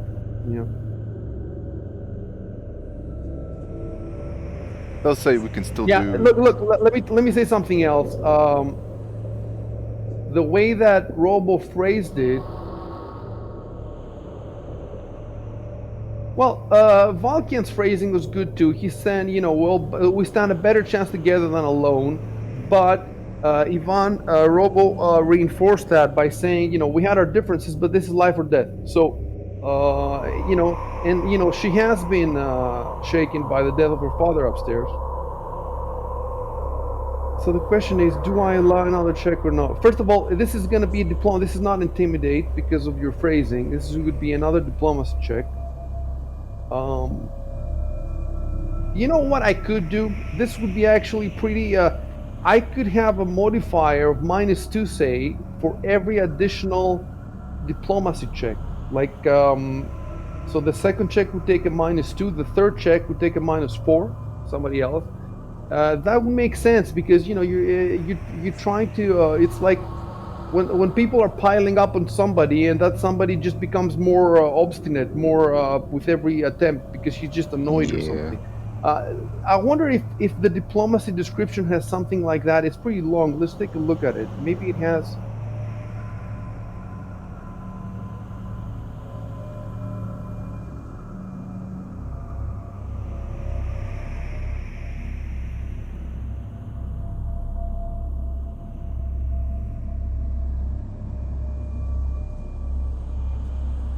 It does say that each person can only use it once per 24 hours on a single person.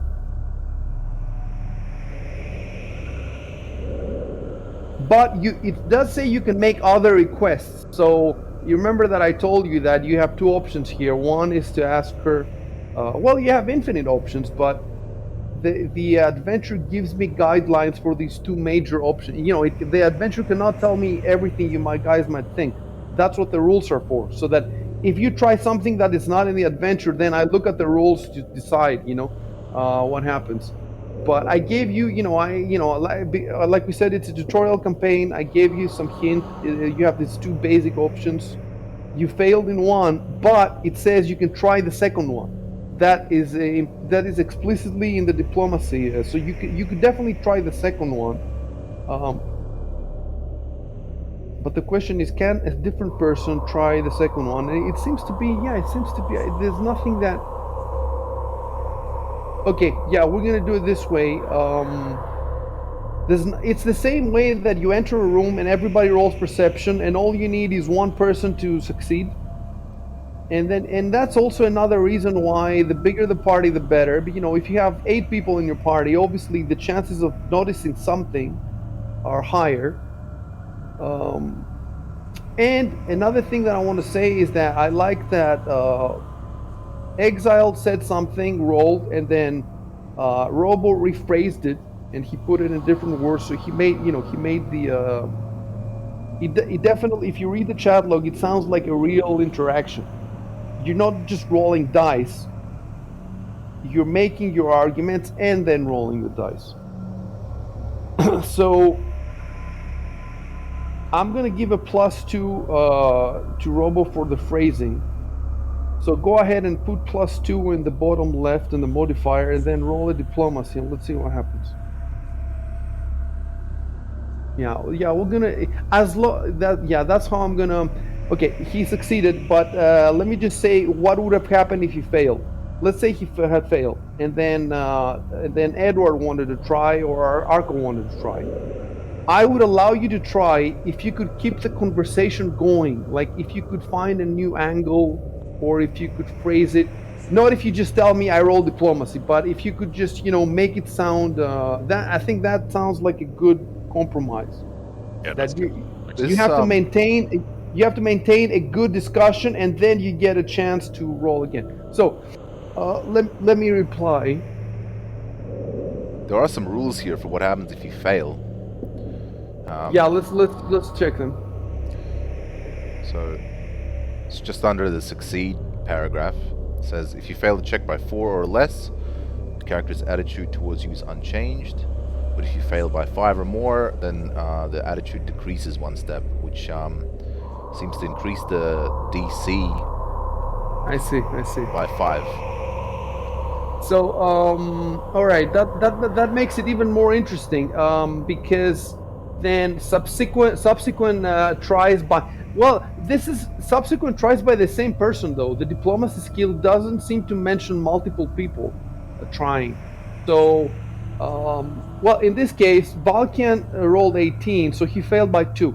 So that's a small fail. That means the attitude towards Valkian remains unchanged, but is that the altitude towards the whole group? In this case, you know what I think? I think if we were in a city setting, like in a setting where there's no combat, there's no dungeons or anything, and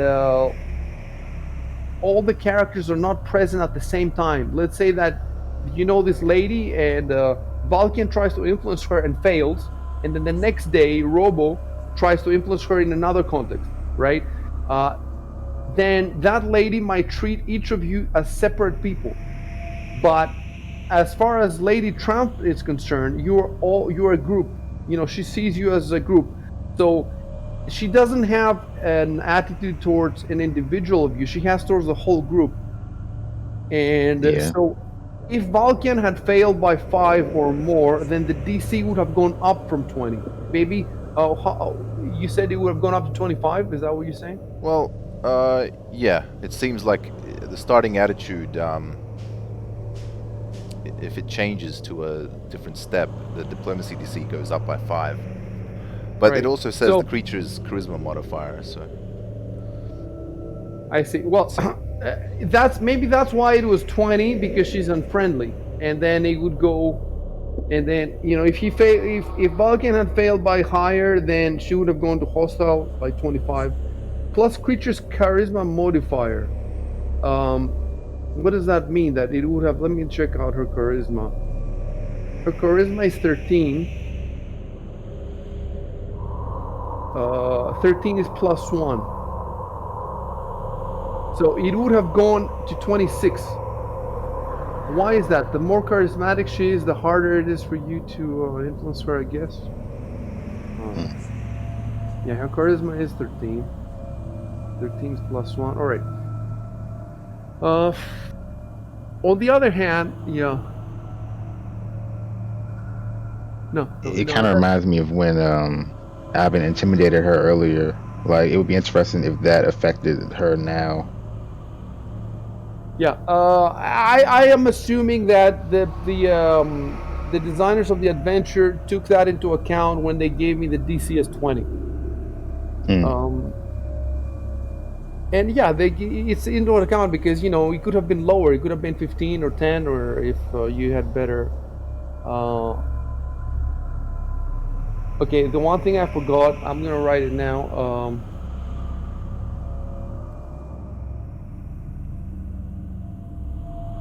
How do you guys remember how I put those bonuses in? When I gave that +2 to Robo, how did I use to enter that in the chat log?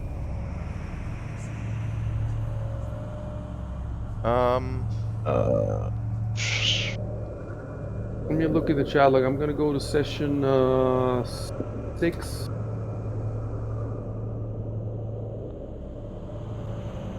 Anyway, it's not a big deal. Not a big deal. All right. So now this is good. I think we figured out. It's quite complex again. Every single thing is so freaking complex, but I think we figured it out. All right. I'm trying to figure out if she should reply or if he should reply.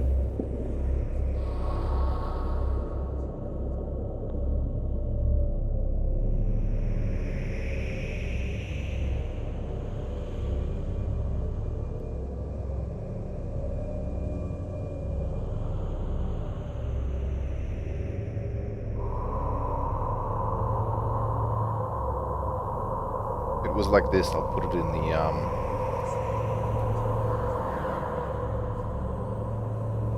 Oh, unless that's the bonus towards.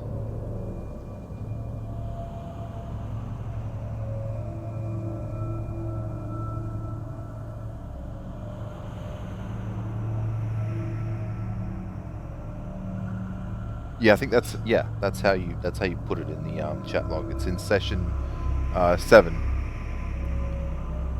Okay, you put it on Discord, you're saying. Let me check it. Oh, I put it social combat checks, huh? Why did I put social combat checks? Why,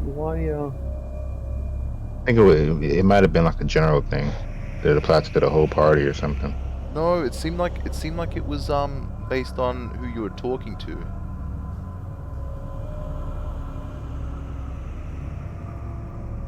Mm.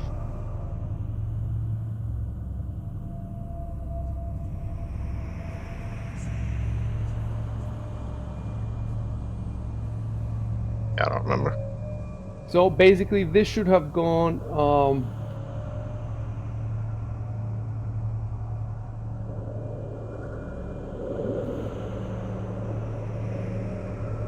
What do we call this? It's a modifier. It's a +2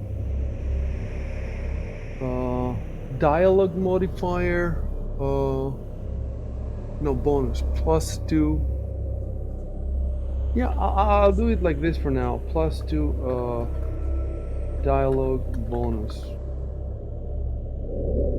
I'll do it like this for now, and we'll see later. Yeah. And that's supposed to be above the skill check. Right. So,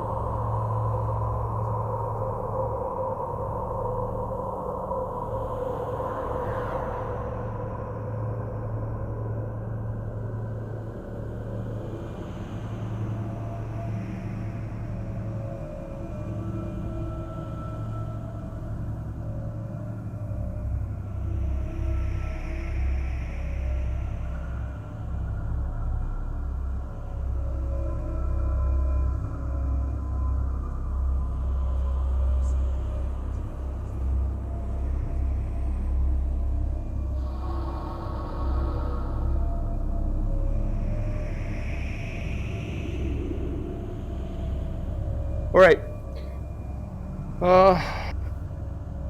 So this was the first part of the Malphine mechanics. There's a second part, and again, that's even weirder, you could say. Like, I definitely haven't seen it in D&D adventures, this sort of thing. I'll tell you what this is. Basically, after every battle, you get a chance to influence Malphine again. And yeah, there's a whole sidebar. It's called Influencing Malphine here. Let me read it real quick. Yeah.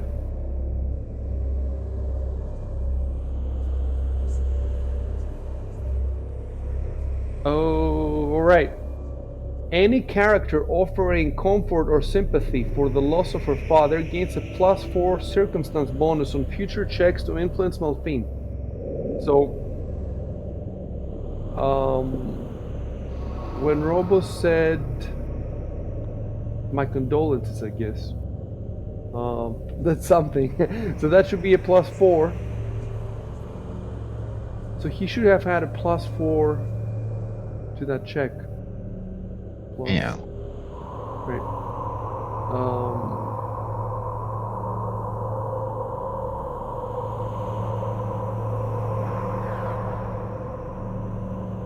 So, yeah, after each combat encounter, you can try again to influence her, and if the influence is, there's a bunch of, if you get her influence high enough, you can get some bonuses and stuff, and if you don't, then it could be bad for you.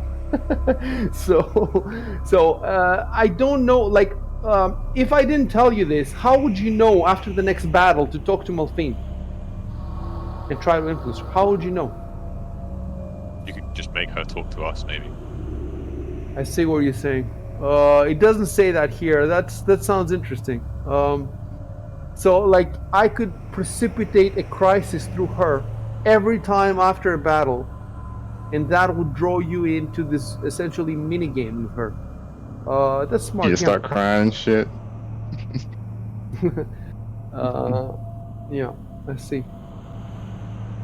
It would be tough though, like, for me to figure out something to precipitate a crisis after every single battle, and for several battles afterwards. It would be tough. I'm assuming her retainer comes along with her, like a double package type deal. Yeah, he comes along. Okay, cool. He's not part of this mini game. First of all, let me write down what page this is. This is page 32. Let me just write in my notes. There's so much shit to keep track of.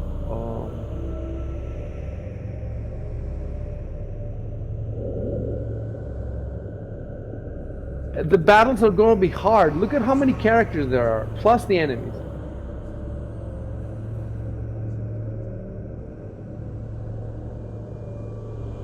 Who invited the manlet?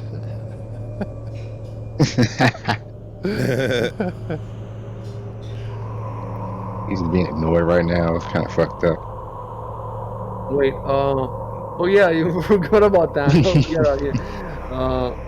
No, Arco said, Yeah, that's good, that's good.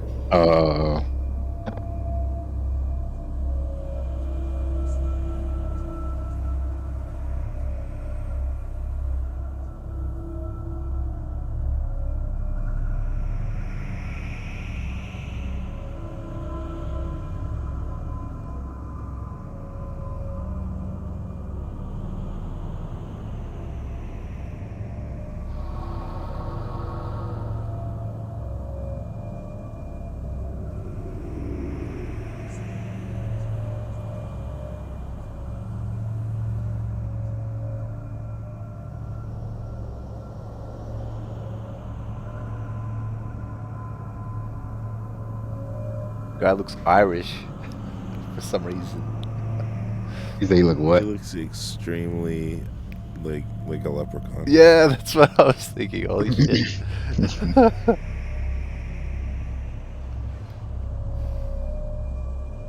So now, I put in his picture. See, I have to like change his picture now in the name.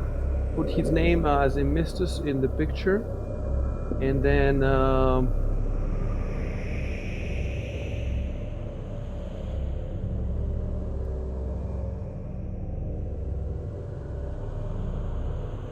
also in the chat log. Has it changed his name in chat log? Let's not forget also that Malphine doesn't have a sword. Let me see if she has anything else on her.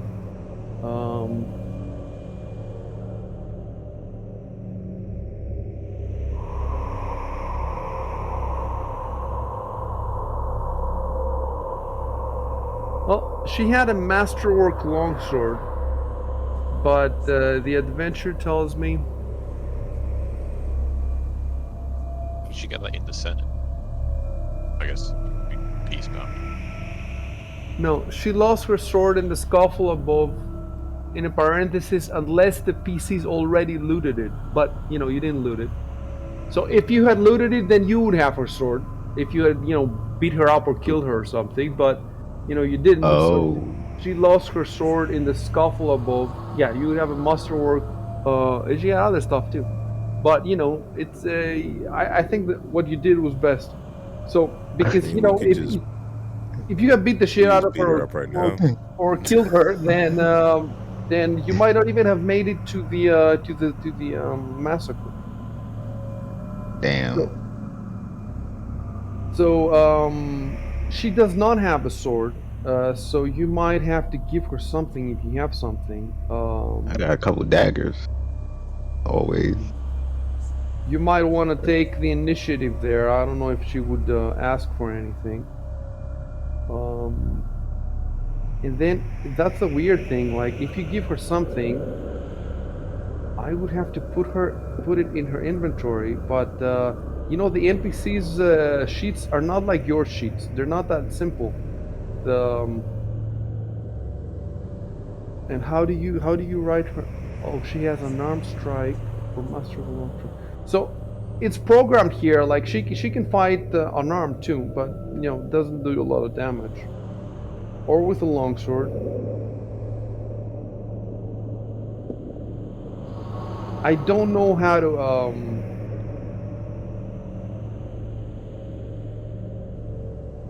Right. Honestly, I would have assumed that she couldn't fight at all, given that. Even the evening dress, yeah. Yeah. Yeah, definitely. But this is it's a fantasy game. And it's a woke fantasy game, so they're equal. So yeah, this is complicated. So let me first reply as Emistus. He hasn't spoken much.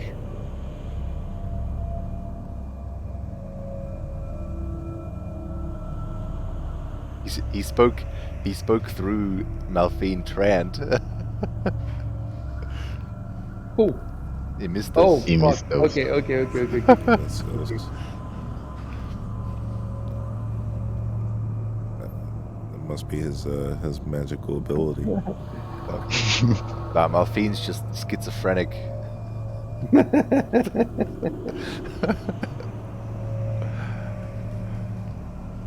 All right.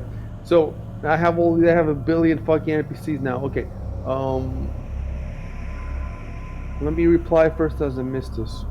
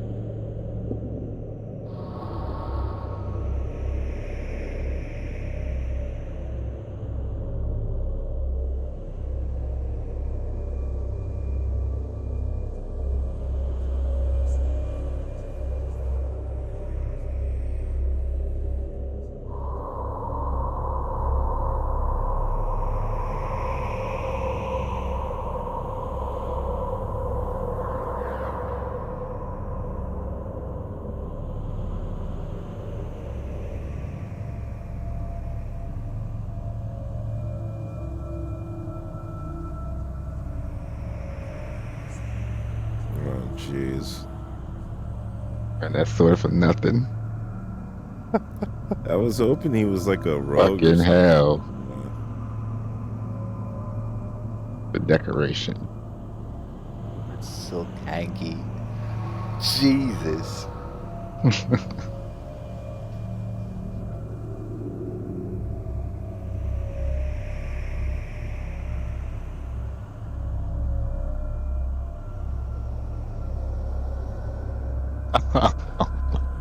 Oh wow. Well, that's just great. I could not type that without laughing, but the adventure tells me to type it.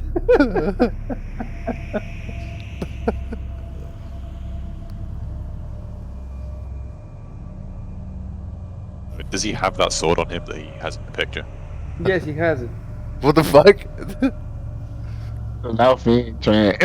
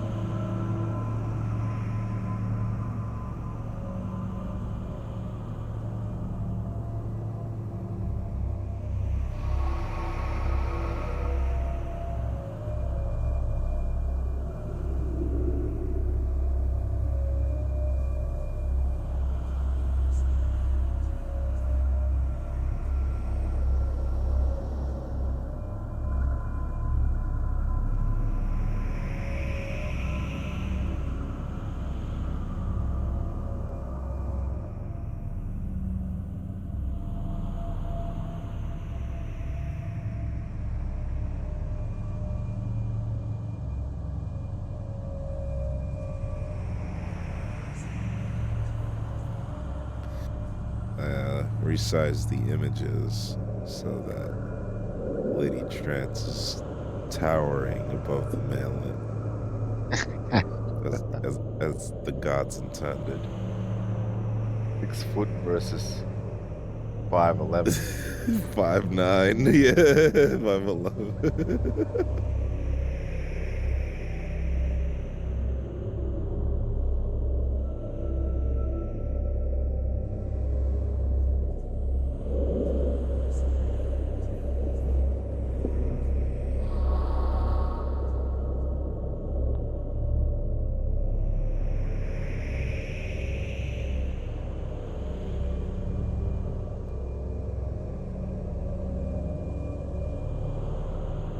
That's why I was so happy to see us.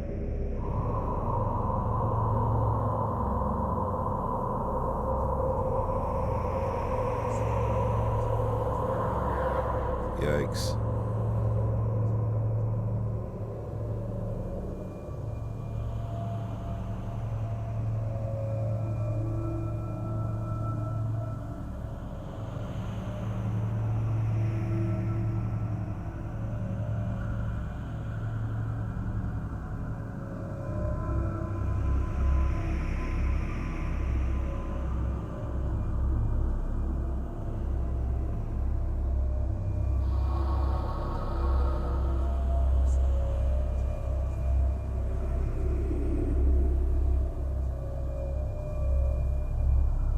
I think I might have misspelled worshiper. Maybe 1p, I'm not sure. I think it's 1p. Let me look it up.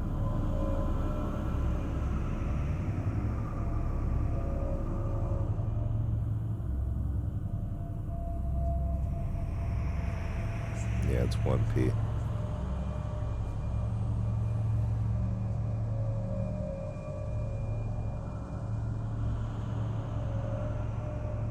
I guess you could use both, but I think the proper is 1p.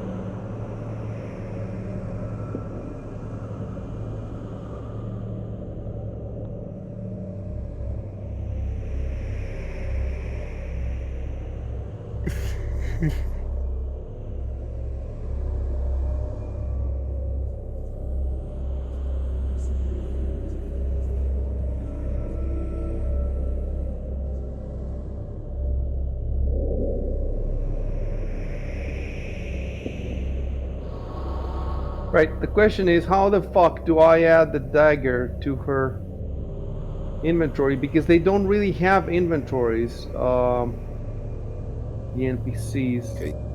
They have, Can you just make one for her? they have a gear section,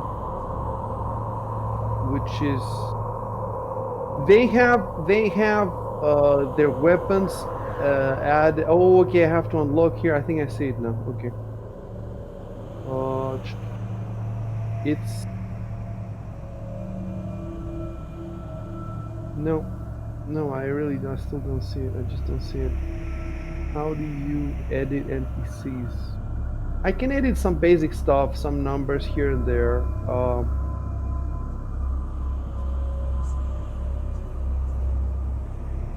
Attack.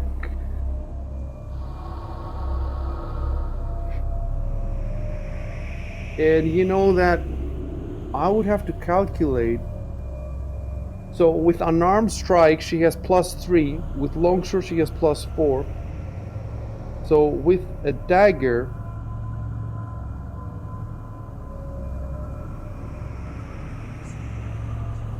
well, she's a fighter level 1.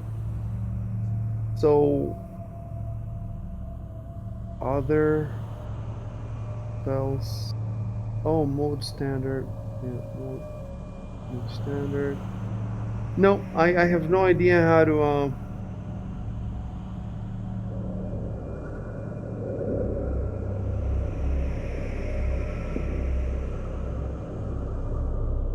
unarmed strike or master. Okay, I'm gonna. Oh, I think I see it. Minimize. No, I don't see it. It's so weird. Look, she has +3 unarmed strike, +4 with a longsword. Why would she not have +4 with a dagger as well? It's a fighter level 1. We don't know. Yeah. Base attack +1. The thing is, I still haven't learned how to calculate these combat bonuses, because, you know, it's all on fantasy grounds. I don't need to. I wonder if I could add it on the combat tracker. In any case, let's do it this way. Malphine takes the dagger. I'll make a note here that Malphine took Valkian's dagger. We need to, first of all, remove a dagger from Valkian's inventory. Yeah. Let's look at it. Daggers. So, are these daggers equivalent that you have? You have 1 and then you have 2. We might have gotten like a masterwork one, maybe. I don't recall. I got a masterwork rapier, but that was it. I think they're all equivalent. I don't know why I have. They I can't do remember if seem I found them or equivalent. something or what. Let me put. I think we knife- found them. We were looking through stuff. Let me put.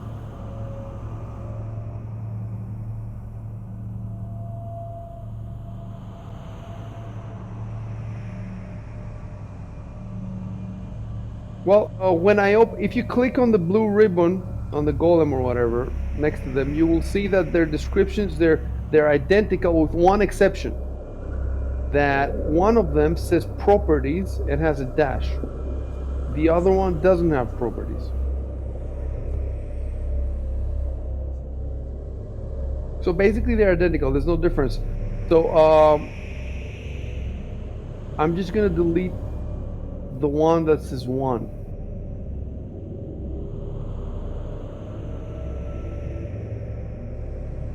Right? I deleted it. So you didn't change anything, right? No. Okay, great.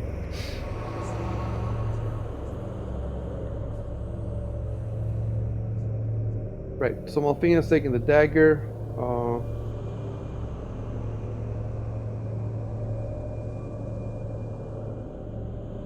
This is just so much shit for me to keep track of on my end. It's crazy. I have Luck. 1, 2, 3, 4, 5. I have 6 NPCs on top of the enemies.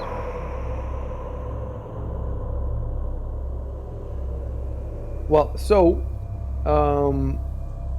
Malfine has agreed to join you, and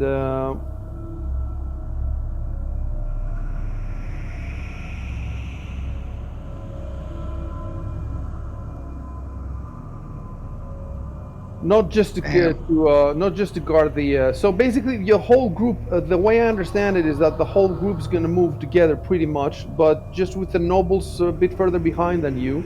And the question is, where will Malfine and the cleric?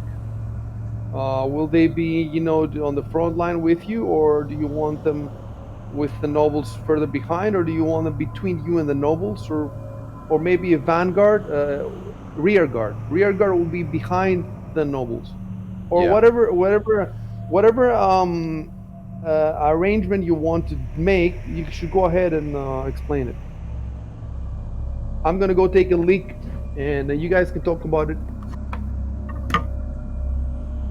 Okay. I think it's a good idea to keep maybe Malfine and the other guy as rear guards. No. In game. Don't Oh talk yes, about yes, it. of course. Yep.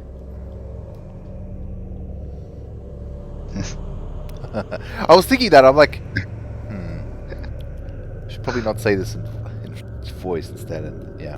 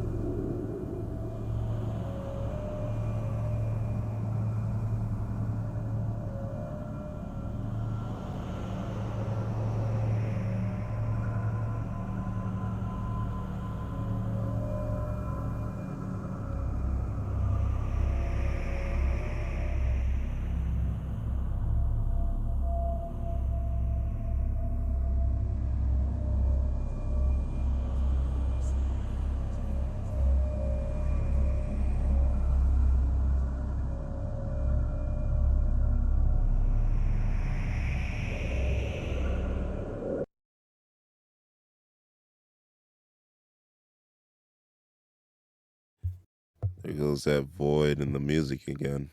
Yep. Waiting for the screams. You know, I think about that shit like when I'm watching like real life events and stuff.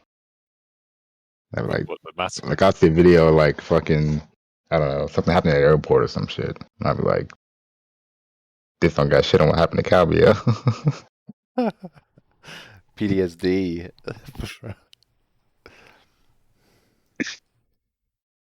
Like it's like real life event. Like something happened in Cancun or something recently. Watching the video and I was like, huh. Just reminded me of that shit. Oh yeah. Yeah, I think that's what part of what was cool about it was like kind of fantasize about like what would I do if I was in that sort of situation. Yeah. I was like, I die. I don't know, bro. Yeah, shit. Oh, yeah. That's just rough.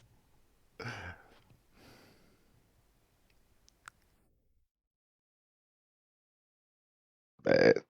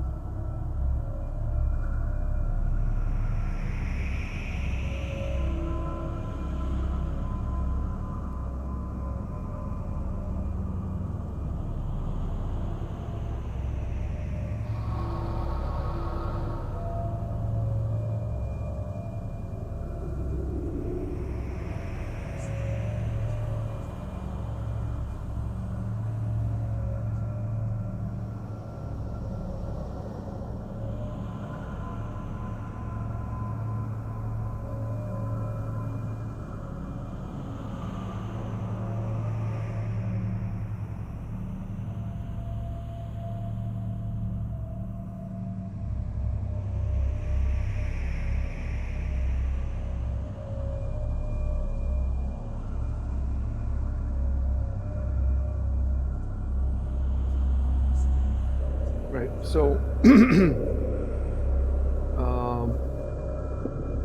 look at your inventory. So yeah. So the thing is again that he's an NPC. His inventory doesn't work the same way yours does.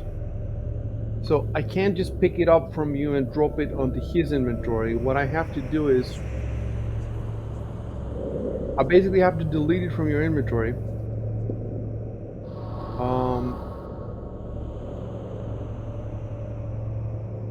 However, before I do that, I'm just gonna copy its description just in case you want to retrieve it later.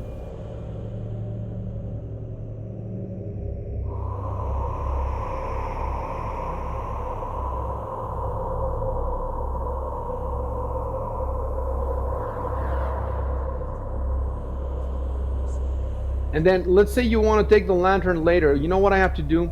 I have to go all the way back to the page in the book that describes the lantern, that was sitting in the little hallway. And then I have to edit its description to fix it because you haven't identified it. Have you even tried to identify it? Yeah, we did. But it's not a magical item, and the spell didn't have any I see. auras or anything, so it was just a blue Yes, flame. yes, yes. Yeah, I didn't have an aura. Yep. Okay, I get it. I remember now. Right. So they have in the back, they have the lantern, and in the middle, we can have here the nobles. Right.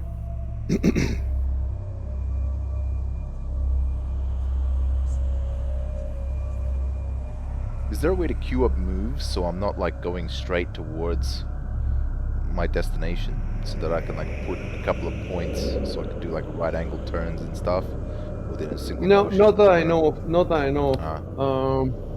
It's possible that there are. We have to look. There's got to be some page on the internet that says there's a lot of controls for fantasy grounds. You can drag to like more than one location. You just drag to a spot and then drag to another spot. It hasn't. I think it hasn't worked to me if I Yeah, he's doing it. Look. Oh, See okay. that? How do you do that? Oh, okay. I But see. just drag the I swear I tried that before and it didn't work. Oh well.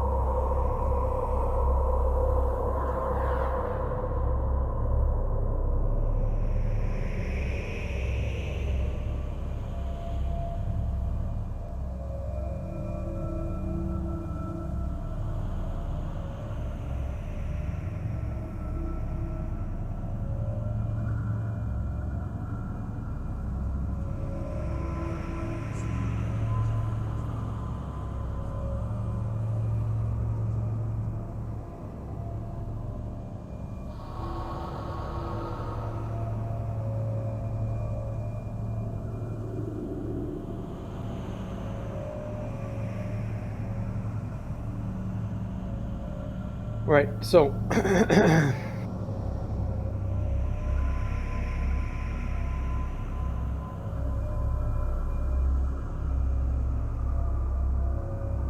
Huh. Now there's a problem. You know what the problem is? Okay. If most of the doors have no traps, right? So let's say there's 20 doors, maybe one of them will have traps or two. That means that the other 18 times we'll be rolling all the dice for no reason. However, if we don't roll the dice, then when I do roll dice, you will know that there is a trap. So even if you fail to find it, you'll know why I said, So the way to deal with this is we never roll, but we assume that, we never roll so that even when there is a trap, we still don't roll. I just roll for you hidden, so you don't see anything. That's the whole point of the protocol, of the exploration protocol, the dungeon exploration protocol. And so when it's a new door, we don't roll anything, but I type here that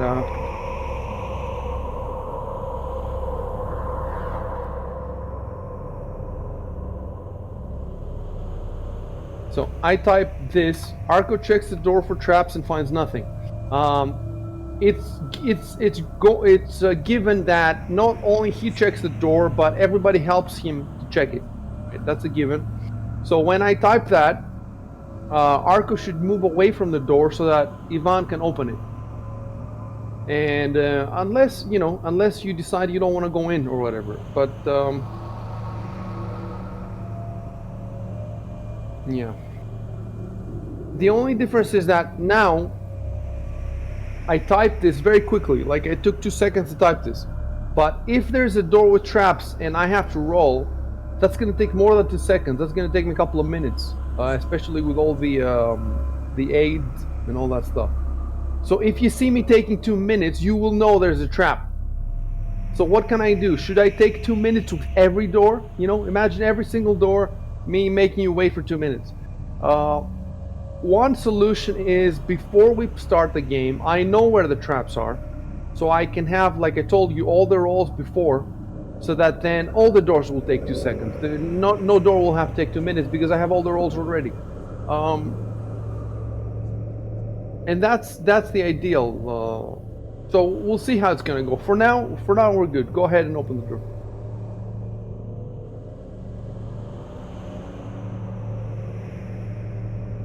Yeah. 1 second. First of all, you forgot an apostrophe again. Yeah, I just realized that now again. I'm sorry. Right. Yeah, Ivan definitely, if he checks out the weapon, he can definitely say if it's real or not. If it's real or ceremonial.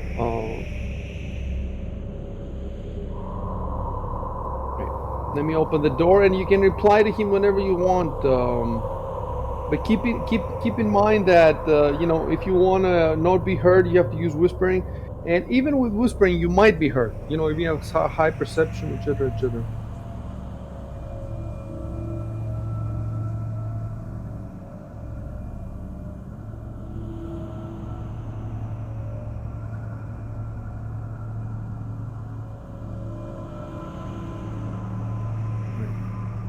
Let me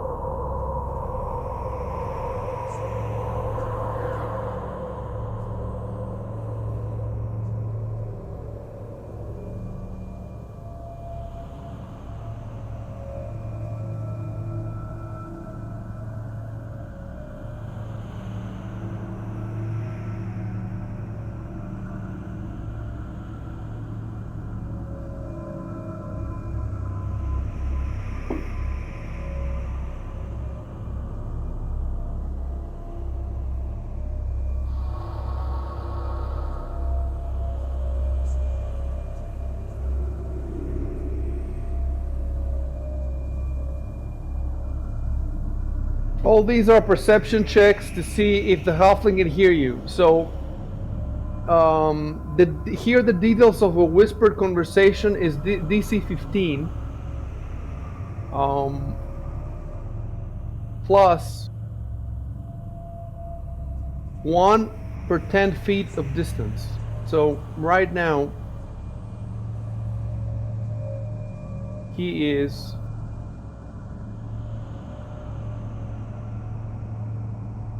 40 feet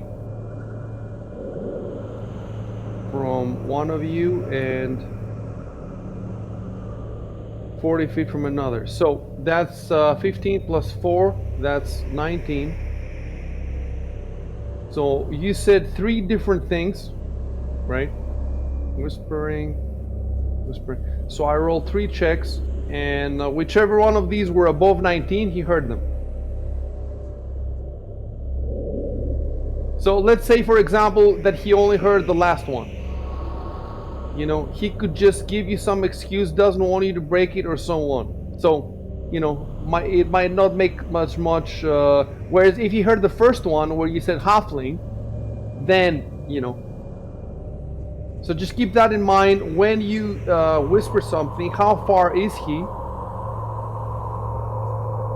Whoever you don't want to hear. Of course, there's all these other characters. I mean, I could start rolling for everybody. But it would bog down the game a lot. So for the rest, I might just wing it. We'll see. I might roll a few more.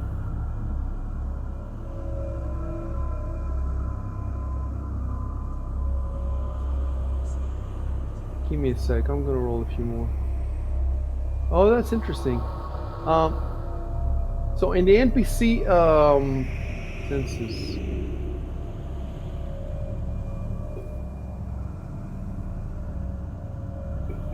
They're a lot closer. Well, relatively. Right. Okay, so I rolled for another character, and let me roll for another one. This is the kind of thing that would work fantastically. Like, they could definitely, I don't know. I guess they could. Alright. One more sec.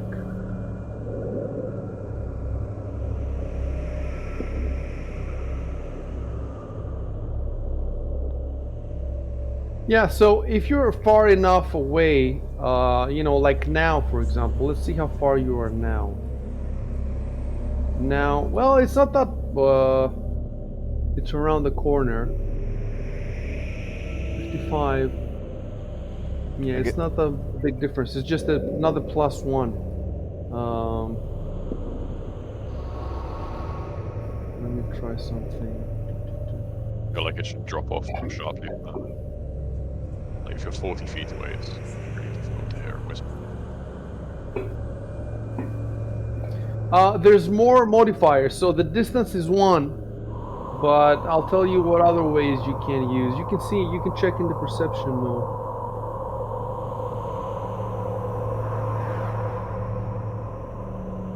So we said it's 15, so it's anything above 19.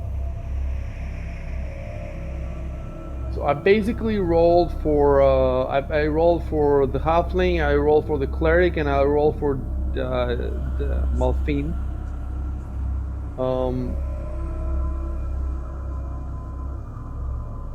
The noblemen don't even have that many stats, so I would have to figure out what their perception is. I could roll one for each one of them. I'll do that. Isn't there a nobleman stat block or something? Yes, there is. There's definitely all sorts of for NPCs, all sorts of blocks. But the adventure for these particular 3 doesn't, doesn't give me anything in Fantasy Grounds. So it's not. They're not expected to take part in a fight. Of course, they might have to, but they're not expected to. Just a heads up, I'm gonna have to log off in 20 minutes. Okay, no worries. Yep. So we said it's 15 plus 4, 19. All right. So. All right.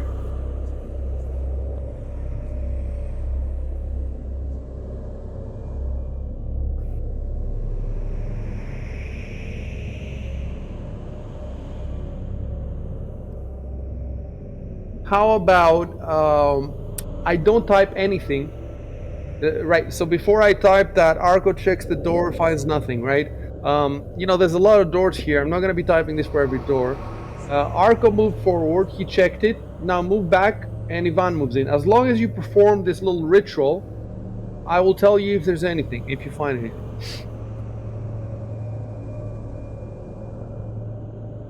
And of course, Robo has to type, I open the door. That's the only way to open the door.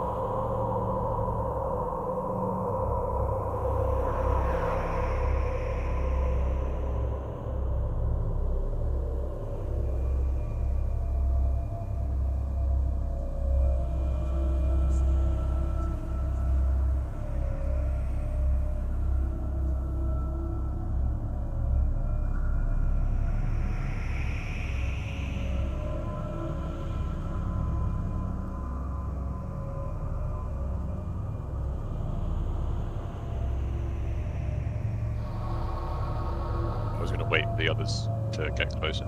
Yeah, I'll move them now.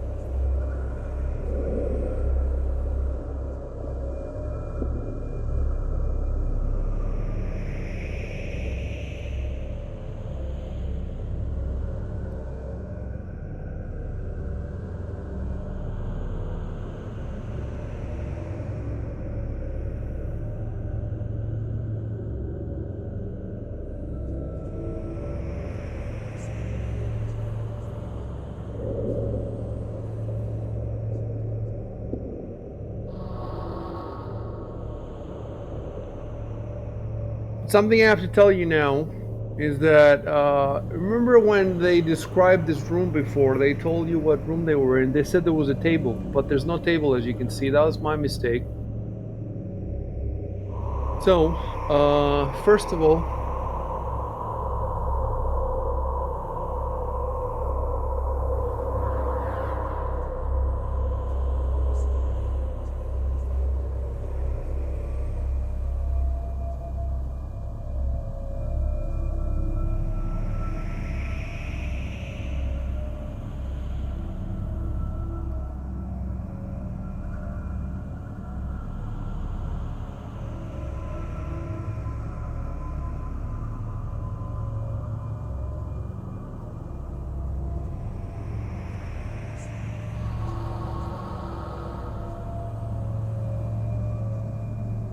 now I'm just making a note to myself, and then we're gonna continue.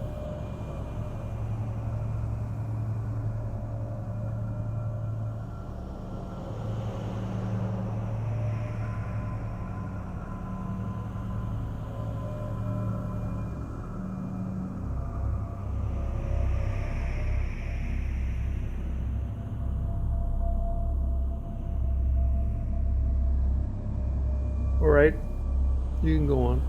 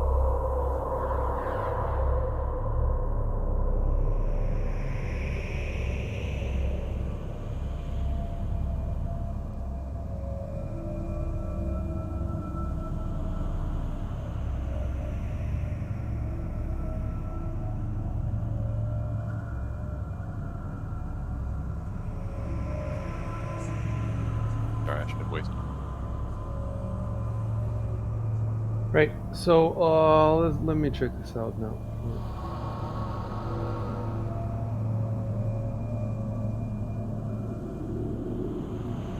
So I need to figure something out. All right.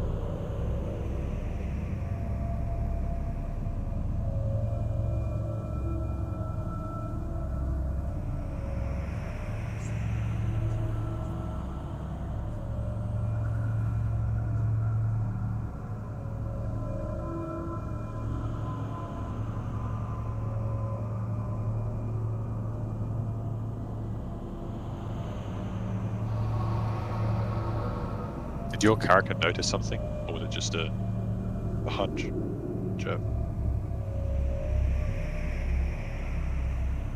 I just don't trust them. No, there was no rule based. No. It was just his intuition or whatever. Nice.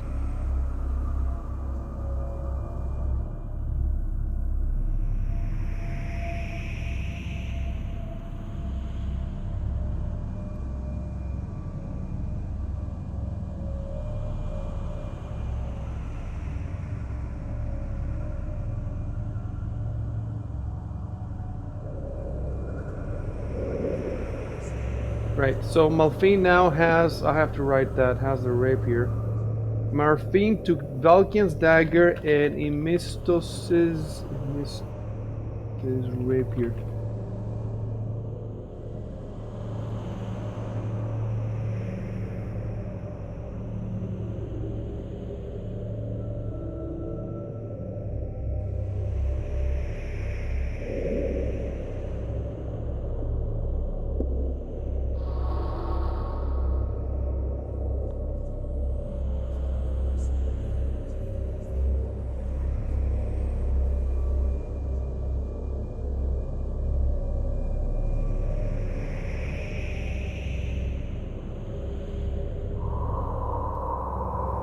Okay, give me a sec.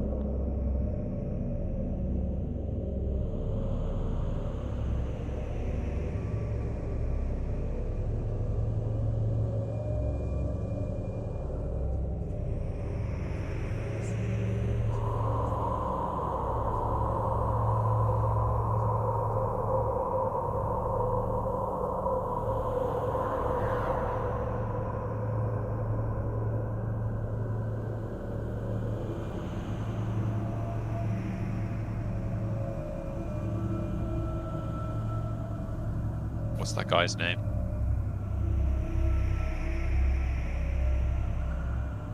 We missed us. No, the paladin or the cleric. I mean, The cleric, Joe one. There's no way for you to see it, is there? I know. Let me see. Joe one. Gowuan. Joe Yuan, I guess. You know what? I'm gonna put it on Discord.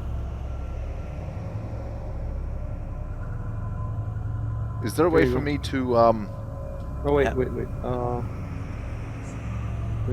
Wait. There it is. It's on Discord. Yep. Is there a way for me to? Obviously I'm not going to say to roll for. What's the skill called? Oh, right. That's a mistake. Right.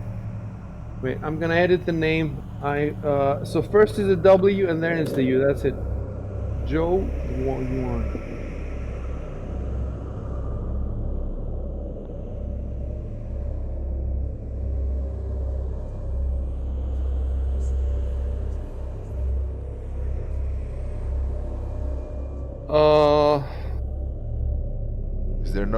Is there no way for me to roll for a sense motive? Yeah, I see what you're saying. Yeah. No. Your English there is not that good. I examined his response with some scrutiny. You could say I scrutinize his. You know, if you want to type something like that and you're not 100% sure how to say it, you can ask us. You know, Okay. Yeah. it's decent, but it could be a bit better. Yeah, So it's a bit off. you should go ahead and roll sense motive. Just go ahead and roll it. I also get +2 with my bird on my shoulder for sense motive checks. I should have this here in front of me. Yes, I have it. Yeah. So put a +2 then. Okay.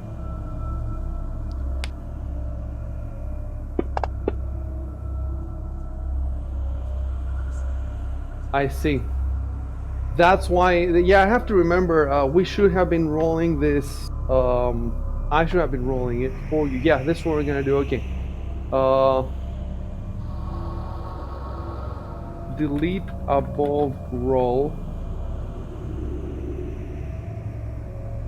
So we're gonna discount that, and what we're gonna do is I'm gonna roll for you, and then I yes. think that when I click to roll for you, and I have my rolls as hidden, then you don't see anything, but it's still there.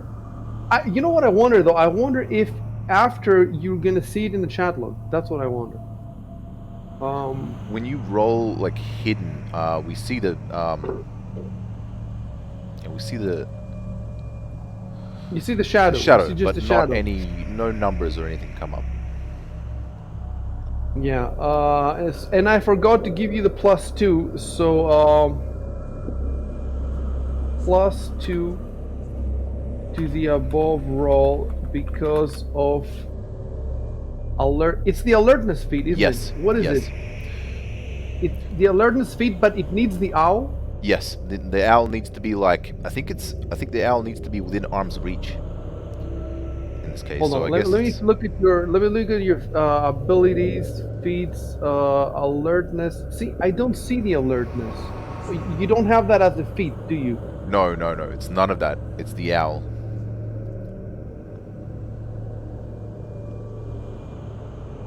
So the owl has alertness. The owl gives me the alertness feat by Okay. being in very close proximity. Because owl gives alertness +2 the above roll because owl gives alertness. Okay. So let me look at the description for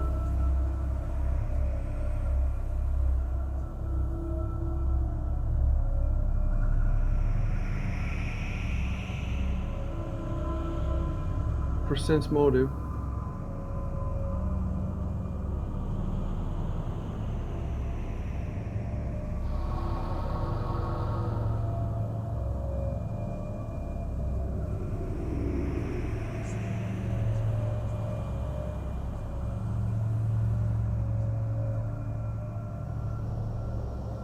does the sense motive work? Okay.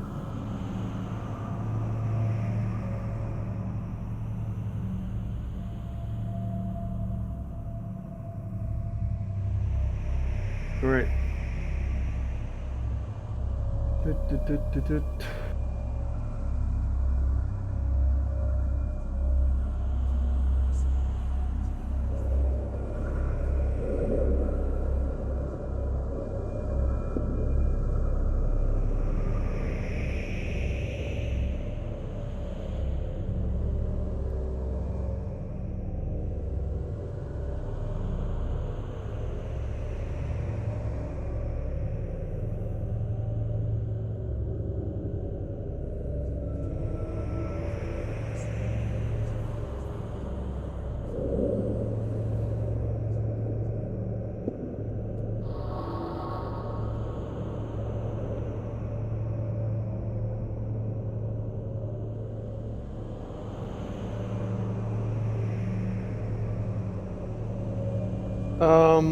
How much time do we have, Arconus?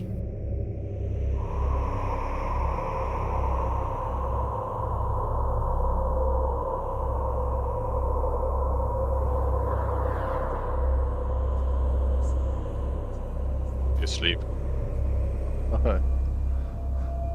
Really?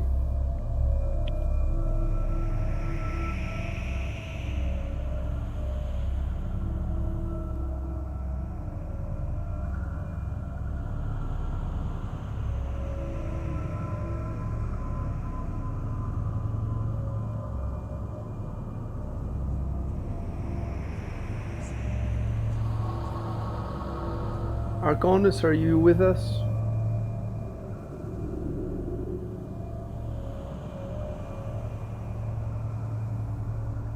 That's true.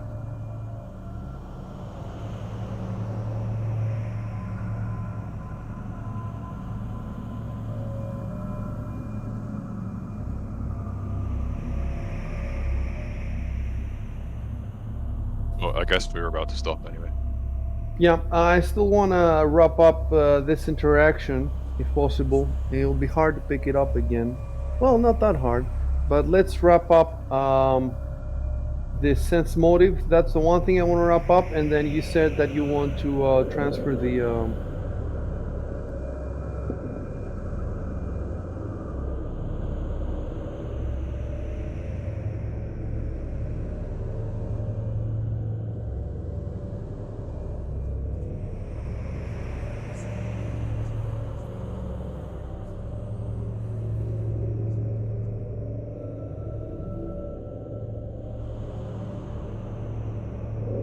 Right. Okay. So the exchange was happening between. So I'm gonna whisper to Edward. The result of the sense motive.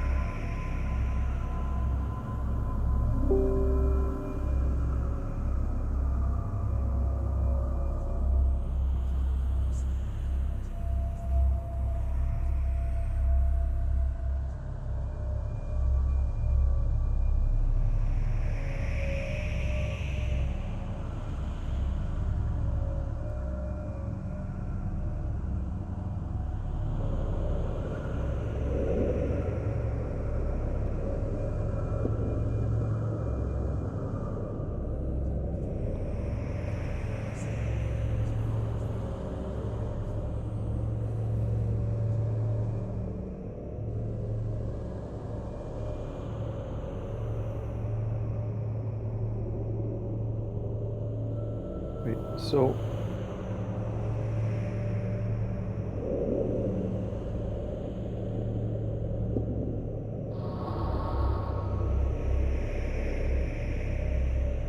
So whom did you want to pass the lantern to? You said to The cleric.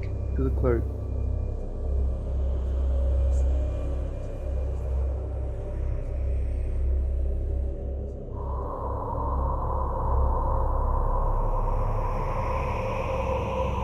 Okay, so I'm gonna put in the notes here.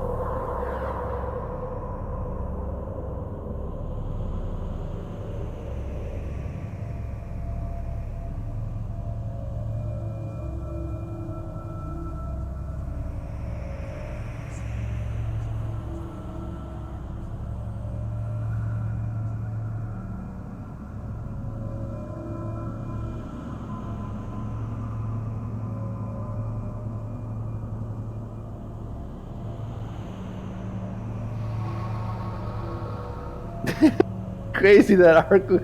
So what time is it now? Where he is? It's Like 1 a.m. 1 a.m. Okay, so maybe he woke up early or something.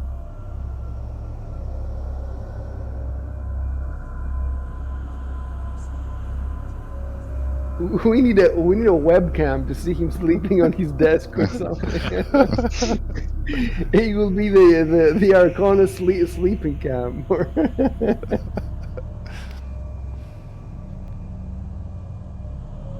Like the Truman Show.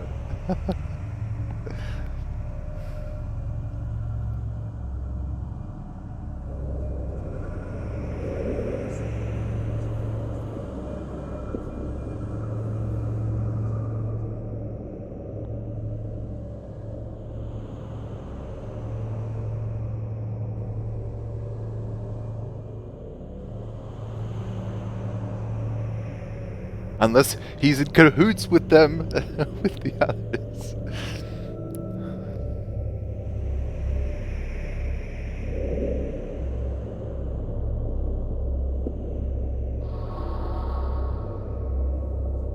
Just walked up and basically robbed him.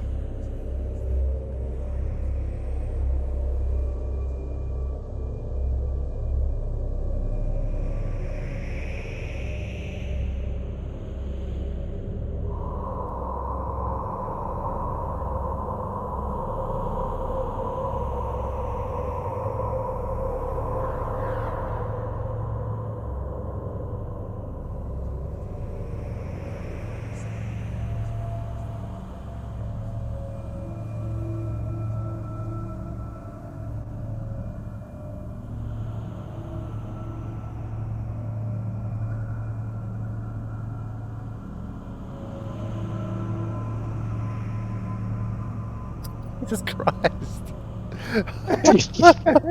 You fucking weird. Oh my. Oh, are you back? Okay. Oh, Yeah. thought you fell asleep. That's what I did. Did you fall asleep? No, I didn't fall asleep. I just got back. Oh, Well, we're good. This is a good point to wrap it up. Yeah.